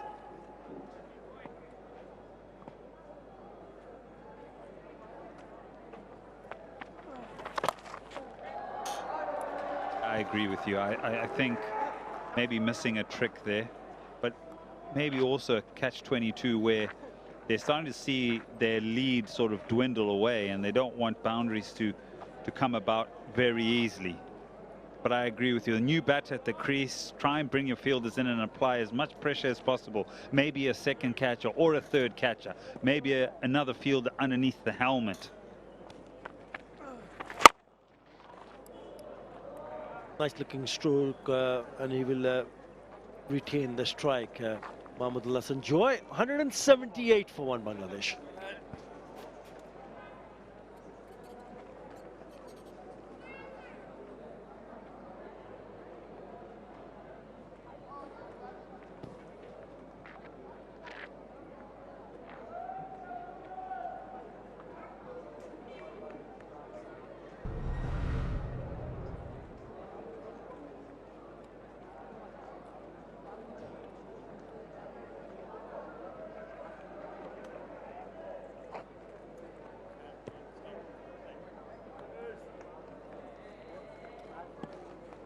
Bangladesh trailing by 108 runs. McBride from the rocket end, coming around the wicket, trying to cut down any sort of width offered to Mahmudullah Sanjoy. Oh, lovely scrap, Backward lovely. short leg and slip in position. And right positioned to my right is Isabel Joyce. Very good afternoon to you. Would be happy that Ireland have managed to get the breakthrough and broken that opening stand. They were sure. looking really good. Yeah, for sure, definitely. And I think every single one of us was thinking that it was Matthew Humphreys who was the most likely to make the breakthrough, and that's how it proved. Good take from Lorcan Tucker behind the stumps as well. I think we were mainly impressed by his appeal, but actually bottom edge, never easy for a keeper. I think that's why the reaction was kind of one of surprise from him. He was surprised to find that it landed in the gloves, because he was pretty sure that it had taken the edge. A very smart guy, Lorcan Tucker. Went to Trinity College. He's a Gaeilgeoir, as we say in Ireland. That means he speaks the language fluently.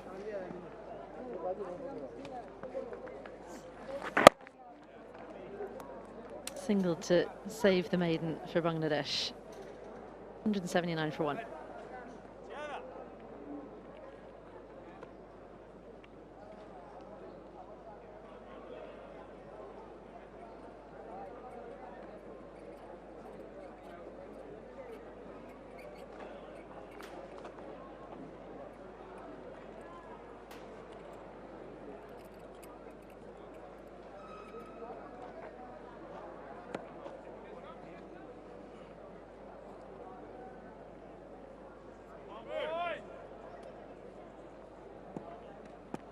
Still on top, despite losing one of the openers in Shadman Islam, who scored 80.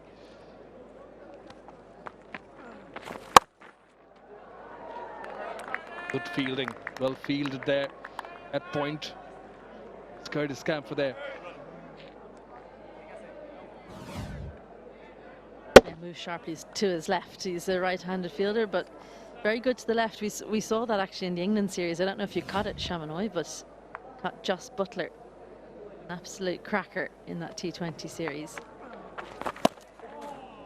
Nice pace that he's found, and in fact I think McBride's found a similar pace. It's more about the up and down, isn't it? He's got over the top, lots of action on the ball, that extra bit of bounce. Lorcan Tucker back in the game. Oh, that's lovely, man. Humphreys surely has got his tail up.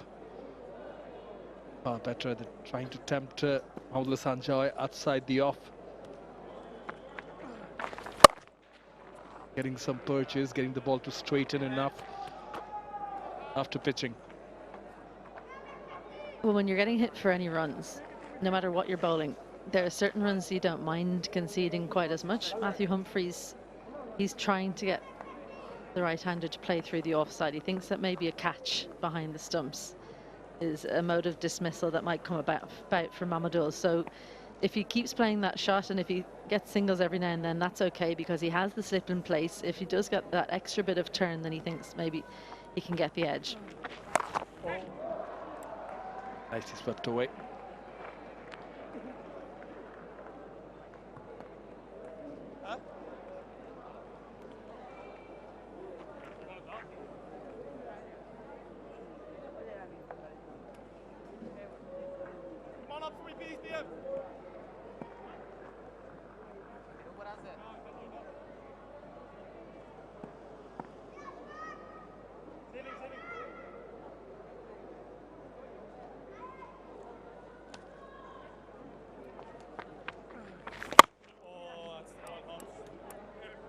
Well bowled over by Matthew Humphries. It's 181 for 1.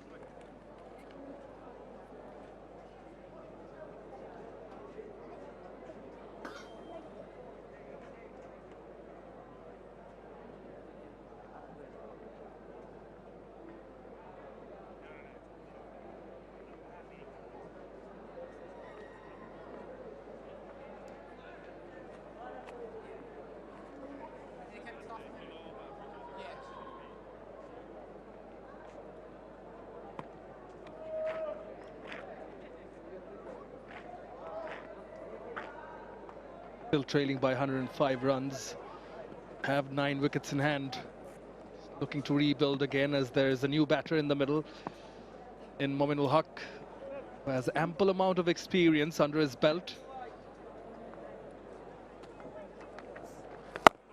Over 4,500 runs, and coming into this test match, speaking of the domestic first class tournament that has started the NCL.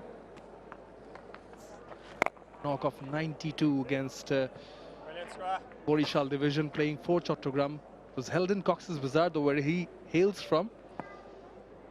Post that is Bazar does have the longest natural sea beach in the world. Don't know if you've got the opportunity to go and visit. No, I've not been there, but my husband was there on tour. Unfortunately, I think the whole tour was rained out. But was looking it up beforehand and saw that. That's a good-looking sweep. He's been adept at that shot and gets it behind square, beats the fielder in the deep to add another boundary. Monomal is on the march. Surely is. Well, the kids celebrate. They are happy with that boundary. Does play that shot well, going down on one knee. Again, putting that fielder at short leg under pressure. It's almost like get away. That's one way of saying it. Yeah, it was very kind of Monomal to go fine, wasn't it? He could have easily just gone straight at the fielder, but he very specifically went backward of square, got his foot inside the line, but the head was in line with the ball. That was the key. But because of that shot, they're going to make a change. Cade Carmichael is now in a silly cover. Deep cover goes out to the boundary, so change in plan from Andy McBride. Just the three fielders on the leg side now. Waitins, but stump to stump, watched out by Mominul Haq. The boundary in this over. 185 for 1.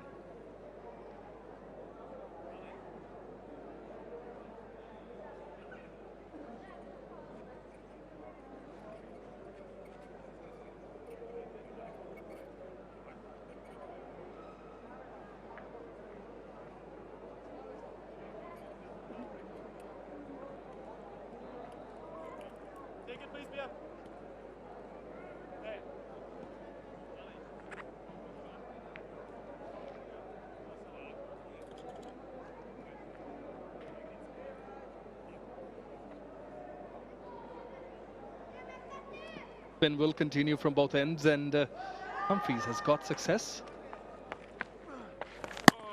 Spinner bowling from the Dutch Bangla Bank end, so why mend is not broken. Keep continuing, then for the long haul onto his 16th over.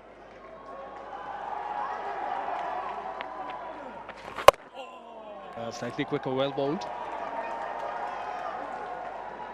Just looks like he's got a lot more control, doesn't he, as he's gone into a spell here. Matthew Humphreys, the ball getting older can make it a little bit easier to grip for the spinners. Thus they get more control.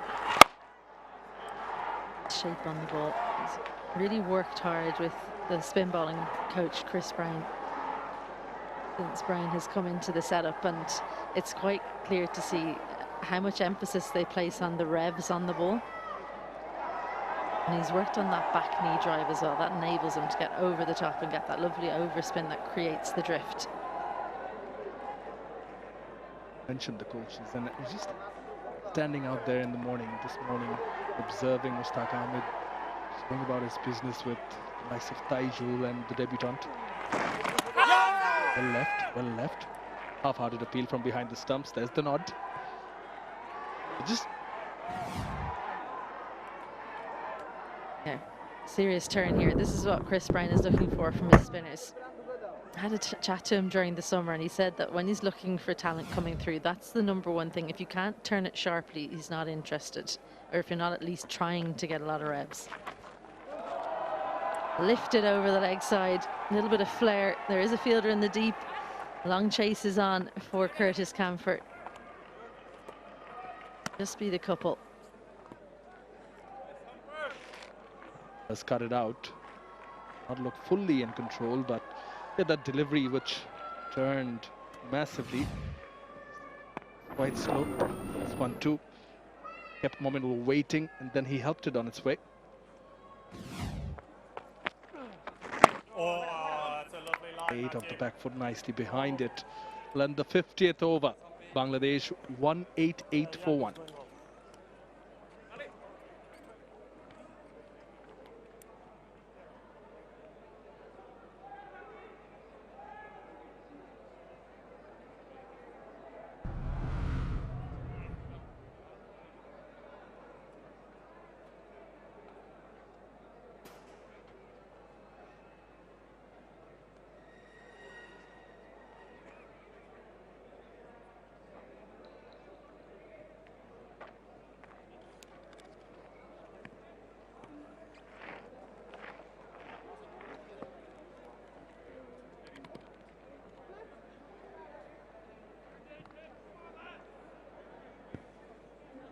Best came versus South Africa. He became the first centurion for Bangladesh. It was back in 2022.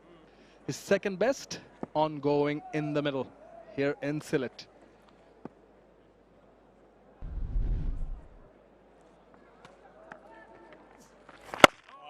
You'll have to be wary and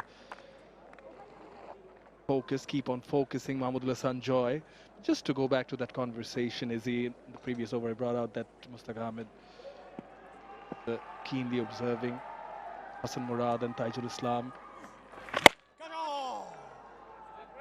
and in his own manner, subtly just reminding them of the basics, the actions, follow-throughs, the landing, keeping the alignment right. Times prompting them to bowl from close to the stump will help the pace of the delivery. Times maybe asking to bowl from a different angle from where the variations come. It's had an interesting chat, which again reminded the importance of soft reminders. Someone like a Taijul who's so experienced, he's got wickets, success. On the other hand, you have a debutant, yet it does help actually to just remind and keep them on their toes, or just remind them of to be at their best.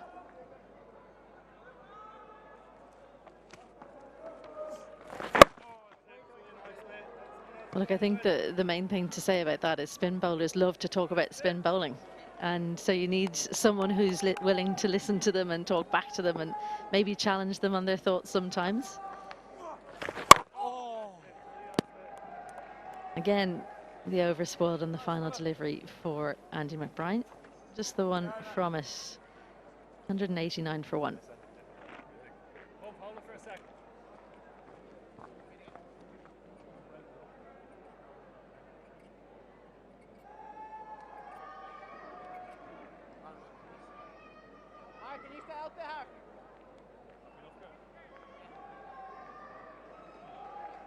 Ball and change. Right him over.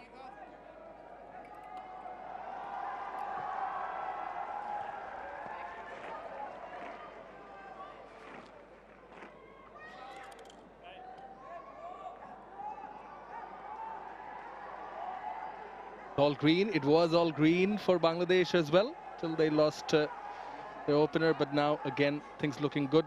21 of 59 this partnership at the moment, as there's going to be a change from the Dutch Bangla Bank end, and we're going to see 𝗂𝗃𝐾𝐿 for the very first time with the ball in hand in this test match.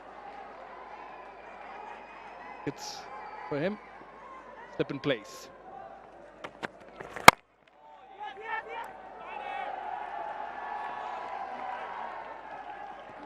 Suffered a finger injury early in the summer, ruled him out of the West Indies series, and it was a long wait for him to play international cricket in the summer, but to play in that England series. Took the catch I mentioned too early on, but he's just a really useful all-rounder, 𝗂𝗃𝐾𝐿.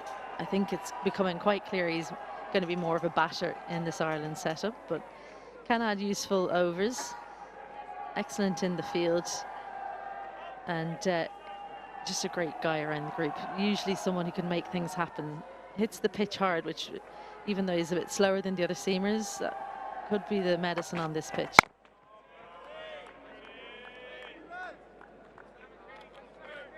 Speaking of 𝗂𝗏𝗃, the left-hander has come in at 3. He's been batting at 3 throughout this year.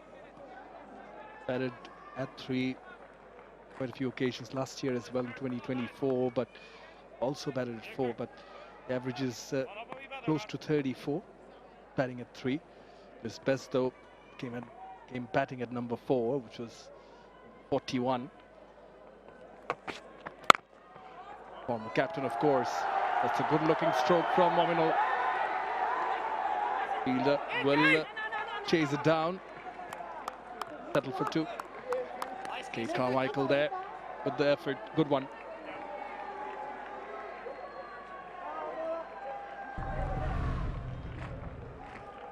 And it can be difficult changing positions, but number 4 seems to be where he's most comfortable. He would say at the moment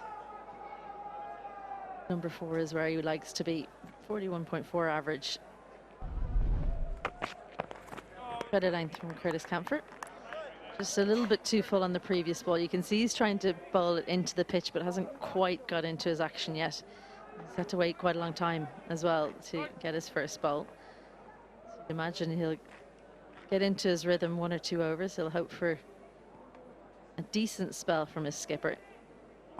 Always good if you're Andy Balbirnie, if you've got that extra bowler in your lineup, especially if they actually want the ball in hand. Spoke to Harry Tector before this tour, and we said, you know, you're going to Bangladesh, thinking about spin, were we going to see you bowling? And he said he hoped not, which is quite unusual for him. He's usually itching to get ball in hand, so I don't know if it was tongue-in-cheek. But I think as well, because he's so tall, 6'4", could be a good option at some point. Might see him in the next test a little bit more.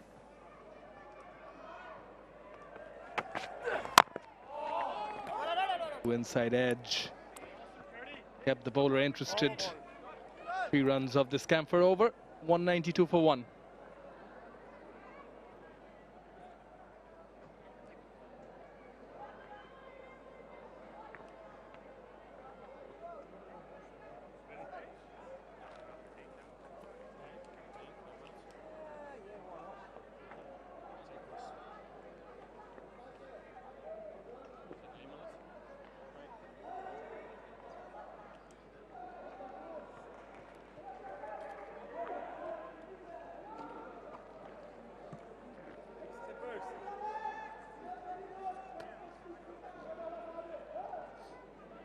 Well, the bowler there has got some extra fielders in the outfield.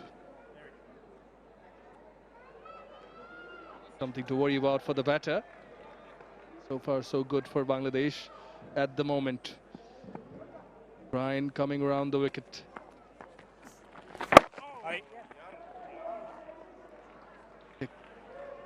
Just go back to what you were saying, speaking of 𝗂𝗧𝗃𝗃. Not fond of bowling maybe, but he has bowled in Bangladesh when he came to play in the Bangladesh Premier League, 𝗂𝗧𝗃𝗃. And with the help of our statistician, I don't want to act all hero, that it's all me, but Sudarshan is in here helping us out, and he's also managed a few wickets bowling in the BPL, 𝗂𝗧𝗃𝗃. Sure, Melbourne, who also featured the Bangladesh Premier League, would be aware of that.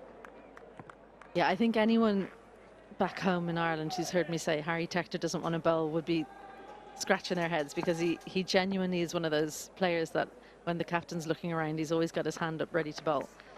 I think the reason why he said he hoped he wasn't going to bowl is that he was hoping the other spinners, the out-and-out spinners, were going to do all the work. But if his captain calls on him, you better think he'll be ready and he'll back himself. He started out more as a spinner. Certainly when I came across him first, kind of as a 12, 13, 14-year-old, he was an off-spinner in his youth teams, and when he captained Ireland under 15, that was his first string on the bow, but batting became his bigger skill. Well done, George.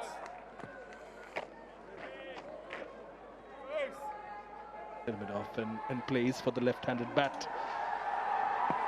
Nominal Huck opted the sweep shot quite a few occasions. Drives it straight to that fielder.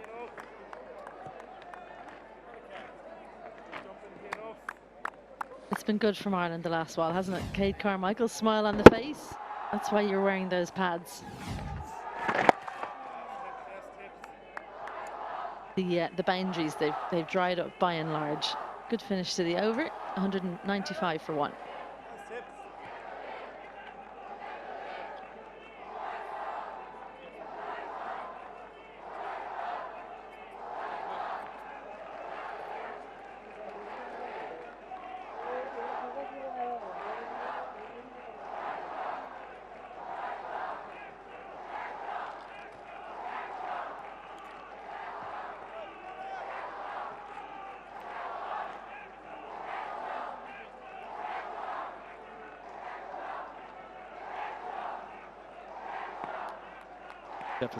Deficit now well less than 100. Curtis Camphor changing the angle. Going around the wicket. And just having a look at this beautiful stadium. Cricket Ireland, good news yesterday. National Cricket Centre to begin development in early 2026. A big moment in history for Irish cricket, because up till now we do have 4 brilliant international grounds: Clontarf and Malahide in Dublin, Stormont in Belfast, and Breedy in the northwest. Just about gets past the first cover fielder, but can't beat the second. Nice looking shot, but plenty of protection for Camphor on the offside. But we don't have a stadium, so whenever...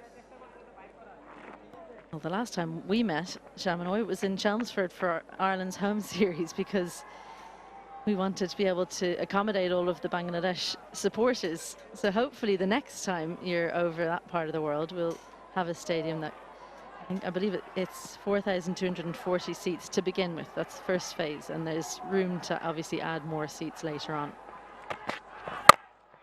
Good length from Camphor. That's with a view towards the 2030 World Cup, Ireland co-hosting. So we'll get a few of those games, and that stadium is paramount to that. And yeah, I mean, you talk about game changers all the time. I'm sure Ireland will be hoping for a game changer out in the middle, but in terms of Irish cricket, it really is a watershed moment. So exciting news from back home, and looking forward to seeing ground broken in 2026. Going to commence in 2026, as you say. Yes, it's true. We last met in 2023, and Essex was overflowing. That's one advantage Bangladesh does have. Plenty of fans. This first phase you mentioned 4,000. will be overflowing for sure if Bangladesh are travelling, but nonetheless, definitely a very positive news for Cricket Ireland. Yeah, and don't worry, it's only a little flight across the water. Still get your support from London. I mean, there's plenty in Ireland as well, but it's 45, 50 minutes, so nothing to worry about for those Chelmsford supporters. I mean, a training centre as well for the Ireland men and women. Right now they're in the Sport Island campus in the High Performance Centre, but they'll get their own spot. Just about dug out, but spearing into leg stump Curtis Camphor, who, I mean, on return to bowling this summer into provincial cricket. That's our domestic top level. Far off a Yorker, just a few inches short. He took 5 wickets in 5 balls. One of whom was Andy McBride, who's out there today. He was the first one to fall.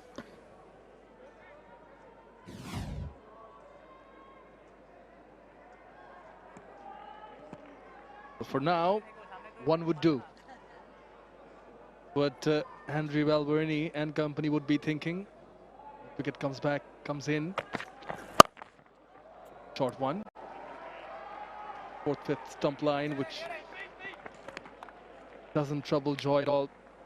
Cuts it in a joyous manner, gets a single. Taking it easy, keeping it calm. 5 for 16 from 2.3 overs. Well, if he does get it, more the merrier. Listen, I was on comms for that game, and it was a double header. We got to lunch early because he was 0 for 16, and then all of a sudden it wasn't 2 different overs, so we had to put up with an over in between, but it was quite incredible. And that was on his return to bowling, having been injured before West Indies. 198 for 1.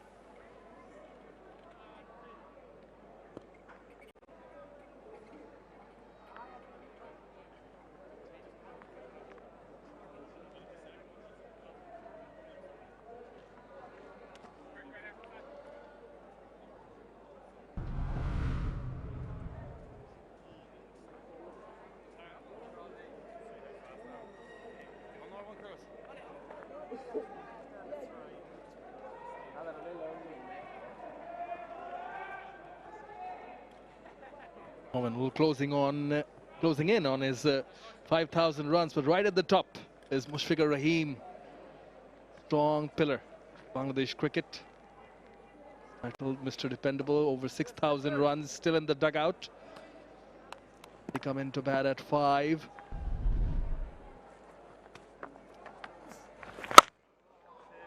His 99th Test match. So all the MR15 fans will be looking forward to that.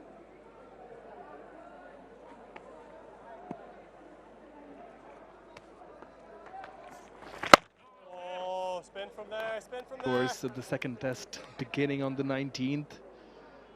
Scheduled to be at Mirpur Sher-Bangla National Cricket Stadium, which has witnessed so many knocks from Mushfiqur Rahim.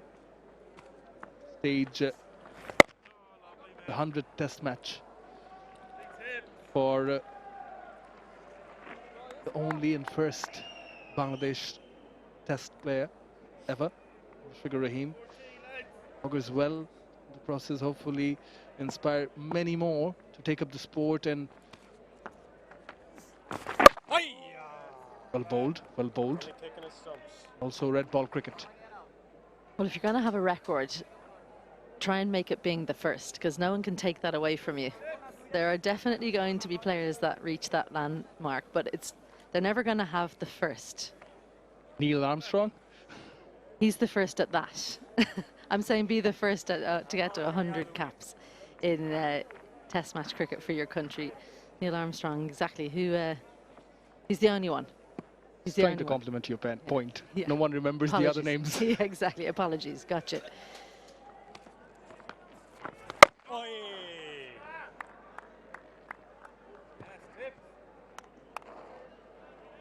I thought you were trying to tell me that Mushfiqur Rahim had gone to the moon.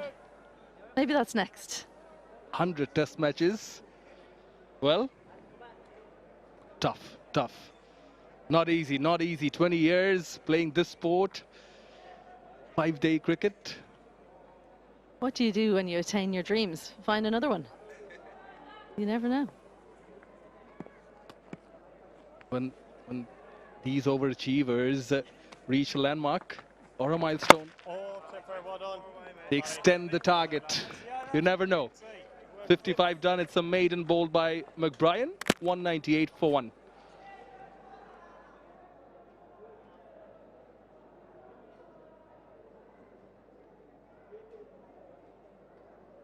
But ends the 55th with a maiden, and that is going to be T. Bangladesh trail by 88 runs, but they are comfortable at the moment. 198 for 1. Having lost Shadman Islam, who played a very good knock of 80 runs of 104 deliveries, but they'll be happy to make their way towards the dressing room as Mahmood Hassan Joy is unbeaten on 94 of 184 deliveries, accompanied by Mominul Haq. Second session, 89 runs. That single wicket of Shadman Islam. Bangladesh, that camp would be happy.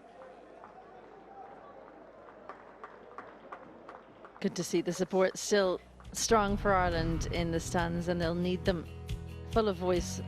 Mominul unbeaten, 94 from 184. A patient knock from him. Shadman scored a little bit more heavily, but paid the price of one shot too many. He went for 80. Mominul Haq looking good on 21 from 43. So Bangladesh 198 for 1. Well, after a strong performance in the morning, it's been spin for Ireland pretty much throughout, with just short and sharp spells from the seamers. But the spinners have looked good, and that was the breakthrough. You can see from the reaction from Ireland exactly how much they wanted it. Good take from Lorcan Tucker. Matthew Humphries has been impressive, the left-arm spinner. Can't really call that a chance. Flew away off the outside edge, and the sweeps in particular have been good from Mominul Haq. The boundary count has definitely gone down, but the singles have continued to be rotated around by Bangladesh. The one bowler to take a wicket, Matthew Humphries, he's toiled away 16 overs for that one wicket. And Curtis Camphor has come on, looked pretty good. He's got the best economy rate, but has only bowled 2 overs. Behind him is Andy McBrien, who's pulled things back after not quite finding his line of length early on.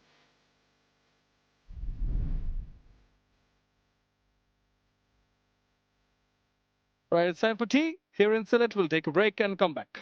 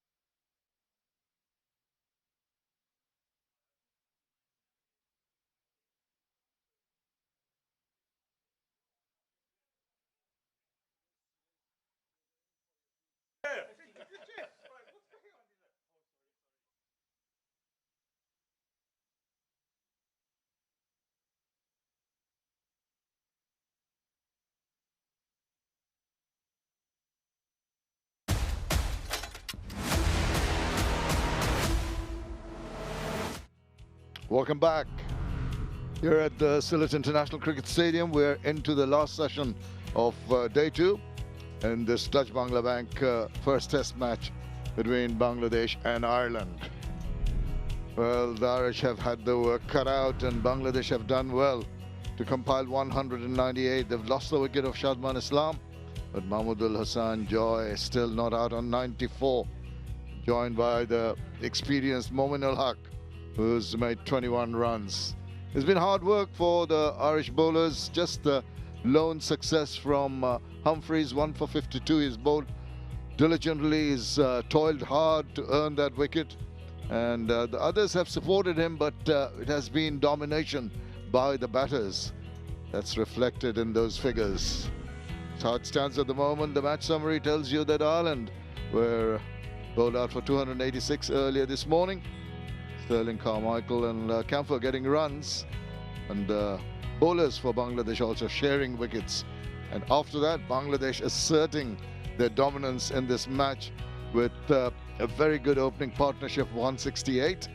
And after Shadman was out, they built up another little partnership of 30 between Momin ul Haq and Mahmudul Hasan. Well, the umpires coming out, settling down. We're all ready to go for the post-tea session here in Sylhet. It's a very good afternoon to Eddie Rainsford. Afternoon, Shamim. Yeah, tough going for Ireland throughout the day. I think yesterday when they were batting, they really did settle into certain grooves when it came to their batting, but it's totally a different view when it's come to their bowling. Humphreys has given them that little bit of an edge, or thought that perhaps this is the end, that they'll pick up some wickets. They just needed a little bit more of that from the rest of the bowlers, as did that happen with their batting yesterday when Camphor was batting with Tucker. The partnerships haven't been there with the bowling. I think that's where they've probably just fallen behind. But as the days progressed, maybe we'll see a little bit more turn. Selfie time. Yeah, everybody's got a phone these days. What are they called now? Content creators, influencers. Hey, there's a few of them in the comm box. I know you're not one of them. Oh, a little bit of support. Those lads were in Zimbabwe. They travel with everywhere Ireland goes.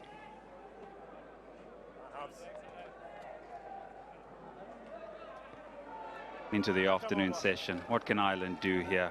Pick up 2, 3, maybe 4, make their day a little bit better. Mominal, he'll be looking to set up his stall and get back to those heights that he had a few years ago. He's averaging over 50, wasn't he, at one stage? This young man, not too far away from a second ton. You're talking about Mominul. Yes, this is the ideal opportunity, the ideal platform, the scenario set for him to make those numbers that you're so used to early on, scoring century after century on a regular basis. And sort of dried up the run somewhat, but he's still such a good cricketer and so good to watch when he's on song. I'm sure he's licking his lips, looking at the opposition and seeing how his partner at the other end and earlier Shadman batted with reasonable ease. I think he'll fancy his chances of scoring big here. And this young man has been impressive. Amongst the bowlers, he's kept tight leash on things. He's earned that lone wicket. He's just had a few variations and has managed to extract some perches of the wicket on a few occasions. So someone to watch out for Bangladesh, to be careful about. There it is. Left-hand batters is taken that wicket. 4.83, much more economic against the right-handed batters. But here we go.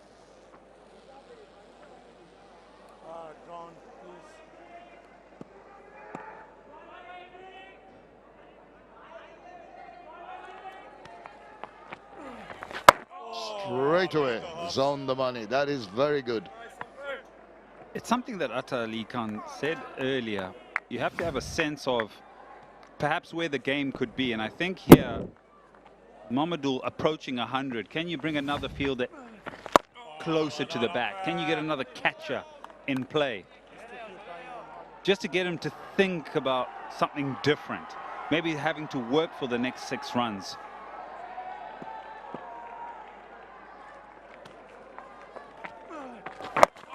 Batters are always a little wary of where they are when they're approaching a milestone, particularly the first 3-figure mark.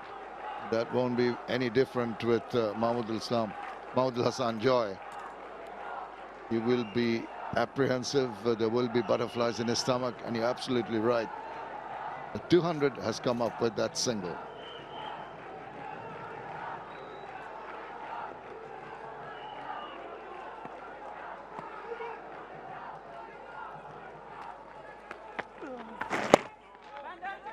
Mominul will be more free-flowing, that's for sure. And it's Mahmood Hassan, 95 on strike now. No change in the field, Eddie. Well, one of the close-in fielders has actually gone into the cover region.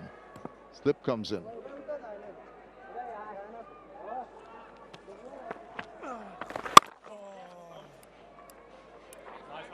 Yeah, it's just making it easy for him to get the singles and just make his way towards a century. Overdone, 202 for 1.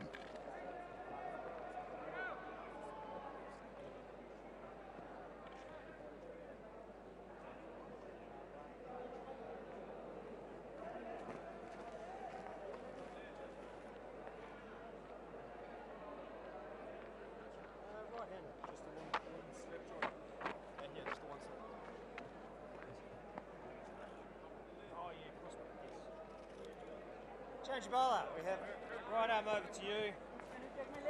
Certainly.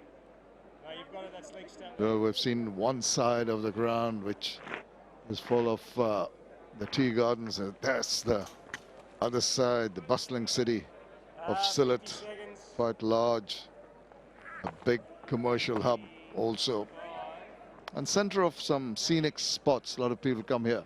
Anywhere to go, Shamim? Have you got any advice for me and Izzy? Where can we visit?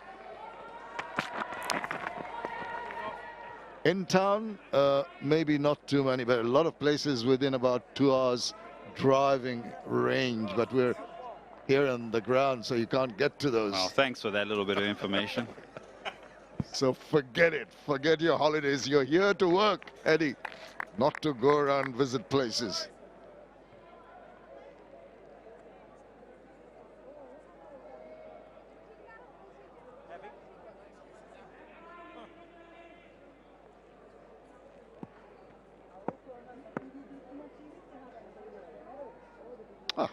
So relaxing.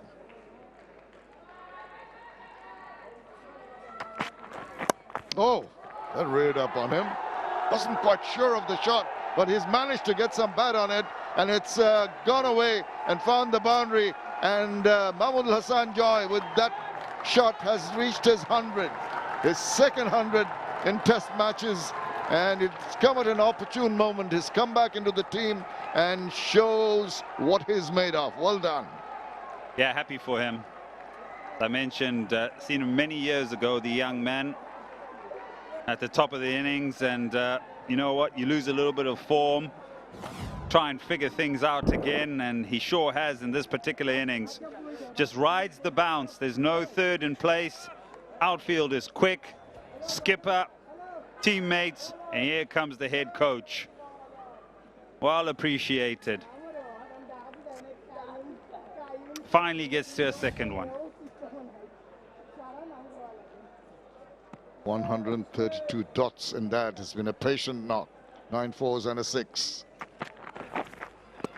And will the attitude change after he's reached that 3-figure mark? Will he try and be a little more proactive, a little more aggressive, take on the bowlers, just go along in his merry way? Because Mominul at the other end, such a standout support for any batter in the Bangladesh team. With his wealth of experience, he'll guide you, he'll tell you if you're doing something wrong, he'll tell you how to face the balls, he'll read the bowler's release as he's standing right next to him and tell his partner what to expect.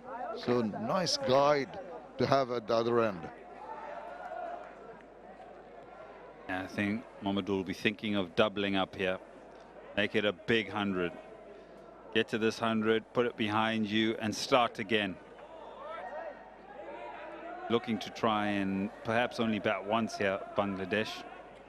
But you're right, Mominul is a great foil for him, where he goes about his work.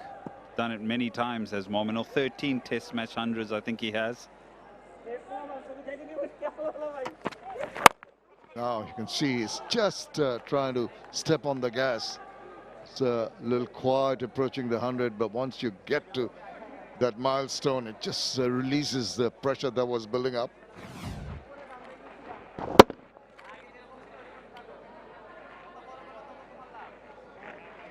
Difficult times for the Irish bowlers and the fielders, staying alert all day long in the heat.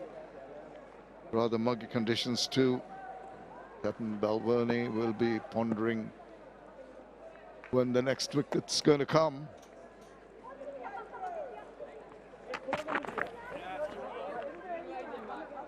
It's over. 206 for 1.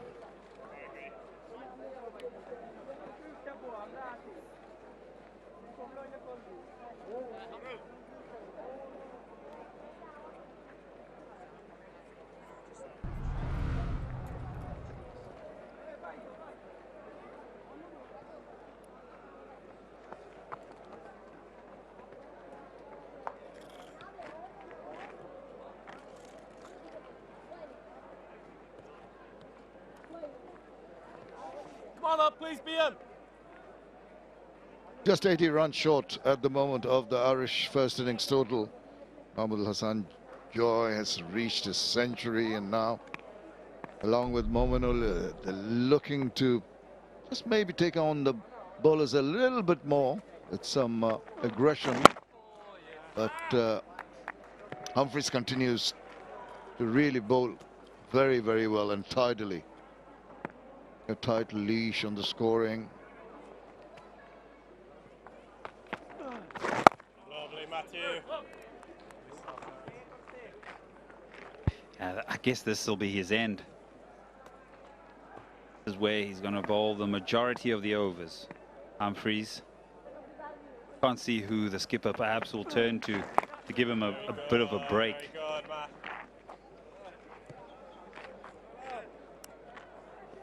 McBride bowled 18 overs. Camphor just the 2.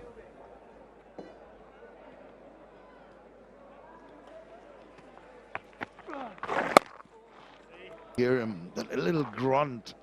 Now there's an effort to bowl. He's into his 18th over. Must be tiring.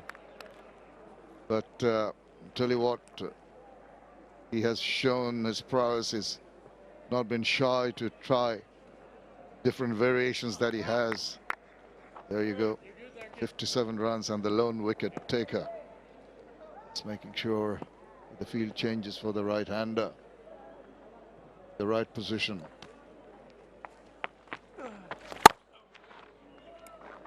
Into the deep for an amble single.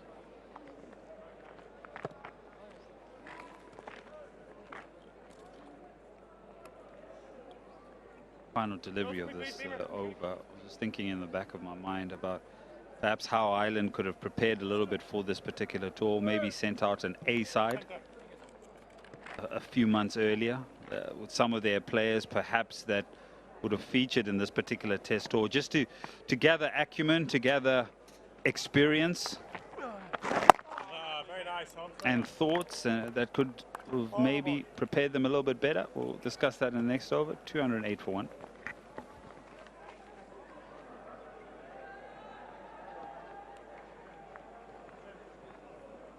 Behind, lost just the lone wicket. Yeah, we will continue with that. I understand, just been talking to Isabel off air, that there have been tours of Ireland, 8 teams to Afghanistan and another country. So didn't quite time it properly. So your thoughts about that? Yeah, I think it's a real opportunity for them, especially if they're not playing a great deal of Test cricket.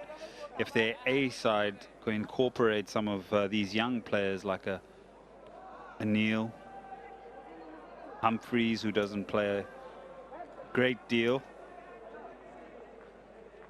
get them out there into A tours, Sri Lanka, Bangladesh, places like this where they gather some form of experience, game time. And, you know, A-side tours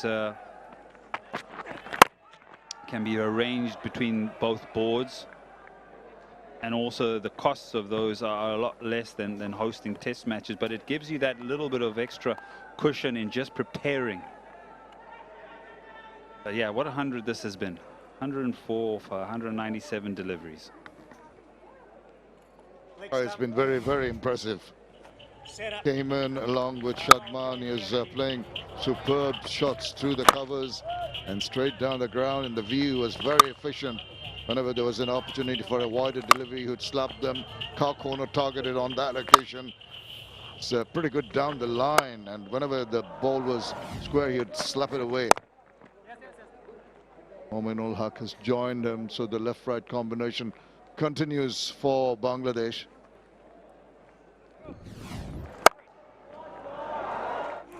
Timing has been good. Foot movement has been precise. And an excellent second Test match 100 as we look at where he scored all around the ground.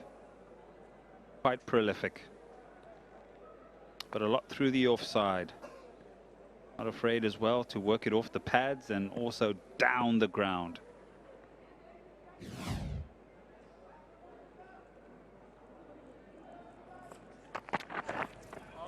They've tested them with bounces, but more often than not, they were deviating down the leg side, rather innocuous. Really, if you want to trouble the batter with the bouncer, you want that bounce to come up around the rib cage or the throat level. Don't allow them to sway away, make them fend off.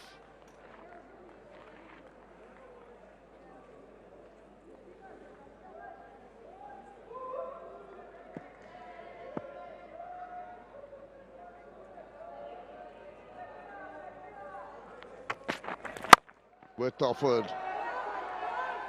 Didn't quite get it in the meaty part of the bat.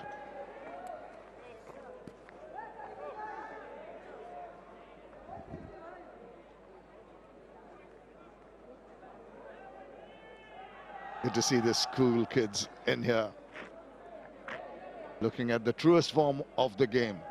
This format really tests your temperament, your skills, your techniques. Here to cheer on their team. Good to see all around the ground.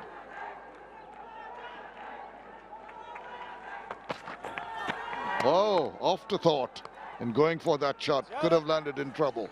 213 for 1.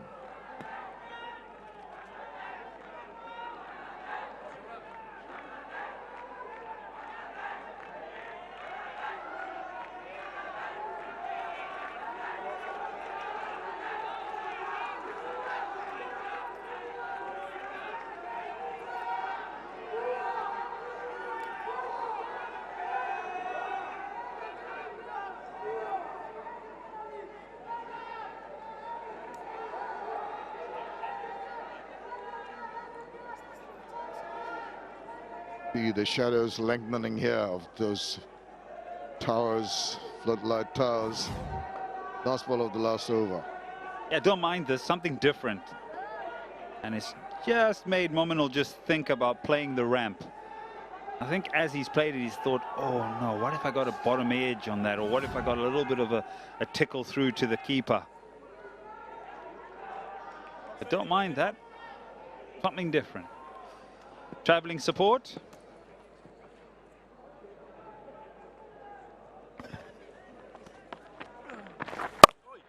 That turn. It's happening for Humphreys. He's the only one who has consistently been able to get some purchase of the track. Rather slowly though.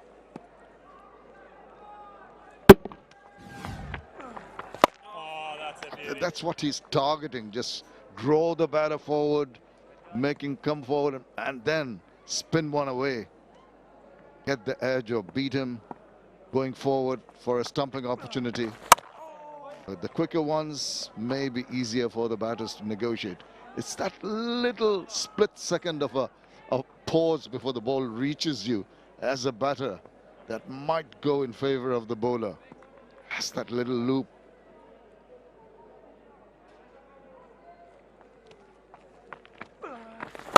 Oh, swung around. There's no one in the deep once again. Maybe the timing a little awry, and that's why it didn't quite reach the boundary. Yeah, jumped on that pretty quickly, picked the length up, but I think just rushes through this shot. And that's why there isn't a great deal of timing, the timing that it requires. It's high on top of the bat.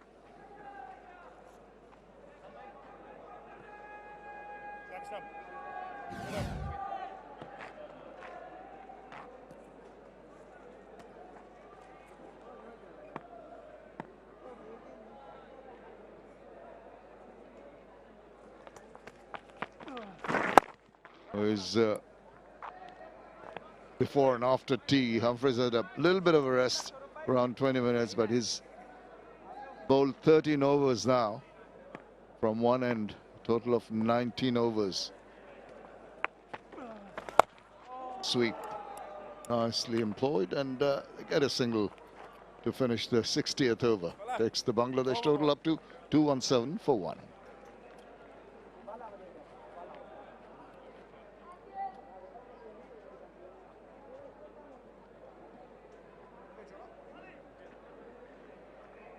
Five overs of the day remaining. Lot of time for Ireland, I think, still to try and get a couple of wickets, as you mentioned at the start of our stint here, that they could do with a 2, 3, even 4 wickets if they can manage it. Just think they cannot afford to give up.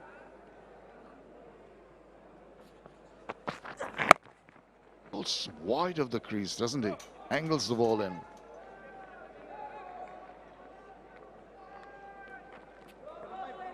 𝗵𝗵 partnership comes up.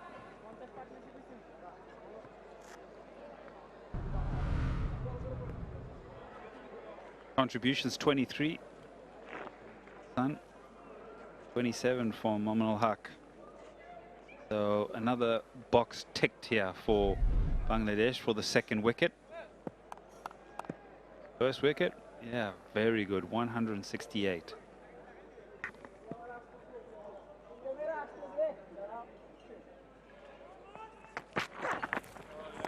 They're coming up with more regularity now, those short pitch deliveries. One of those, I just have a feeling that the batter might try to take them on. We saw Mominul trying one earlier.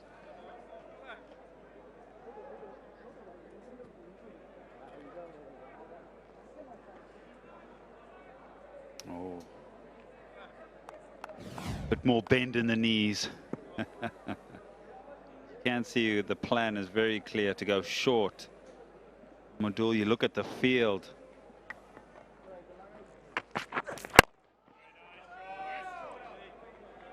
He will be tiring. Mahmood Hassan Joy, 205 balls he's faced for his 108 runs. He's been there right from the start of the innings. We talk about the fielders getting tired, but also the batters just staying there, running between the wickets, using their skill sets to play shots, can be draining. But what is going to be uplifting is the fact that he's got his 100. They are in a dominating situation. Now, even the short pitch deliveries are not really troubling the batters. We had to scurry at the last bit of his run, make sure that he reached the other end safely before the throw came in.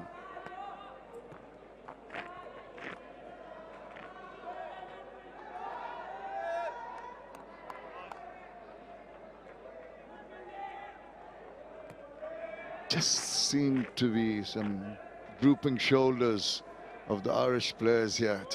Can ill afford that. I know it's very difficult to just be energized and keep your spirits up in a situation like this. As we say, cricket is a funny old game. Yeah, it can change pretty quickly. But sometimes you got to make something happen. I think Ireland need to be thinking about that. A new ball, 19 overs away. Will they take it? That'll be something we'll see in the future. For me, if you're in this sort of situation, I found that the new ball actually came on and made batting quite easy yesterday. So I would rather keep the old ball and make it quite difficult to score. You know, they get nice and soft and make it difficult for the batters to get their timing. Swivels round, gets a hold of it, but it's straight down the throat. And, well, not after a bounce, at least. This is not quite the catch I initially thought it was, but it was.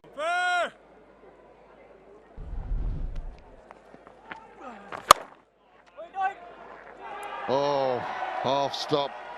It's not going to be good enough to stop it from going away to the boundary.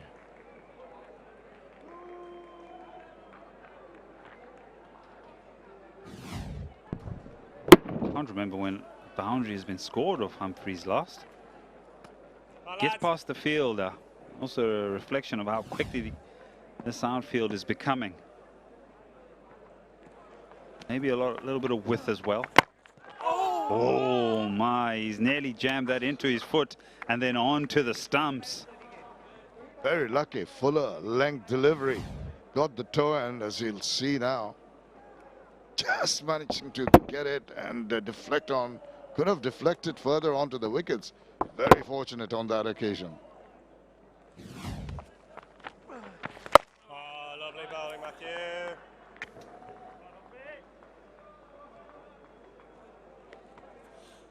Is it a risk to being long off into maybe a conventional mid-off? Is that a risk that you're willing to take, Ireland? Because that's just an easy one. Just make him perhaps use his feet.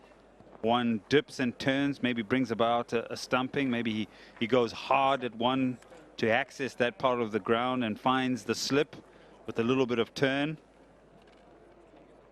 Something's got to change that because it just seems like it's just meandering. It is, isn't it? You're absolutely right. But easy to say for us up here, but got to think out of the box. Try and do something just different, I suppose. Just put, as you mentioned, put them in places that you'd not normally do, but just give the batters, entice them to go over certain areas, maybe hope for a miss hit. That is another overdone. 226 for one.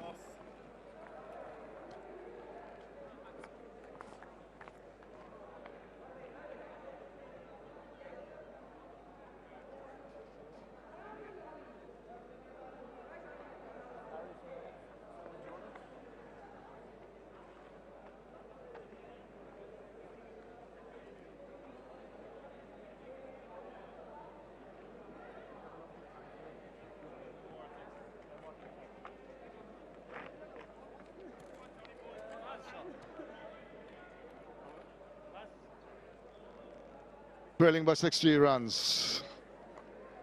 Another 23 overs remaining in the day's play. 115 of 211 balls. Mohammad Hassan Joy going comfortably enough. The last over managed to get a bit of bat. Some balls have troubled the batters. More often than not, it's the manner in which they've gone quite merrily along so far. Just thinking about Neil and his method of bowling a little bit short, or the tactic of bowling a little bit short. I'm thinking maybe could you put in a leg gully because the one from the previous over was in the air, but it took a couple of bounces through to find leg. Nominal as well. Maybe he looks to tuck one around the corner and a catcher at a leg gully or a leg slip region. Take the mid wicket out, leave the catching mid wicket in place.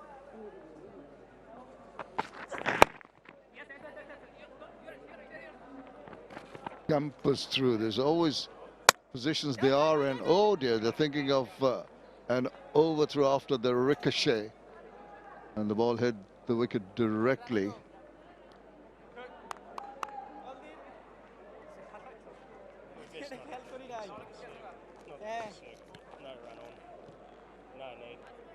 Partnership getting bigger. 60 of 127 can be quite overwhelming. Big burden on the Irish players.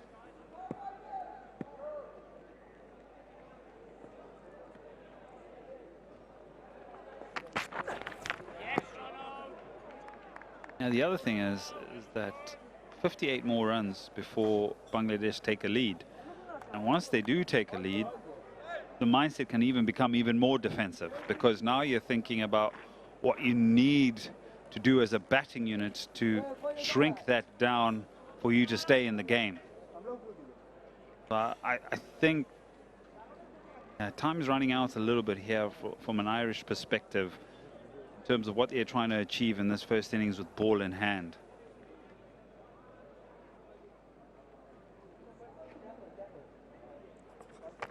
A little bit uppish on that occasion. Because the game is so fluid, I always believe that it's important to keep your thoughts quite fluid and your plans quite fluid. How the game has progressed so rapidly. That you look around the world now and how England have all of a sudden come up with this baseball, see how that goes down under.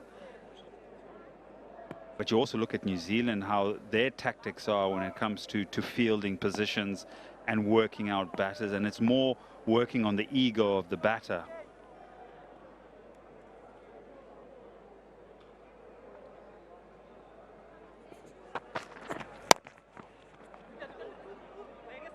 Well, with balls like that, it's going to be quite simple for the batters to collect a couple of runs. And you're talking about unorthodox fielding positions, but you've got to back that with some proper good bowling. You just cannot afford to loosen the not or lessen the pressure by bowling not to the field that's required. Yeah, unorthodox, okay, but it has got to entice the batters.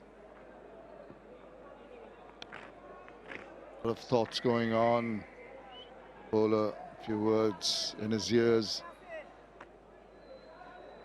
What advice can you give to Neil? Just keep a steady line and length. Wait for the batters to just maybe make a mistake. Throw away the wicket. Discipline required. Just like that. Good finish to the over. 231 for 1.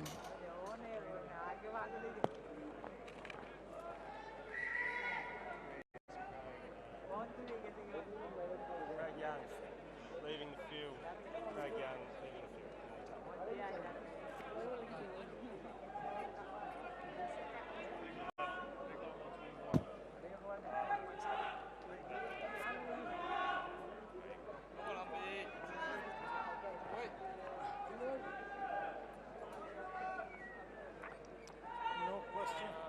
No question, no answer.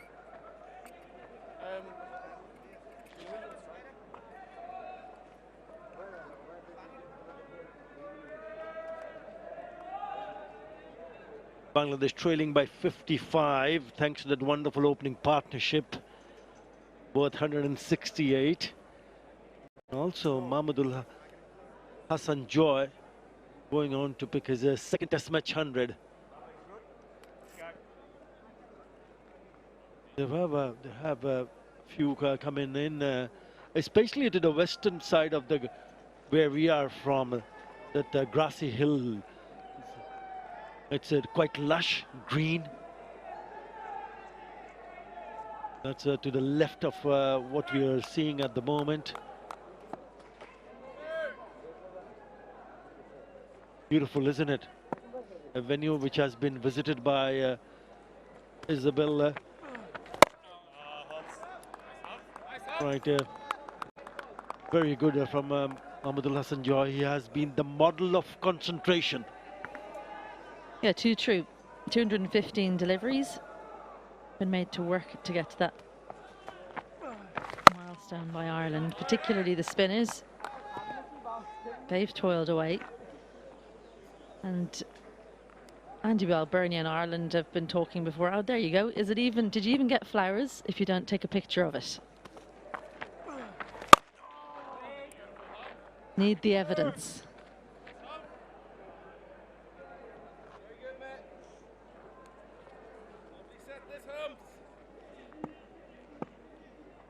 So Ireland calling out for more Test cricket. You want Test cricket, they're being tested. Andy Balbirnie, who's been pretty good in that position, saves plenty of runs. He's hoping for a catch, but it's now about working out what way do you focus on one of the two batters? Can we maybe put pressure on one end? Who's more likely? Is it the tiring Mahmoudul or is it the new batter in Manamal Haq?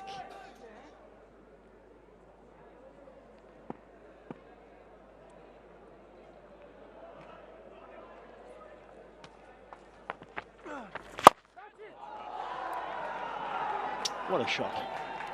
It is aerial, but he was in control.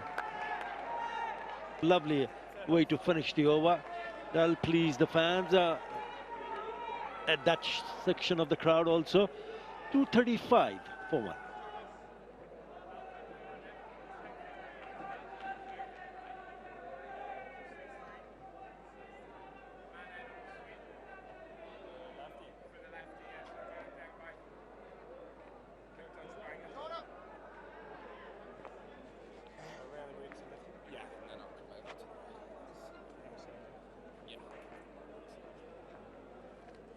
Charge your ball.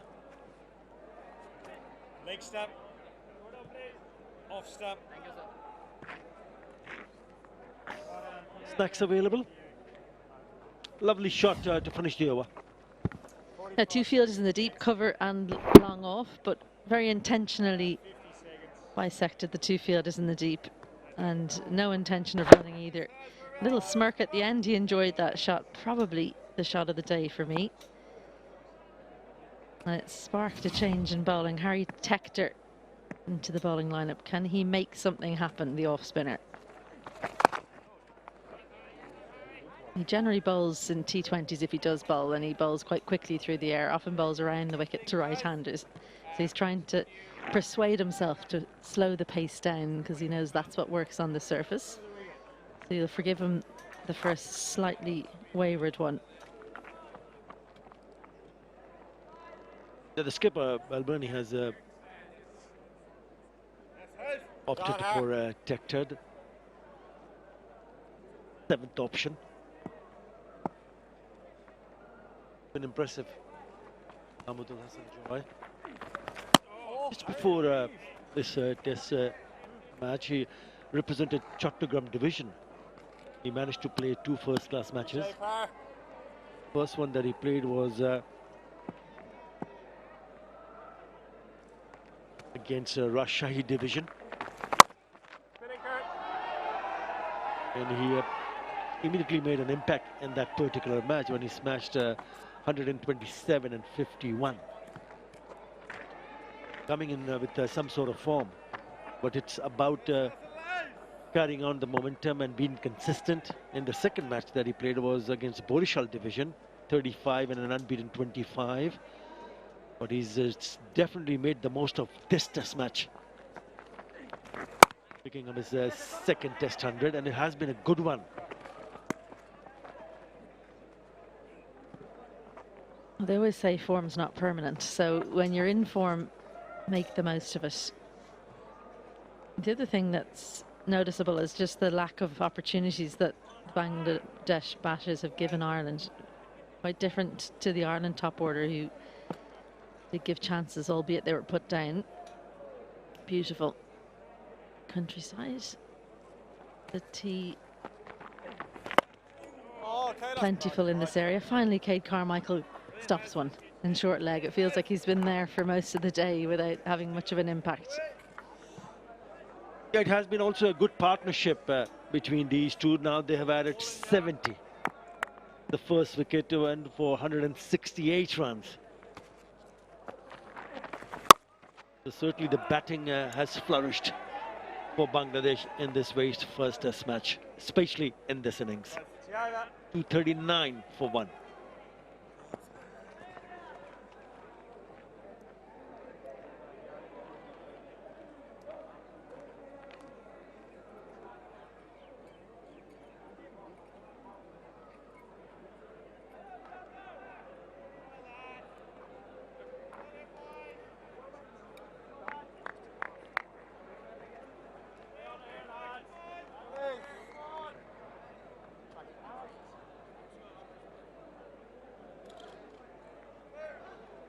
Splitting his batting, Joy's batting in terms of spin and pace. He's faced more spin than pace, but his strike rate has been pretty decent in the 50s. And that's what you want to see from especially an opening batter who's trying to make an impression. Remember, he hasn't been in good nick when he played for Bangladesh, so he had to prove a point by picking up those runs that I mentioned earlier in first-class cricket. But Test cricket is Test cricket. But he has certainly let his bat to do all the talking.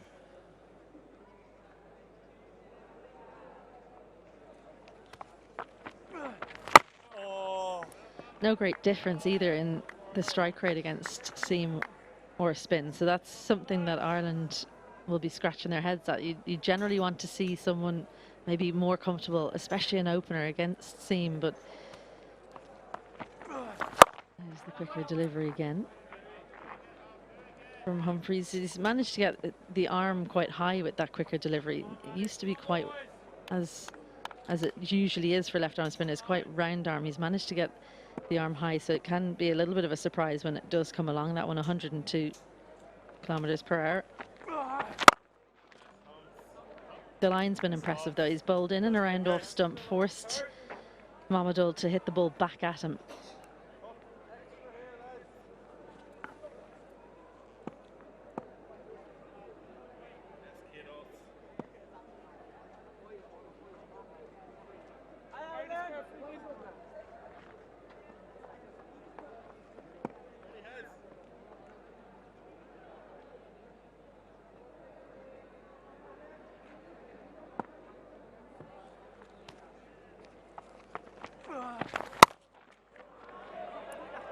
Well, he's moved that fielder at deep cover point to his left, but now he's pitched it short, so it's gone to his left, the fielder's left, which allows the batter to pick up a couple of runs to finish the over. 241 for 1.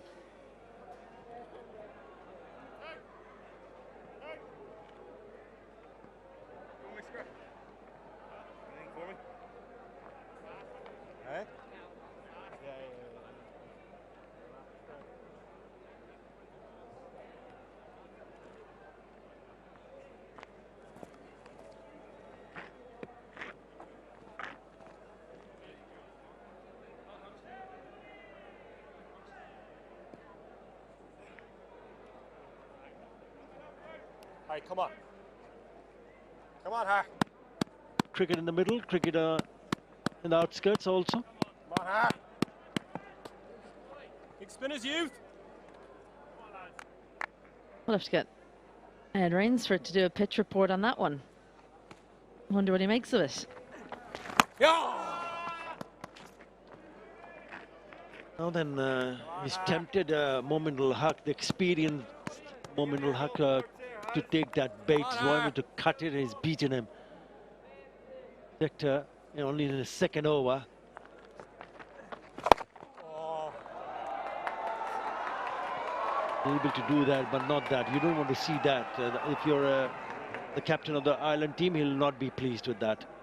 Easy, too easy for him to just clip it away for a boundary. think he needed him. I think he's been asked to bowl slowly through the air, which, like I said, it kind of goes against how he generally bowls. He knows it's not a good delivery. No one needs to tell him. Here we go. The thing about Test cricket, there's generally huge gaps. So if you do get a bad ball, you don't have to strive for it. You just need to find a gap, and there was one. That fielder goes back now on the boundary, creating more protection on the leg side. Very nice, Harry. Yeah, Mominul Haq also represented Chattogram with Mahmudul Hassan Joy. And the last inning against Borishal Division, he also managed to score 92. They were not involved in any big partnership because on the day when Mahmudul scored the century, he missed out.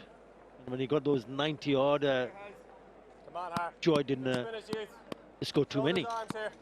But this time around, what is good between them is the partnership. 78 now, and it's taken its time also. So they've taken their time. 152 deliveries. Oi, lovely, Harry. And, lovely bowling. They've stuck to their own plan.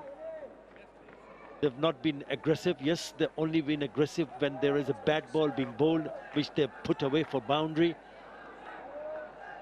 They've stuck to the plans in terms of just go and play basic cricket. Already 6 in this over. Oh, Harry, beauty, beauty. They've been pretty defensive also. They're good, really good to see batters from Bangladesh trying to bat time here.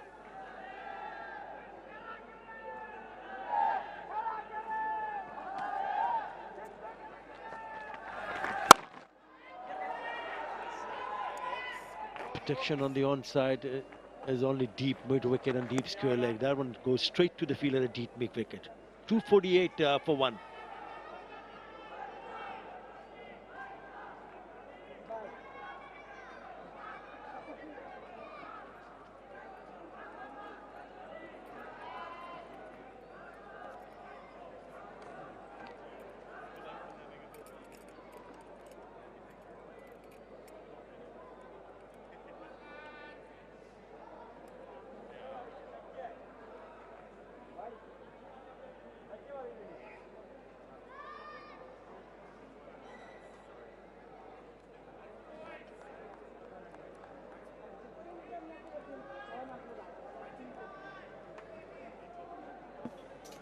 Now 18 more overs remaining today.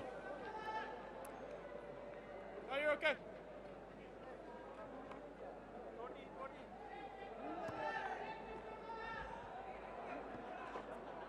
They're still hanging around. 248 for 1. This is a good reply. This is a solid reply from Bangladesh.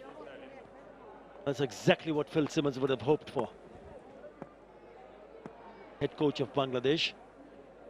And they do have a new batting consultant, Mohammad Ashraful, former captain. It'll also be quite pleasing to see the batters batting in this fashion.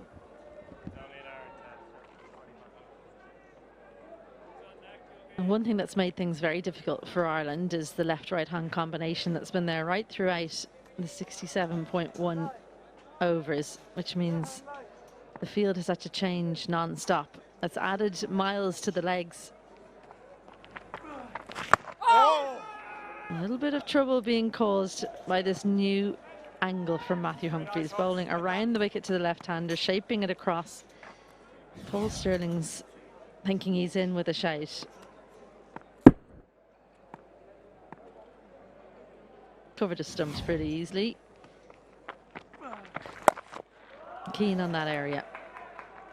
Mominul Haq, very strong, playing down to that backward square area. And once more, Ireland's field will have to change. And that point I make about just the amount of running. Cade Carmichael, for the left-hander, he's in at short leg. Then he's got to get rid of the helmet. And he's got to run out to cover. If there's a couple of singles in the over, that's shuttles for every fielder, which is exactly what you don't want. Yeah, 250. They've gone past 250 now. 51. Oh, it's beautiful, Matthew. Beautiful. We spoke about the hundreds, the second test match 100 for Mahmudul Hassan Joy. He's batting with someone who's got the most hundreds for Bangladesh in Test cricket. 𝗵𝗏𝗃. He's got 13.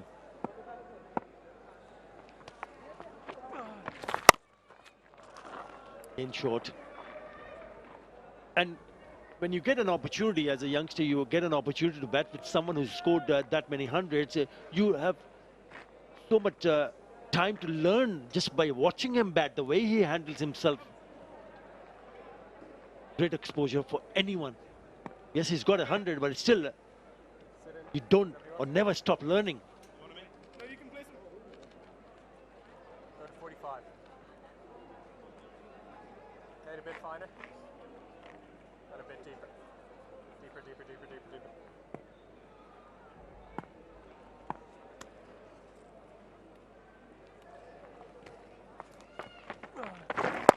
Sit in there. Barry more, Barry, need yards. You're thinking about the second, it's not a good feeling, and you have to run really quickly and getting close to the ball and picking it up and throwing it back to the keeper. 253 for 1.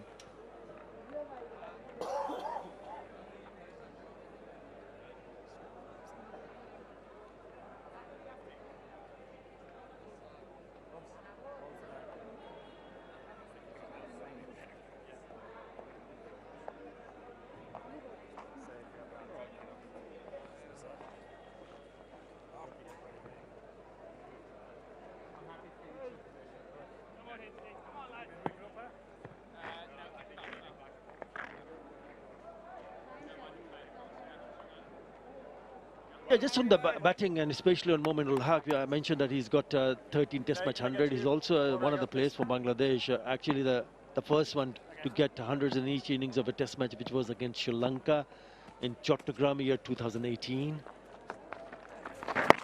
The other one is 𝗏𝗏𝗃𝗃 Shanto, who got back-to-back hundreds recently, much recently, which was in Sri Lanka. Goal this year. But if you're looking at his track record this year, particularly this year for 𝗵𝗏𝗃, he only has one score of 50 in 4 Test matches that he has played this year.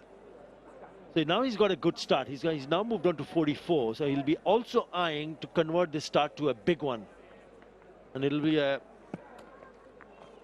really good for him and his team to see him get that 100 if it happens.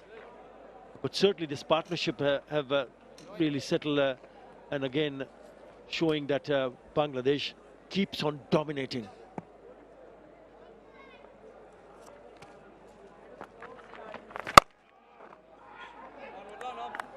Good fielding once more from Ireland. Matthew Humphreys. I think it does help when you've been in the action. He's been doing a lot of bowling, so you're really in the game and you're bowling from one end, to be aware and alert, get down sharply. Oh, Harry, beautiful. And for Bangladesh, they'll be eyeing up only batting once in this Test match. That has to be the chat, you would imagine, at the end of the day's play, especially if these two remain intact. Build upon this partnership. First of all, get the partnership to 3 figures. Oh, sharp turn. And there's a lot of batting to come. There's 𝗏𝗏𝗃𝗃 Shanto, we already mentioned the skipper. There's the ever dependable Mushfiqur Rahim.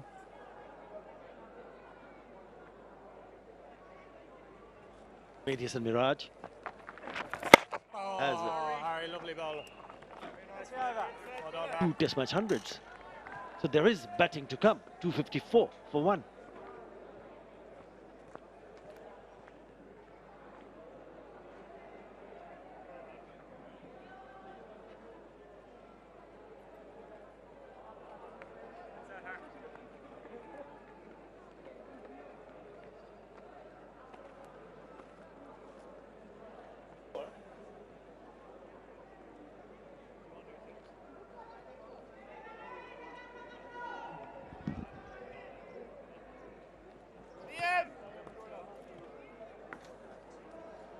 And that's even without mentioning Lytton Das, 400s to his name. So definitely a strong middle order to come. I always wonder what they're thinking when they're on the sideline and you've got such a good platform. Are you kind of hoping that someone gives you a chance to get out there and have a bat? Or are you happy enough chilling out in the sideline? I suppose in Test cricket on day 2, you think you've probably got enough time anyway, don't worry. McBride into the attack again. Lovely start, Scrah. I mean, they'll be thinking this partnership goes bigger because it's only the second day of a test match. There are 3 more days to in hand to find yourself in the position to go and get a result. Pulled away. Oh, that's smacked away. Smacked away and 6, and that will be his 23rd test match, 50 for Mominul Haq. Fantastic stats. Draws a smile from the crowd, draws a smile from Mominul Haq. Anytime he's bowled this kind of length, Andy McBride, it's been sent to the boundary. Great acceleration through the ball, slightly held up in the surface, which made things slightly easier, but it got the treatment it deserved, and a fantastic way to bring up your half century.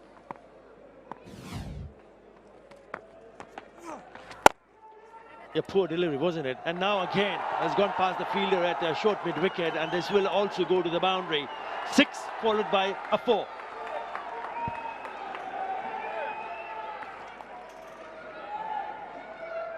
Maybe betraying a little bit of stiffness. Andy McBride has taken over from Matthew Humphreys, and it hasn't been a good start to the spell for the 32-year-old. Remember, he is Ireland's joint leading wicket taker in this format, so Andrew Balbirnie will be turning to him, hoping that he can get the next breakthrough.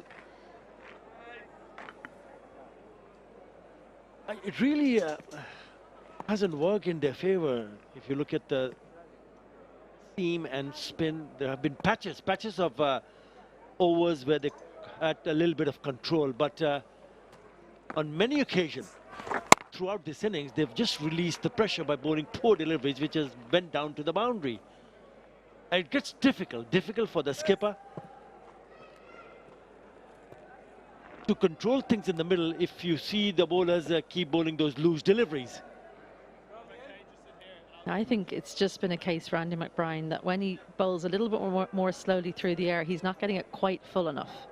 We saw that from that side-on angle, that 6 that was hit by Mominul Haq, that it just sits up a little bit at that pace. So you need to get that little bit fuller. Just hasn't managed to do it yet, Andy McBride. There's the one that just keeps going away with the arm. Good way to close out that over, but it's been an expensive 111 from it. 265 for 1.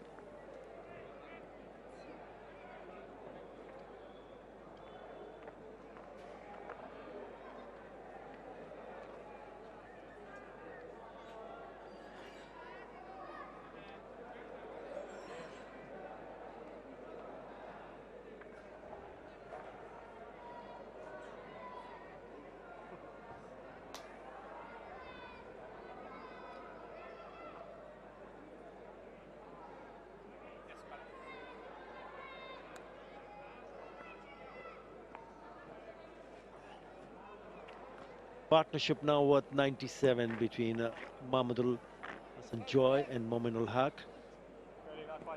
Takes the score to 265. Bangladesh trail by 21 runs.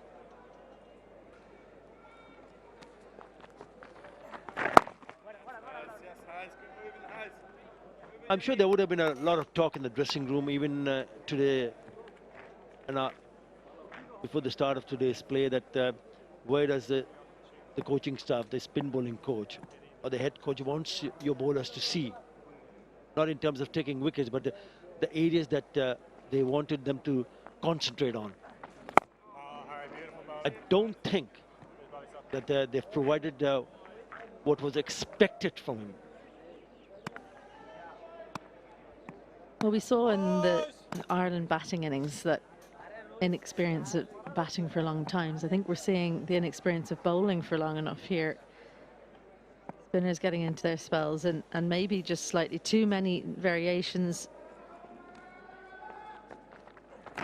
Not quite bowling to fields enough when there's been one side that's been packed. We've seen boundaries on the other side. That's the kind of thing you don't want to see as a bowling coach. 3 fielders on the leg side right now for Harry Tector, for example. Needs to keep it close to the off stump. Or on the offside. That's where his main protection is. That's where his wicket-taking options are. Show him again, Harsh, show him again. Yeah, with these last three test matches going in favor of Ireland, did you expect better fist of things, especially in terms of the bowling? Yeah, Harsh, show him again, Harsh. Yeah, I think it's tough to say. I mean, Mark Adair is such a big loss to the test match team. He's been a bit of a talisman. The way he can get the ball to move both ways, what he adds to this group can't be understated. Maiden for Harry Tector, 265 for 1.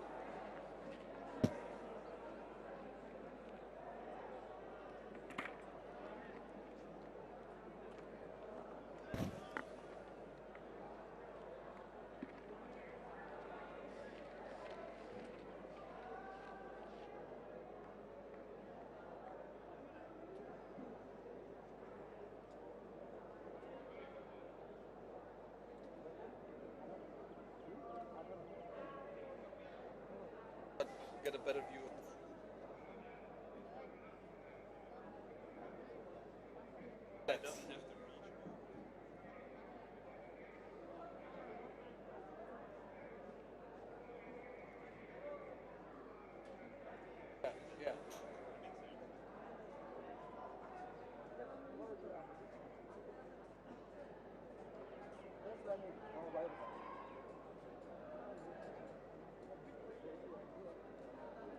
Going good for Bangladesh. Mahmudul Hasan Joy continues, and Moinul Haq has come in and joined him, and they're 3 short of another 100 partnership here.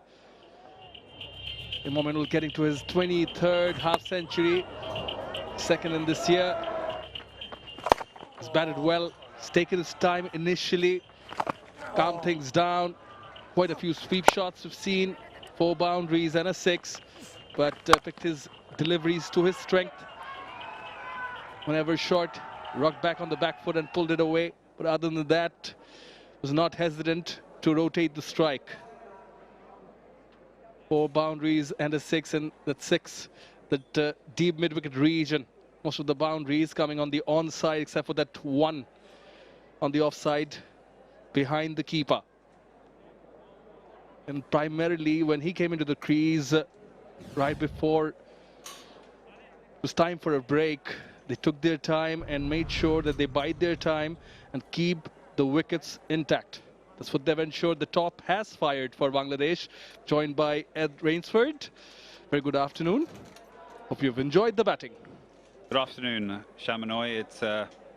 It's good old-fashioned Test cricket, isn't it? Where a bowling side is going to have to find a way of trying to bowl out what seems to be a very good start here by Bangladesh with the bat, and still a lot of batting to come. Shanto, Mushfiqur, Liton Das. And then you have 2 set batters in Mohammadul on 127 and Mominul on 55. 265 for 1. So as the players are enjoying some drinks and having conversation, I always think to myself, what would the conversation be right now in that situation, in that particular huddle? But we revisit the 100 by Mamadou. Good on the drive. Elegant on the drive. Even better square of the wicket. Brutal on width and balls in the slot. But the driving has been a real part of his game. The use of the feet. And an excellent 100, really is. Have a look at the boundaries. You can see how strong he is through the offside. You can see once you sort of get into the pads as well, he's not afraid to clip you through the onside as well, but a lot of boundaries around that fourth, fifth stump region. He'll want to make it a big one, won't he? Mominal will be thinking, when can I get another 100? He needs 45 more. An hour to go in play. 14 overs left in the day. This run rate at about 3.73. Give yourself another 40, maybe another 50 runs. And they'll have a lead of 30 overnight.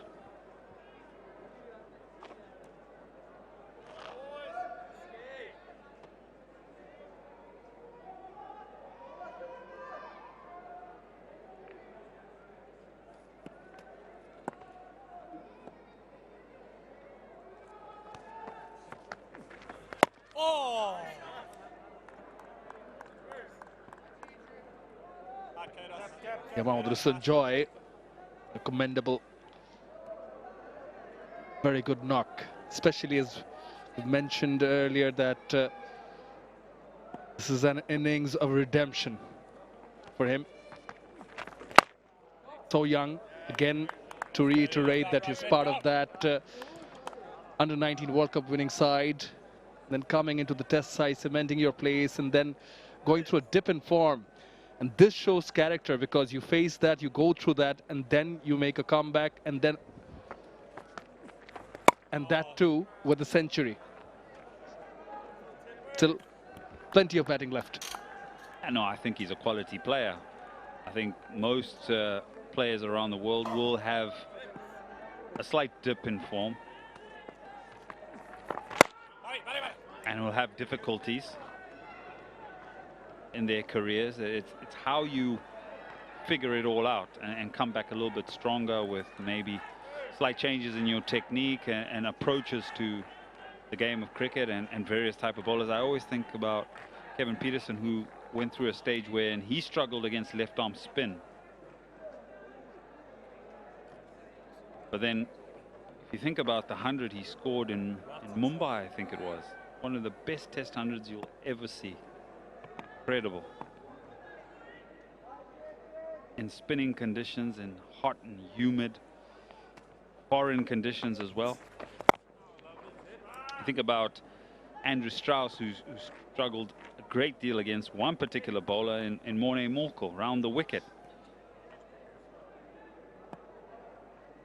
Think about Michael Vaughan, who struggled against Dale Steyn.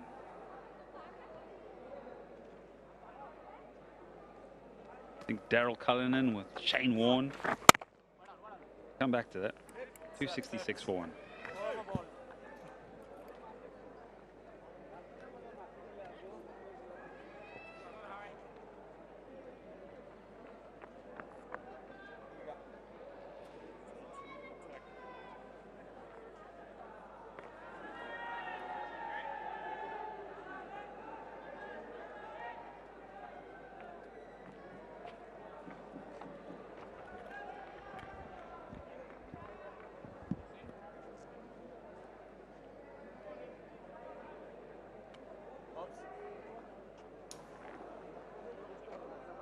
Trail by 20 runs, Bangladesh.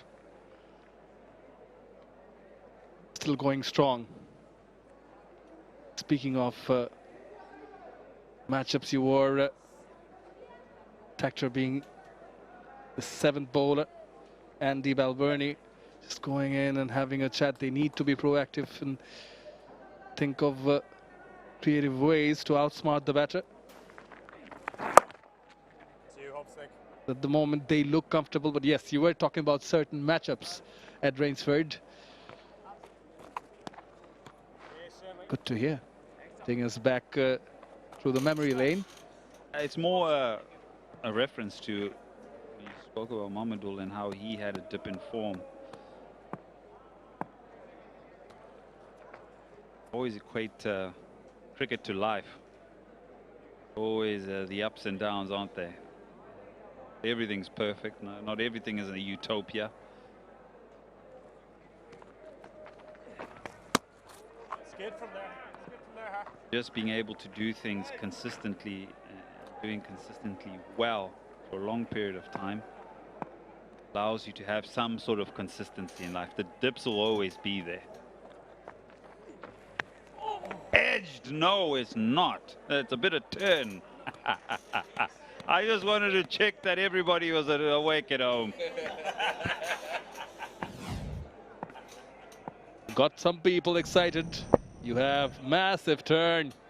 Day 2, final session. Under progress here as the Bangladesh batters bring up the 100 partnership for the second wicket. And importantly, joy featuring in both of them. But this man on the screen, Mominul Haq, has played a pivotal part as well. Another box ticked. Another big partnership. This is where perhaps Ireland, when they had those wonderful partnerships that were just budding or just beginning to bloom, they were ending.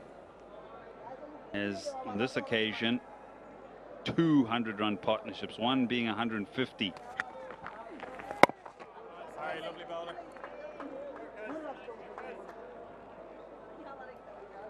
I actually like the move of Mominul Haq coming in at 3. As mentioned earlier, that he's been doing that throughout this year, quite a few times last year as well. Heaps of experience, of course. Such an important position. To come in and bad use of the feet from Joy. No result in the end. 73 done. It's 268 for 1.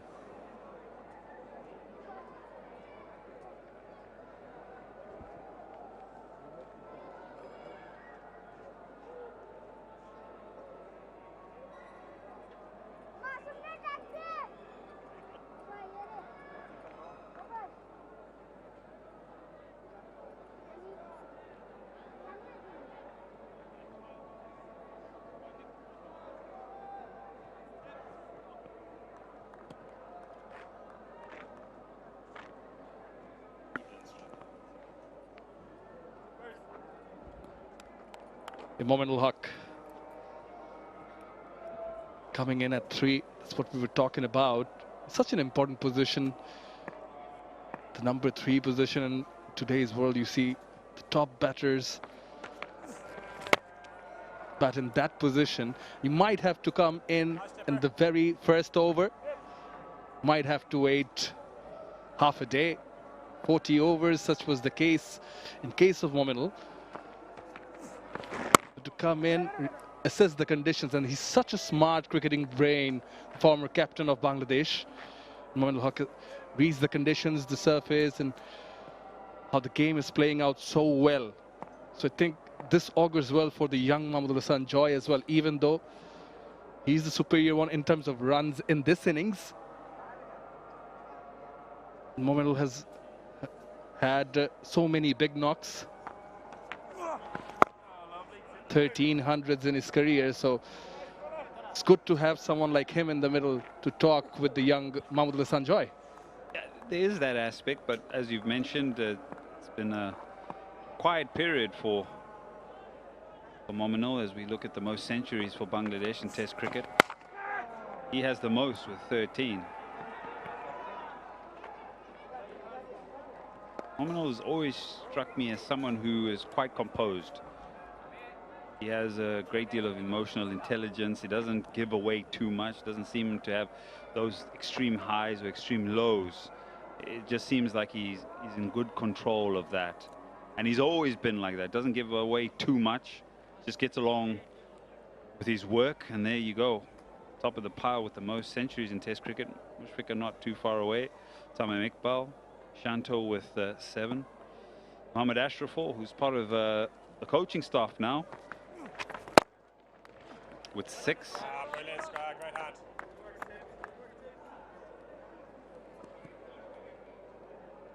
Much as, yeah, he will be giving Wadul some sort of information and feedback, I think he generally keeps in his own sort of bubble and keeps to himself about how he's going about his work. Down the track, he's taken the bowler on and launched it off the runway. He will get a maximum for it. Will Mahmudullah Sanjoy, 6 to end the over. 275 for 1 Bangladesh.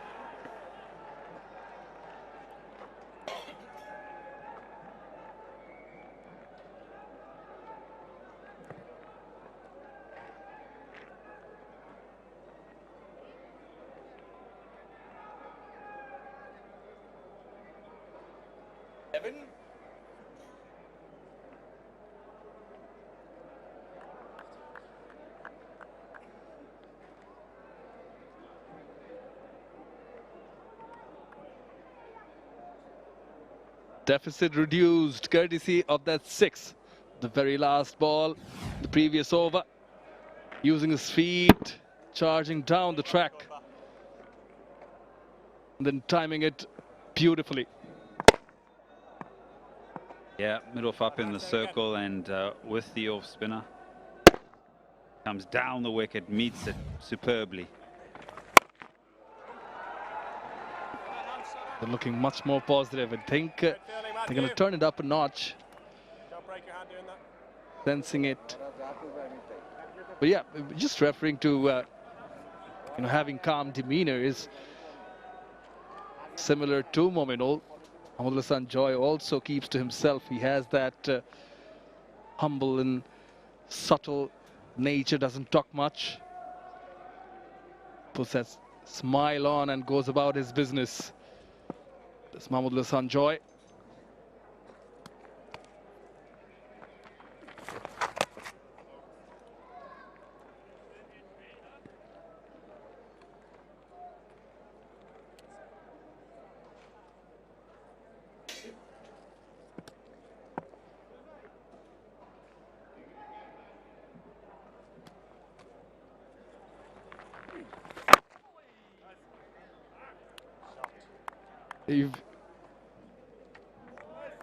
They're going good at the moment, cruising along our Bangladesh.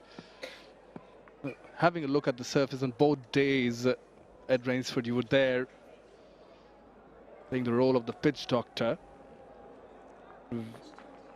Oh, wayward, very wayward.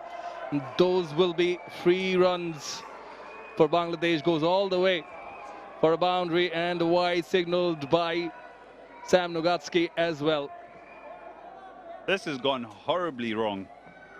What's happened here? Right. Oh my.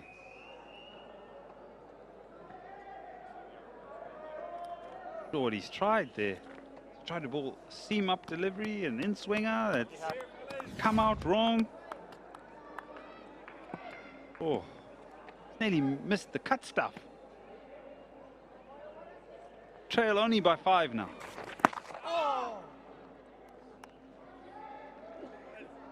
Just wanted to ask you, do you reckon the pitch has actually played quite well?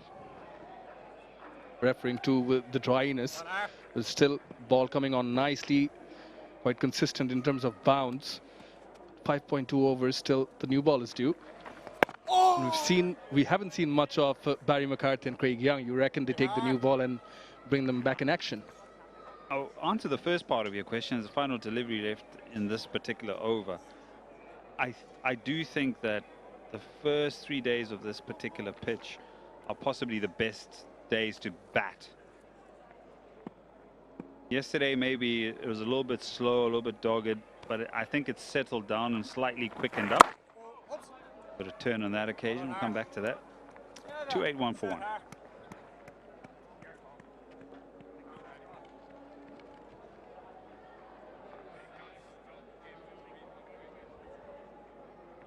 Just be ready.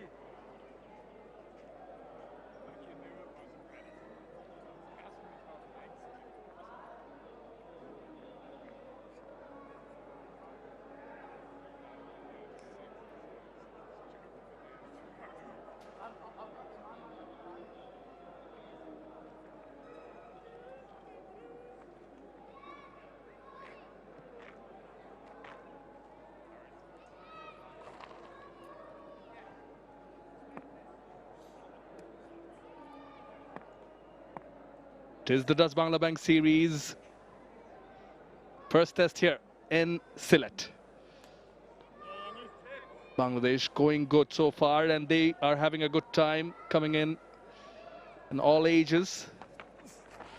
A family affair, and we're in the middle of the tea gardens. Good time to have, but please continue at Rainsford. I think the first 3 days, of this particular test match on this surface, the best times to bat. So we're into day 2 tomorrow. Be interesting to see in the latter part of tomorrow what the pitch plays like. So your island, you're looking to bat maybe a day, day and a half, 2 days max. But that wasn't to be. So now you're playing into the hands of Bangladesh, who will bat out through today and look to possibly bat out tomorrow, because there's still so much time left in the test match, and set up quite a big total and perhaps only bat once. So I don't expect the pitch to drastically misbehave between today and tomorrow, but I do definitely think on day number 4 we're going to see a lot more turn, and the spinners having a little bit more of a say. Regarding the new ball, which is under 5 overs away, look, at this particular stage you might as well give your seamers an opportunity to take that new ball and try and maybe nip 1 or 2 out. Oh, lovely, lovely. About 35 minutes left in the day, so why not? And then give them an opportunity to come back tomorrow, rather than maybe sort of amble and meander through this particular evening session. Oh! Beautiful ball and pitch. Bowled by McBrien. No wicket for him so far. So well bowled delivery coming around the wicket, ideal one, pitching and straightening. Pitching it up and brings out the sweep. There is protection in the deep. They're taking it easy, ball by ball. They want to bat long, as my fellow commentator here mentioned.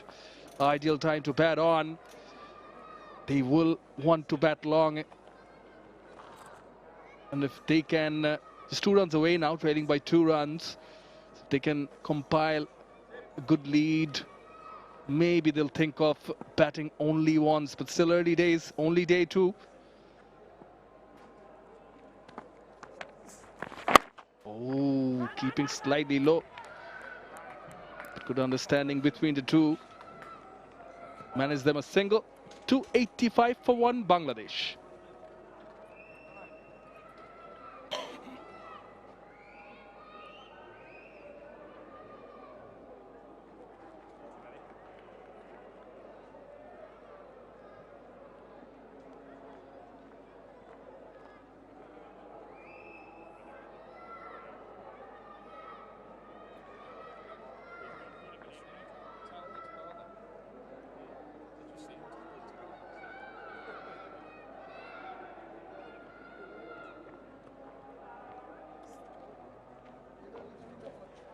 Well, exactly the deficit on your screens.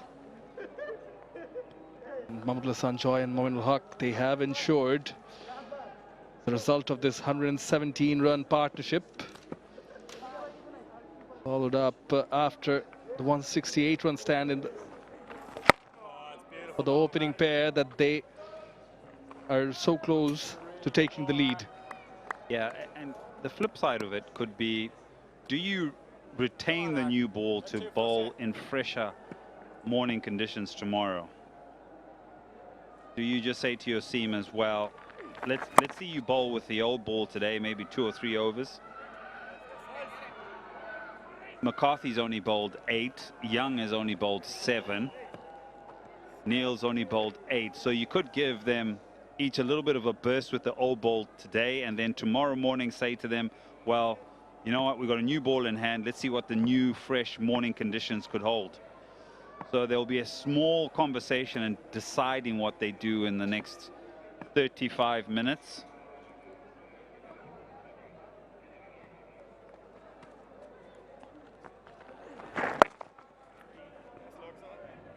Again, fast bowlers could be a little bit grumpy. Body still a bit sore. You never know. Be all about what they decide. It's a tactical move.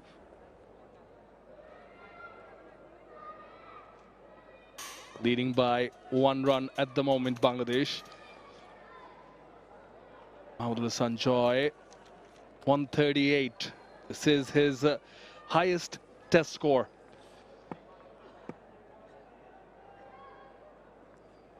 Always a good occasion.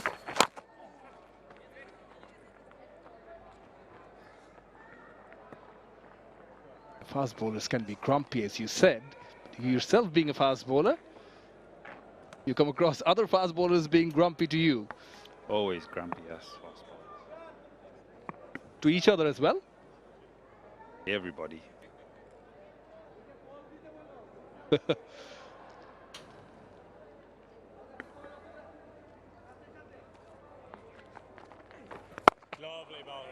Field is quite widely spread in the onside for Mominul Haq. Asking him to pierce the fielders, go hard at it, time it perfectly to bisect those two in the deep. Not just that, I looked at his wagon wheel. He hasn't scored anything down the ground, but there is a long off in play. Maybe a wasted fielder. End of the over. 288 for 1.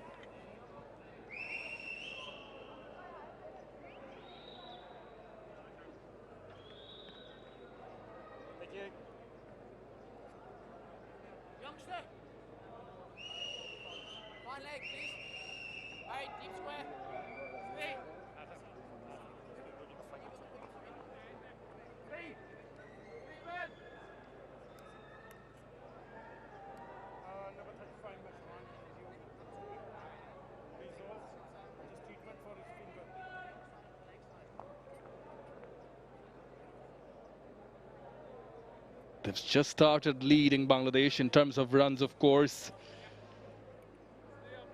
77 overs done. 8 more overs remain in the day.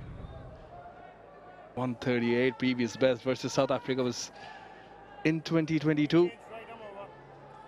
Taken 3 years, but sure, as you said, you equate cricket with life.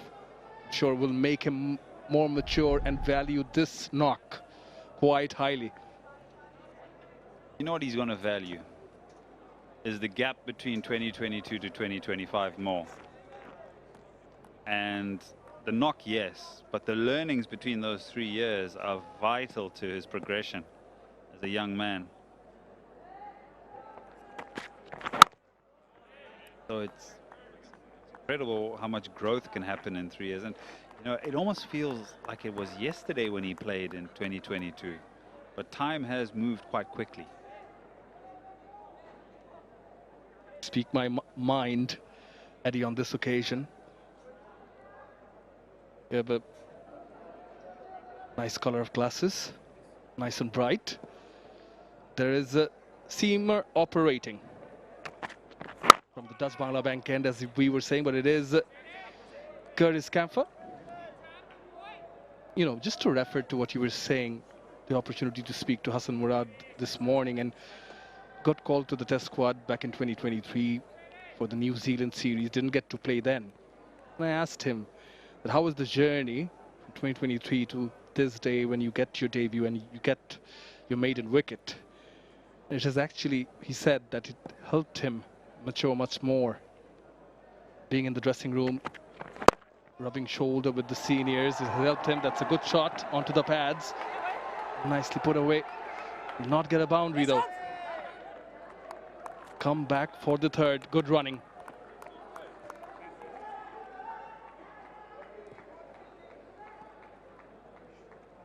Goal nicely. Debut. Nicely worked through the onside. A little bit too straight on that occasion. Curtis Camphor's looking for a little bit of a reverse swing.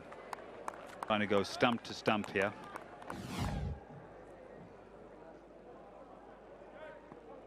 Trying to go stump to stump, maybe a straighter field. Have to try and hit down the ground. Not then maybe falling over because they're trying to access the square parts of the ground, and that brings in LBW and bowled. The aerial for a bit. There's a Kali in position. But for the left-handed Mominal, though, we've seen mid-on and mid-off in place. Again, as you mentioned, that he hasn't scored many runs straight along the V.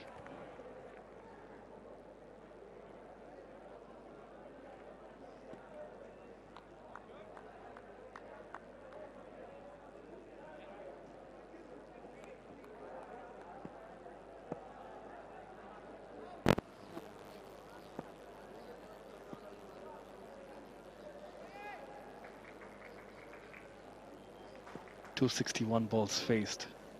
Most importantly, was in the air for a bit. I was just about to say pretty much a chanceless innings, but he will take that boundary. Smile on the face of Camphor, but can't help it. This is all hands, isn't it? Moves into the 140s. But what keeps Camphor interested is that this is uppish. Yes, there is the forward press, but from there, the hands and the wrists take over. It's another boundary. The lead now 10.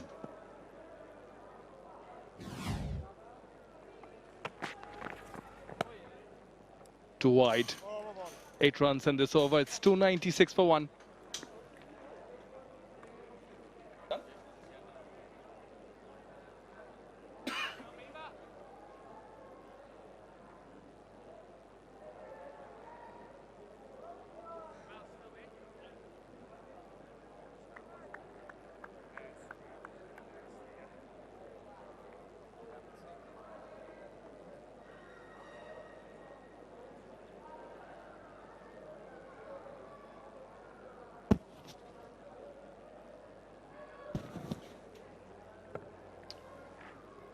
Look at that, really having a good time. It's like the Bangladeshi batters in control, enjoying themselves, feasting on some runs, and really it's been a smooth sail so far.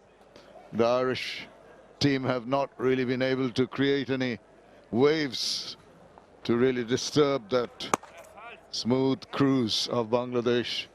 We've reached 296 for 1. A lead already of 10 runs with just about 7 overs to go in the day's play. Maybe a little more because we cut-off time is 4:30. Make it look so simple. Have negotiated the balls quite comfortably. Haven't really been put under extreme duress or any kind of pressure. That initial partnership of 168, now the second wicket partnership of 128. Really making things very, very difficult for the Irish bowlers. I think sure they're going to pounce on that. Little swivel forward of square. Good work, had to cover a lot of ground. Manages to throw that in.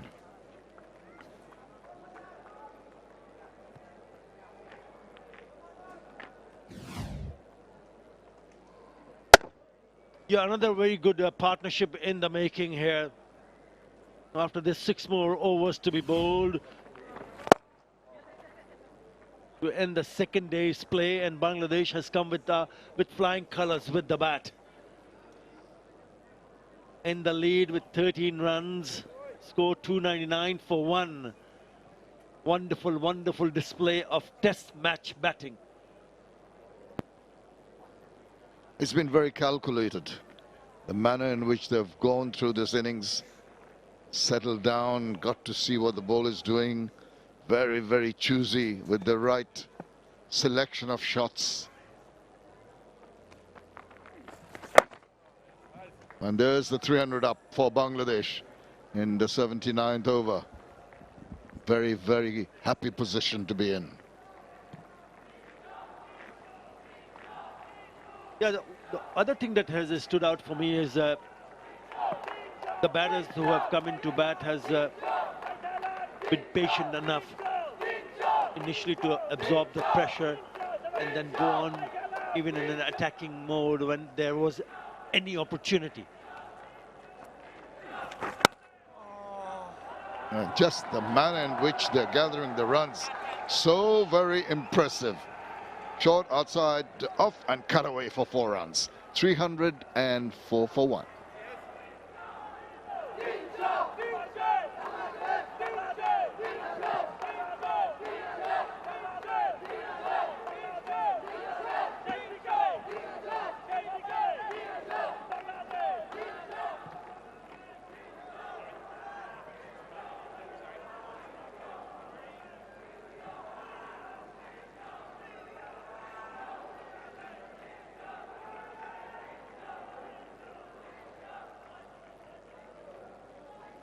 It's been pretty good, the over rate right through the 3 sessions. And the scoring rate, despite that little pause and 2.87 in the second session, has been quite good. Yeah, the last delivery in the previous over was wide and there was there to be put away. And that's exactly what Momin Laka did. Disappointing. That has been a disappointing aspect of the Irish bowlers, especially today. Pick up and put it away. Well, what about that? That went the distance. All he did was just make that sweet contact, swivel around and hit it away. Reaches his 150 mark. 152 for Mahmudullah Sanjoy. And what a way to get it. Yeah, what a shot. What a pickup shot. Even he enjoyed it, Mushfiqur Rahim in the dressing room. Well, he's been batting for a long time and he's not going to miss out on any opportunity whatsoever. Onto the pads and really launch himself into it to get that 6. And then when you get a good ball immediately after, you don't get carried away. You put a dead bat to it. Another look at this. Using this angle so very well.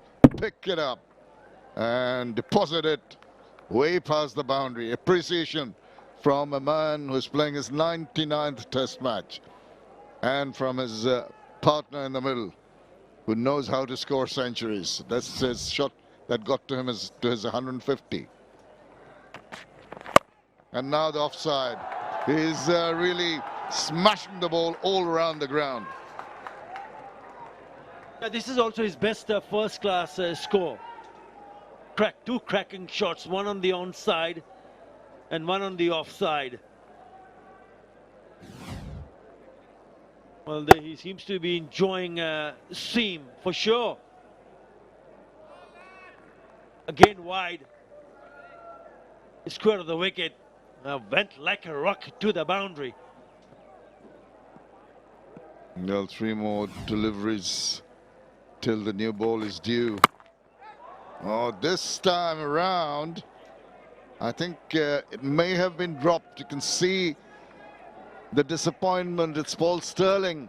Went very quickly to him. Opportunity missed. That's a big miss.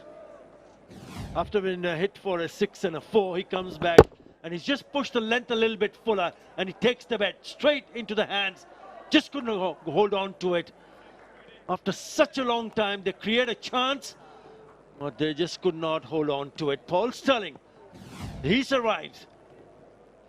Oh, how are they going to recover from this? After all the effort, one goes a begging. And what a time for this to happen. Right when the Irish team would have been rejuvenated with the fall of a wicket, and that important wicket of Mahmudullah Sanjoy. That is cricket for you. That is rubbing salt into the wound.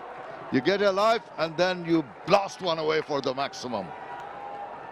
Well, it looked like from the very first delivery when he faced in this over, he belted one down over the top of the square leg fielder for a 6.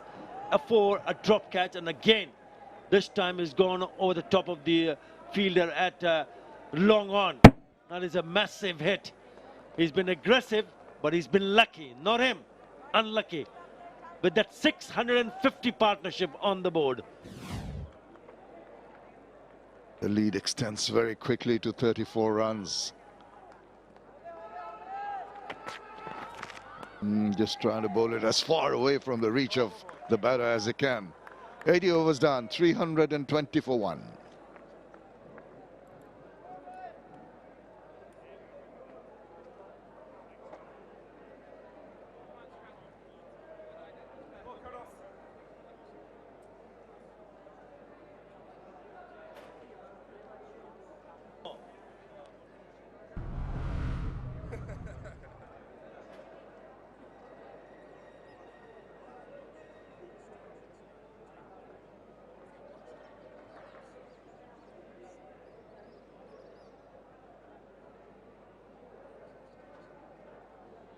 Very lopsided scorecard. Ireland bowled out for 286.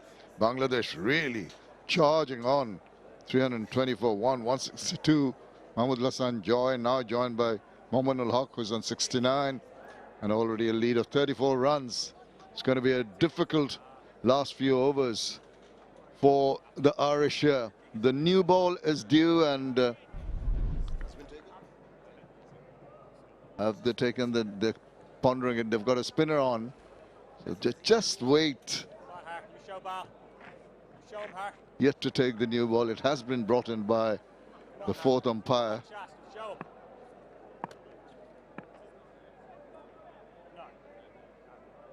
Architector.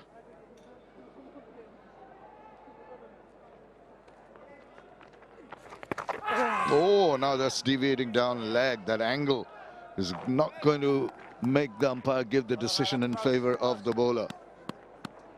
Yeah, a word of caution to someone like Mahmoodul Hassan Joy as we see this replay, because in that previous over he was a little bit too aggressive. Batting on 162 now, Mahmoodul Hassan Joy. He smashed 16 runs in that previous over. Would have found himself back in the pavilion had that catch been taken. So just a word of caution, because there's not a lot of overs to be bowled before the end of today's play. Just hang on.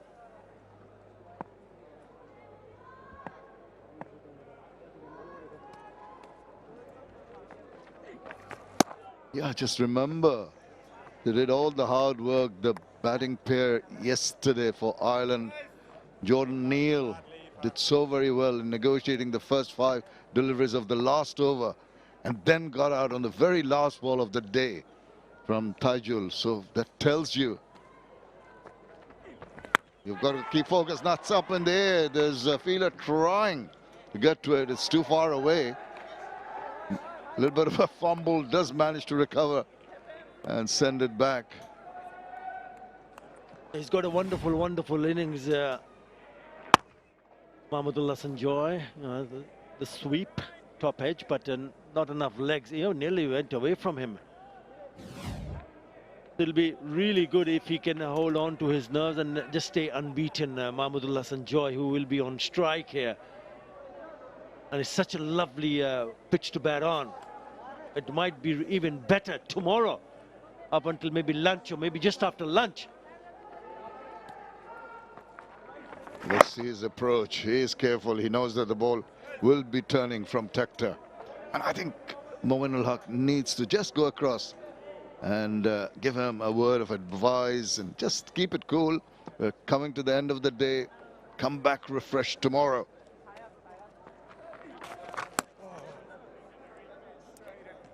$321 for 1.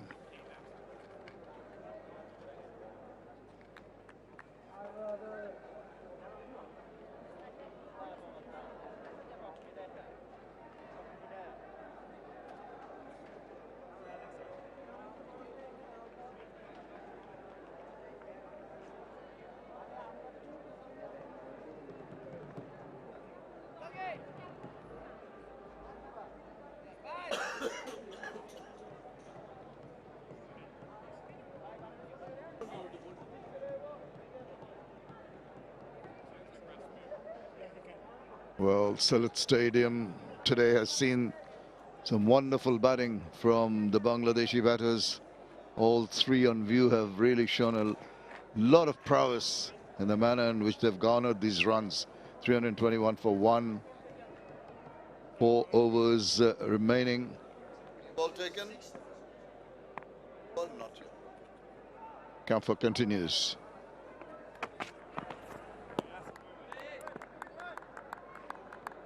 There'll be a lot of that leaving the ball at this time of the day.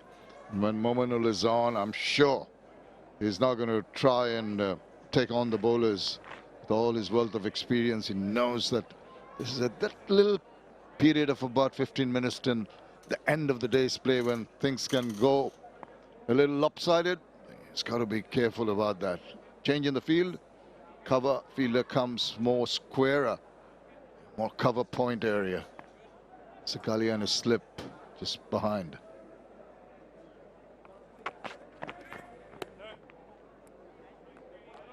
Well, the idea from the bowler, Curtis Camphor, is to bowl a little bit fuller and just a little touch wider.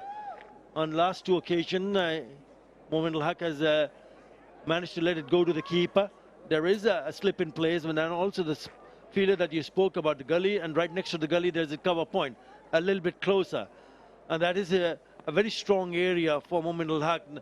He does enjoy playing in that area, but if it goes aerial, then those three fielders might be in business.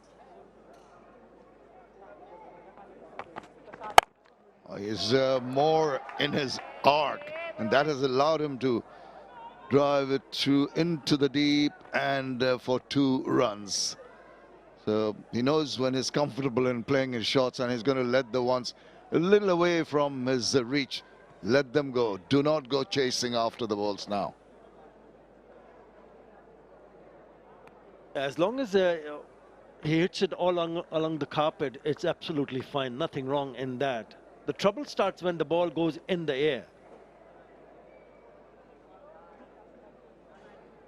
Trying to work out a way to get another wicket here. The Irish is much closer to him, allows the ball to come on. Dead bat offered. A perfect way to negotiate the bowling at this fag end of the day.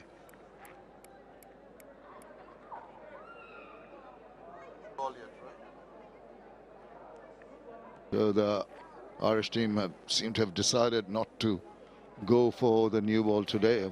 Might be surprised for the last 2 overs to go, or 3 to go after this. Not interested. That's the way to do it.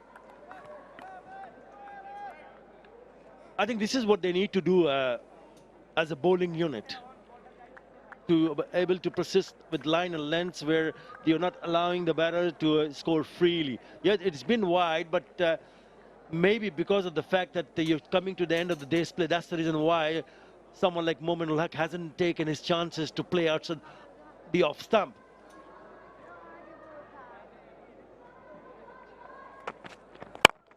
Every time it's closer, he gets it in the middle of the bat. This time round, though, fielder covers it, and that is another overdone. 3-2-3 for 1.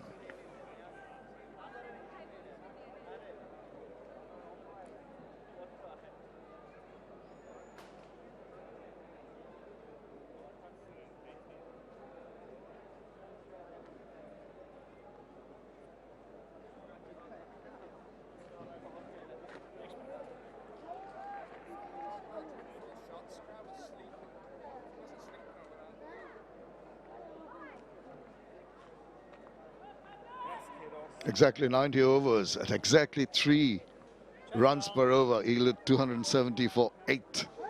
And then today, reaching the end of the day, 3 more overs left.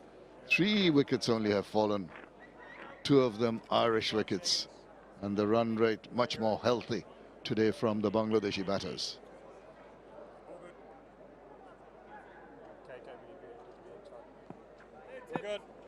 McBride into his 23rd.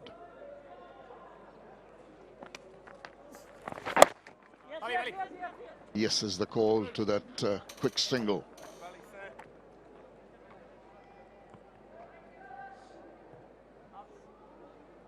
Yes, certainly, mate. Leg stump. Off stump. Thank you. And if you look at what has happened so far today, the first session of Bangladesh scoring at a rate of 4.75, nearly 5 runs in an over. They did, those 2 wickets were taken by the Bangladeshi bowlers.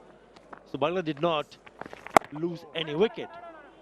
But I think important for Ireland, the skipper, the coaching staff to look at what they managed to do in the second session. Why I say that? Because the run rate did come down under 3 runs and over, only managed to take 1 wicket. But that's how you can create pressure. Look at the third session. It's gone again above 4.5 runs and an over.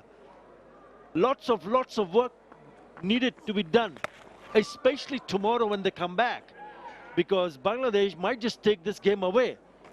But if you can create some pressure, if you can allow your bowlers to give a little bit more pressure on the batters, then you might be able to pick up wickets. That's the only way they can come back.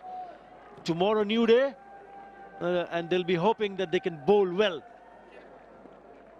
But what a partnership this is turning out to be. 157, Mahmudullah Hasan Joy, unbeaten 163, Mominal, unbeaten on 73.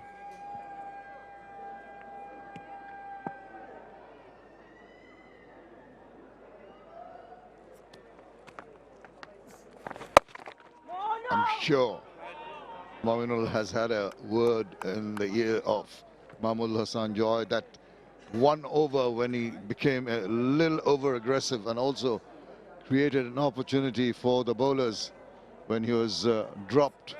He's been told about that. He's been told to keep his cool, just play out, and it'll make the dugout very happy. Bangladesh team have done exceedingly well. And even when this one is down the leg side, is content to put a dead bat to it, not really thinking of going after runs. And that is a very, very wise option.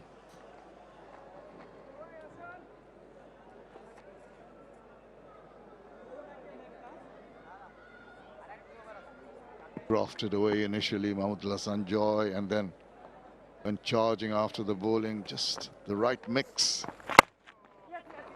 And the manner in which he controlled that shot, just a little push and a little run to finish over number 83, 326 for 1.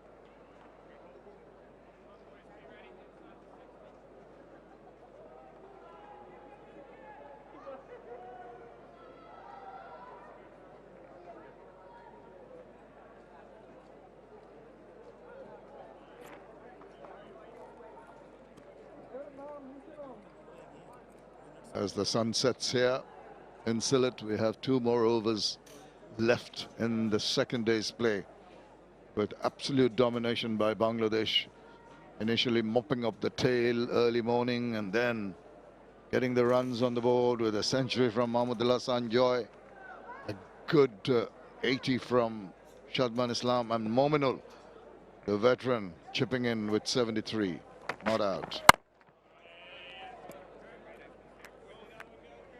And this innings should do a world of good to someone like Mahmudullah Hasan Joy, who hasn't been a regular feature in the Bangladesh team, in and out. 18 innings before this that he's missed out making an impression with the bat. But now, with that score of 164, an unbeaten 164, this should really give him that boost to make sure that he cements his place as an opener. Bangladesh have struggled. Really struggled to find the right pair, right opening pair. 6 opening pairs used. 2023, 7 different opening batters tested as an opener for Bangladesh in Test cricket. But if someone can produce an innings of note, innings of substance, then you need to look towards Mahmudullah Hasan Joy. And it's more important for him to realize the fact that what he has achieved today, whether he'll be able to go and repeat it and do this in a consistent basis, we'll have to wait and see. But he's certainly shown character and will certainly please the selectors, the team management, and the skipper. Hassan Mahmood, night watchman, if needed, from the Bangladeshi perspective. They don't want that to happen. Yeah, you don't want to forget Shadman Islam. You're talking about the opening pair. These two have done well, so very well.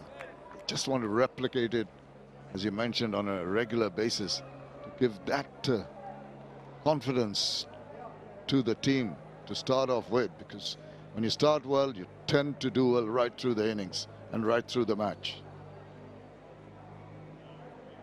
Concerns for skipper and his teammates. It's been a long day. It's been a tiring day for Balbirnie and his mates. It's just waiting for things to finish tonight and come back refreshed tomorrow.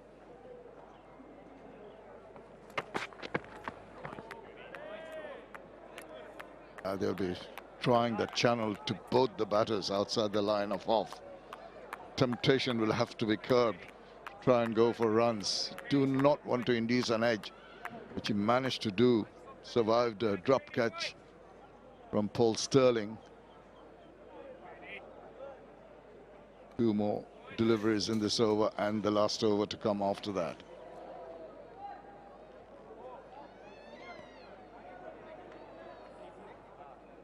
All going in slow motion at the moment, understandably so.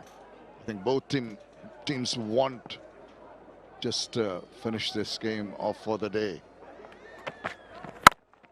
Yeah, another dot ball.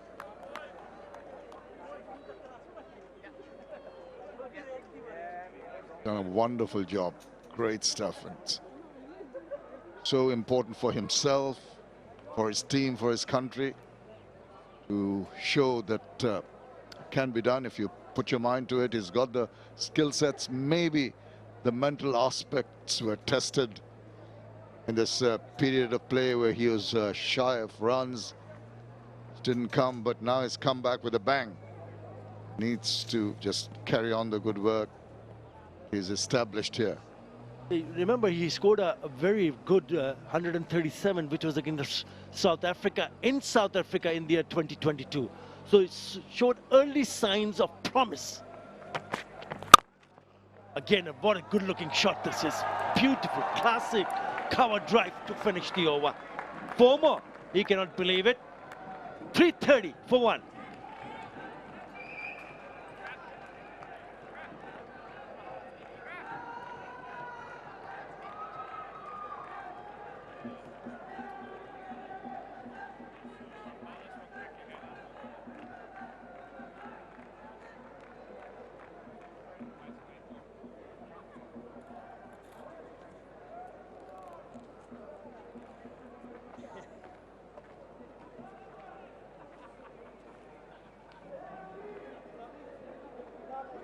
The last over of day 2 of this first test match coming up.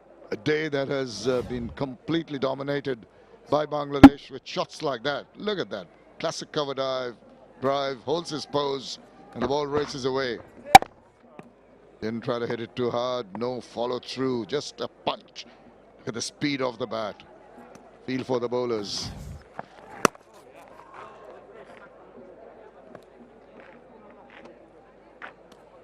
Bangladesh lead now extended to 44 runs, 9 wickets in hand.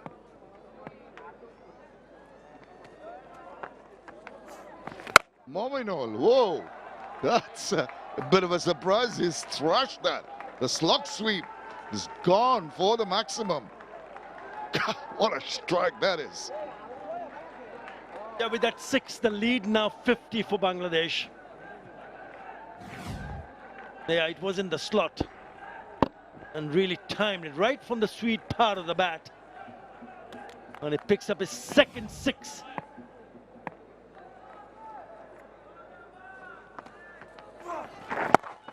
Yeah, and after that, he makes sure that he gets right behind the line, puts a dead bat to it. Yeah, you know, both of us thought maybe they'll play out the last 3 or 4 overs quietly. Not Mominol. He had that opportunity a couple of bowls back, and he didn't miss out. Makes a few changes. The fielder deep mid goes from mid wicket to deepish mid wicket.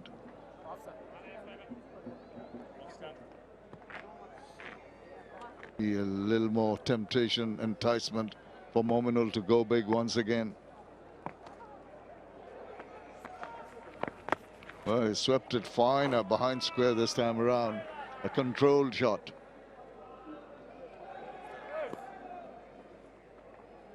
Yeah, really good display. Really good display of temperament, determination, dedication.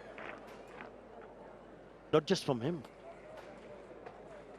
including him and also 𝗏 𝗏𝗂𝗏𝗂. A bit of a shout from the keeper as those played were deflecting from the inner part of the bat for a single. The last ball of the day coming up. It's going to be negotiated by Mominul.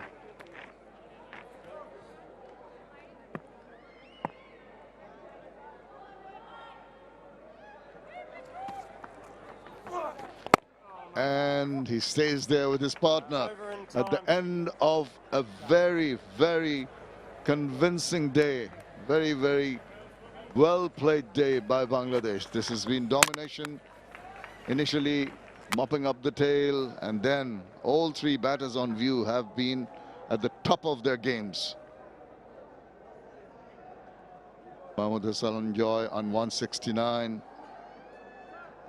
Can relax now. He knows he can come back tomorrow as the break up the third session. Just 30 overs. No wickets have fallen and a good run rate of 4.67. Bangladesh right on top. Yeah, it's an excellent day for Bangladesh, but not a good day for Ireland. They lost those last 2 wickets very cheaply inside the 10 deliveries. They lost those 2 wickets, and then Bangladesh started piling up runs with that massive opening partnership of 168. And now these two have batted to another big partnership of 170, which gives them a lead of 52. Mohammad Hassan Joy leads the pack. Excellent innings.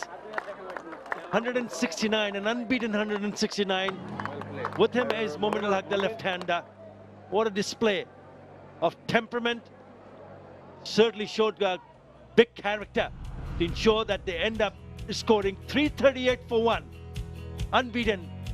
Came on to open the innings, and he's carried his bat today for unbeaten 169. 𝗏 𝗏𝗏𝗏 also made a big impact with that 80-odd in the partnership of 168.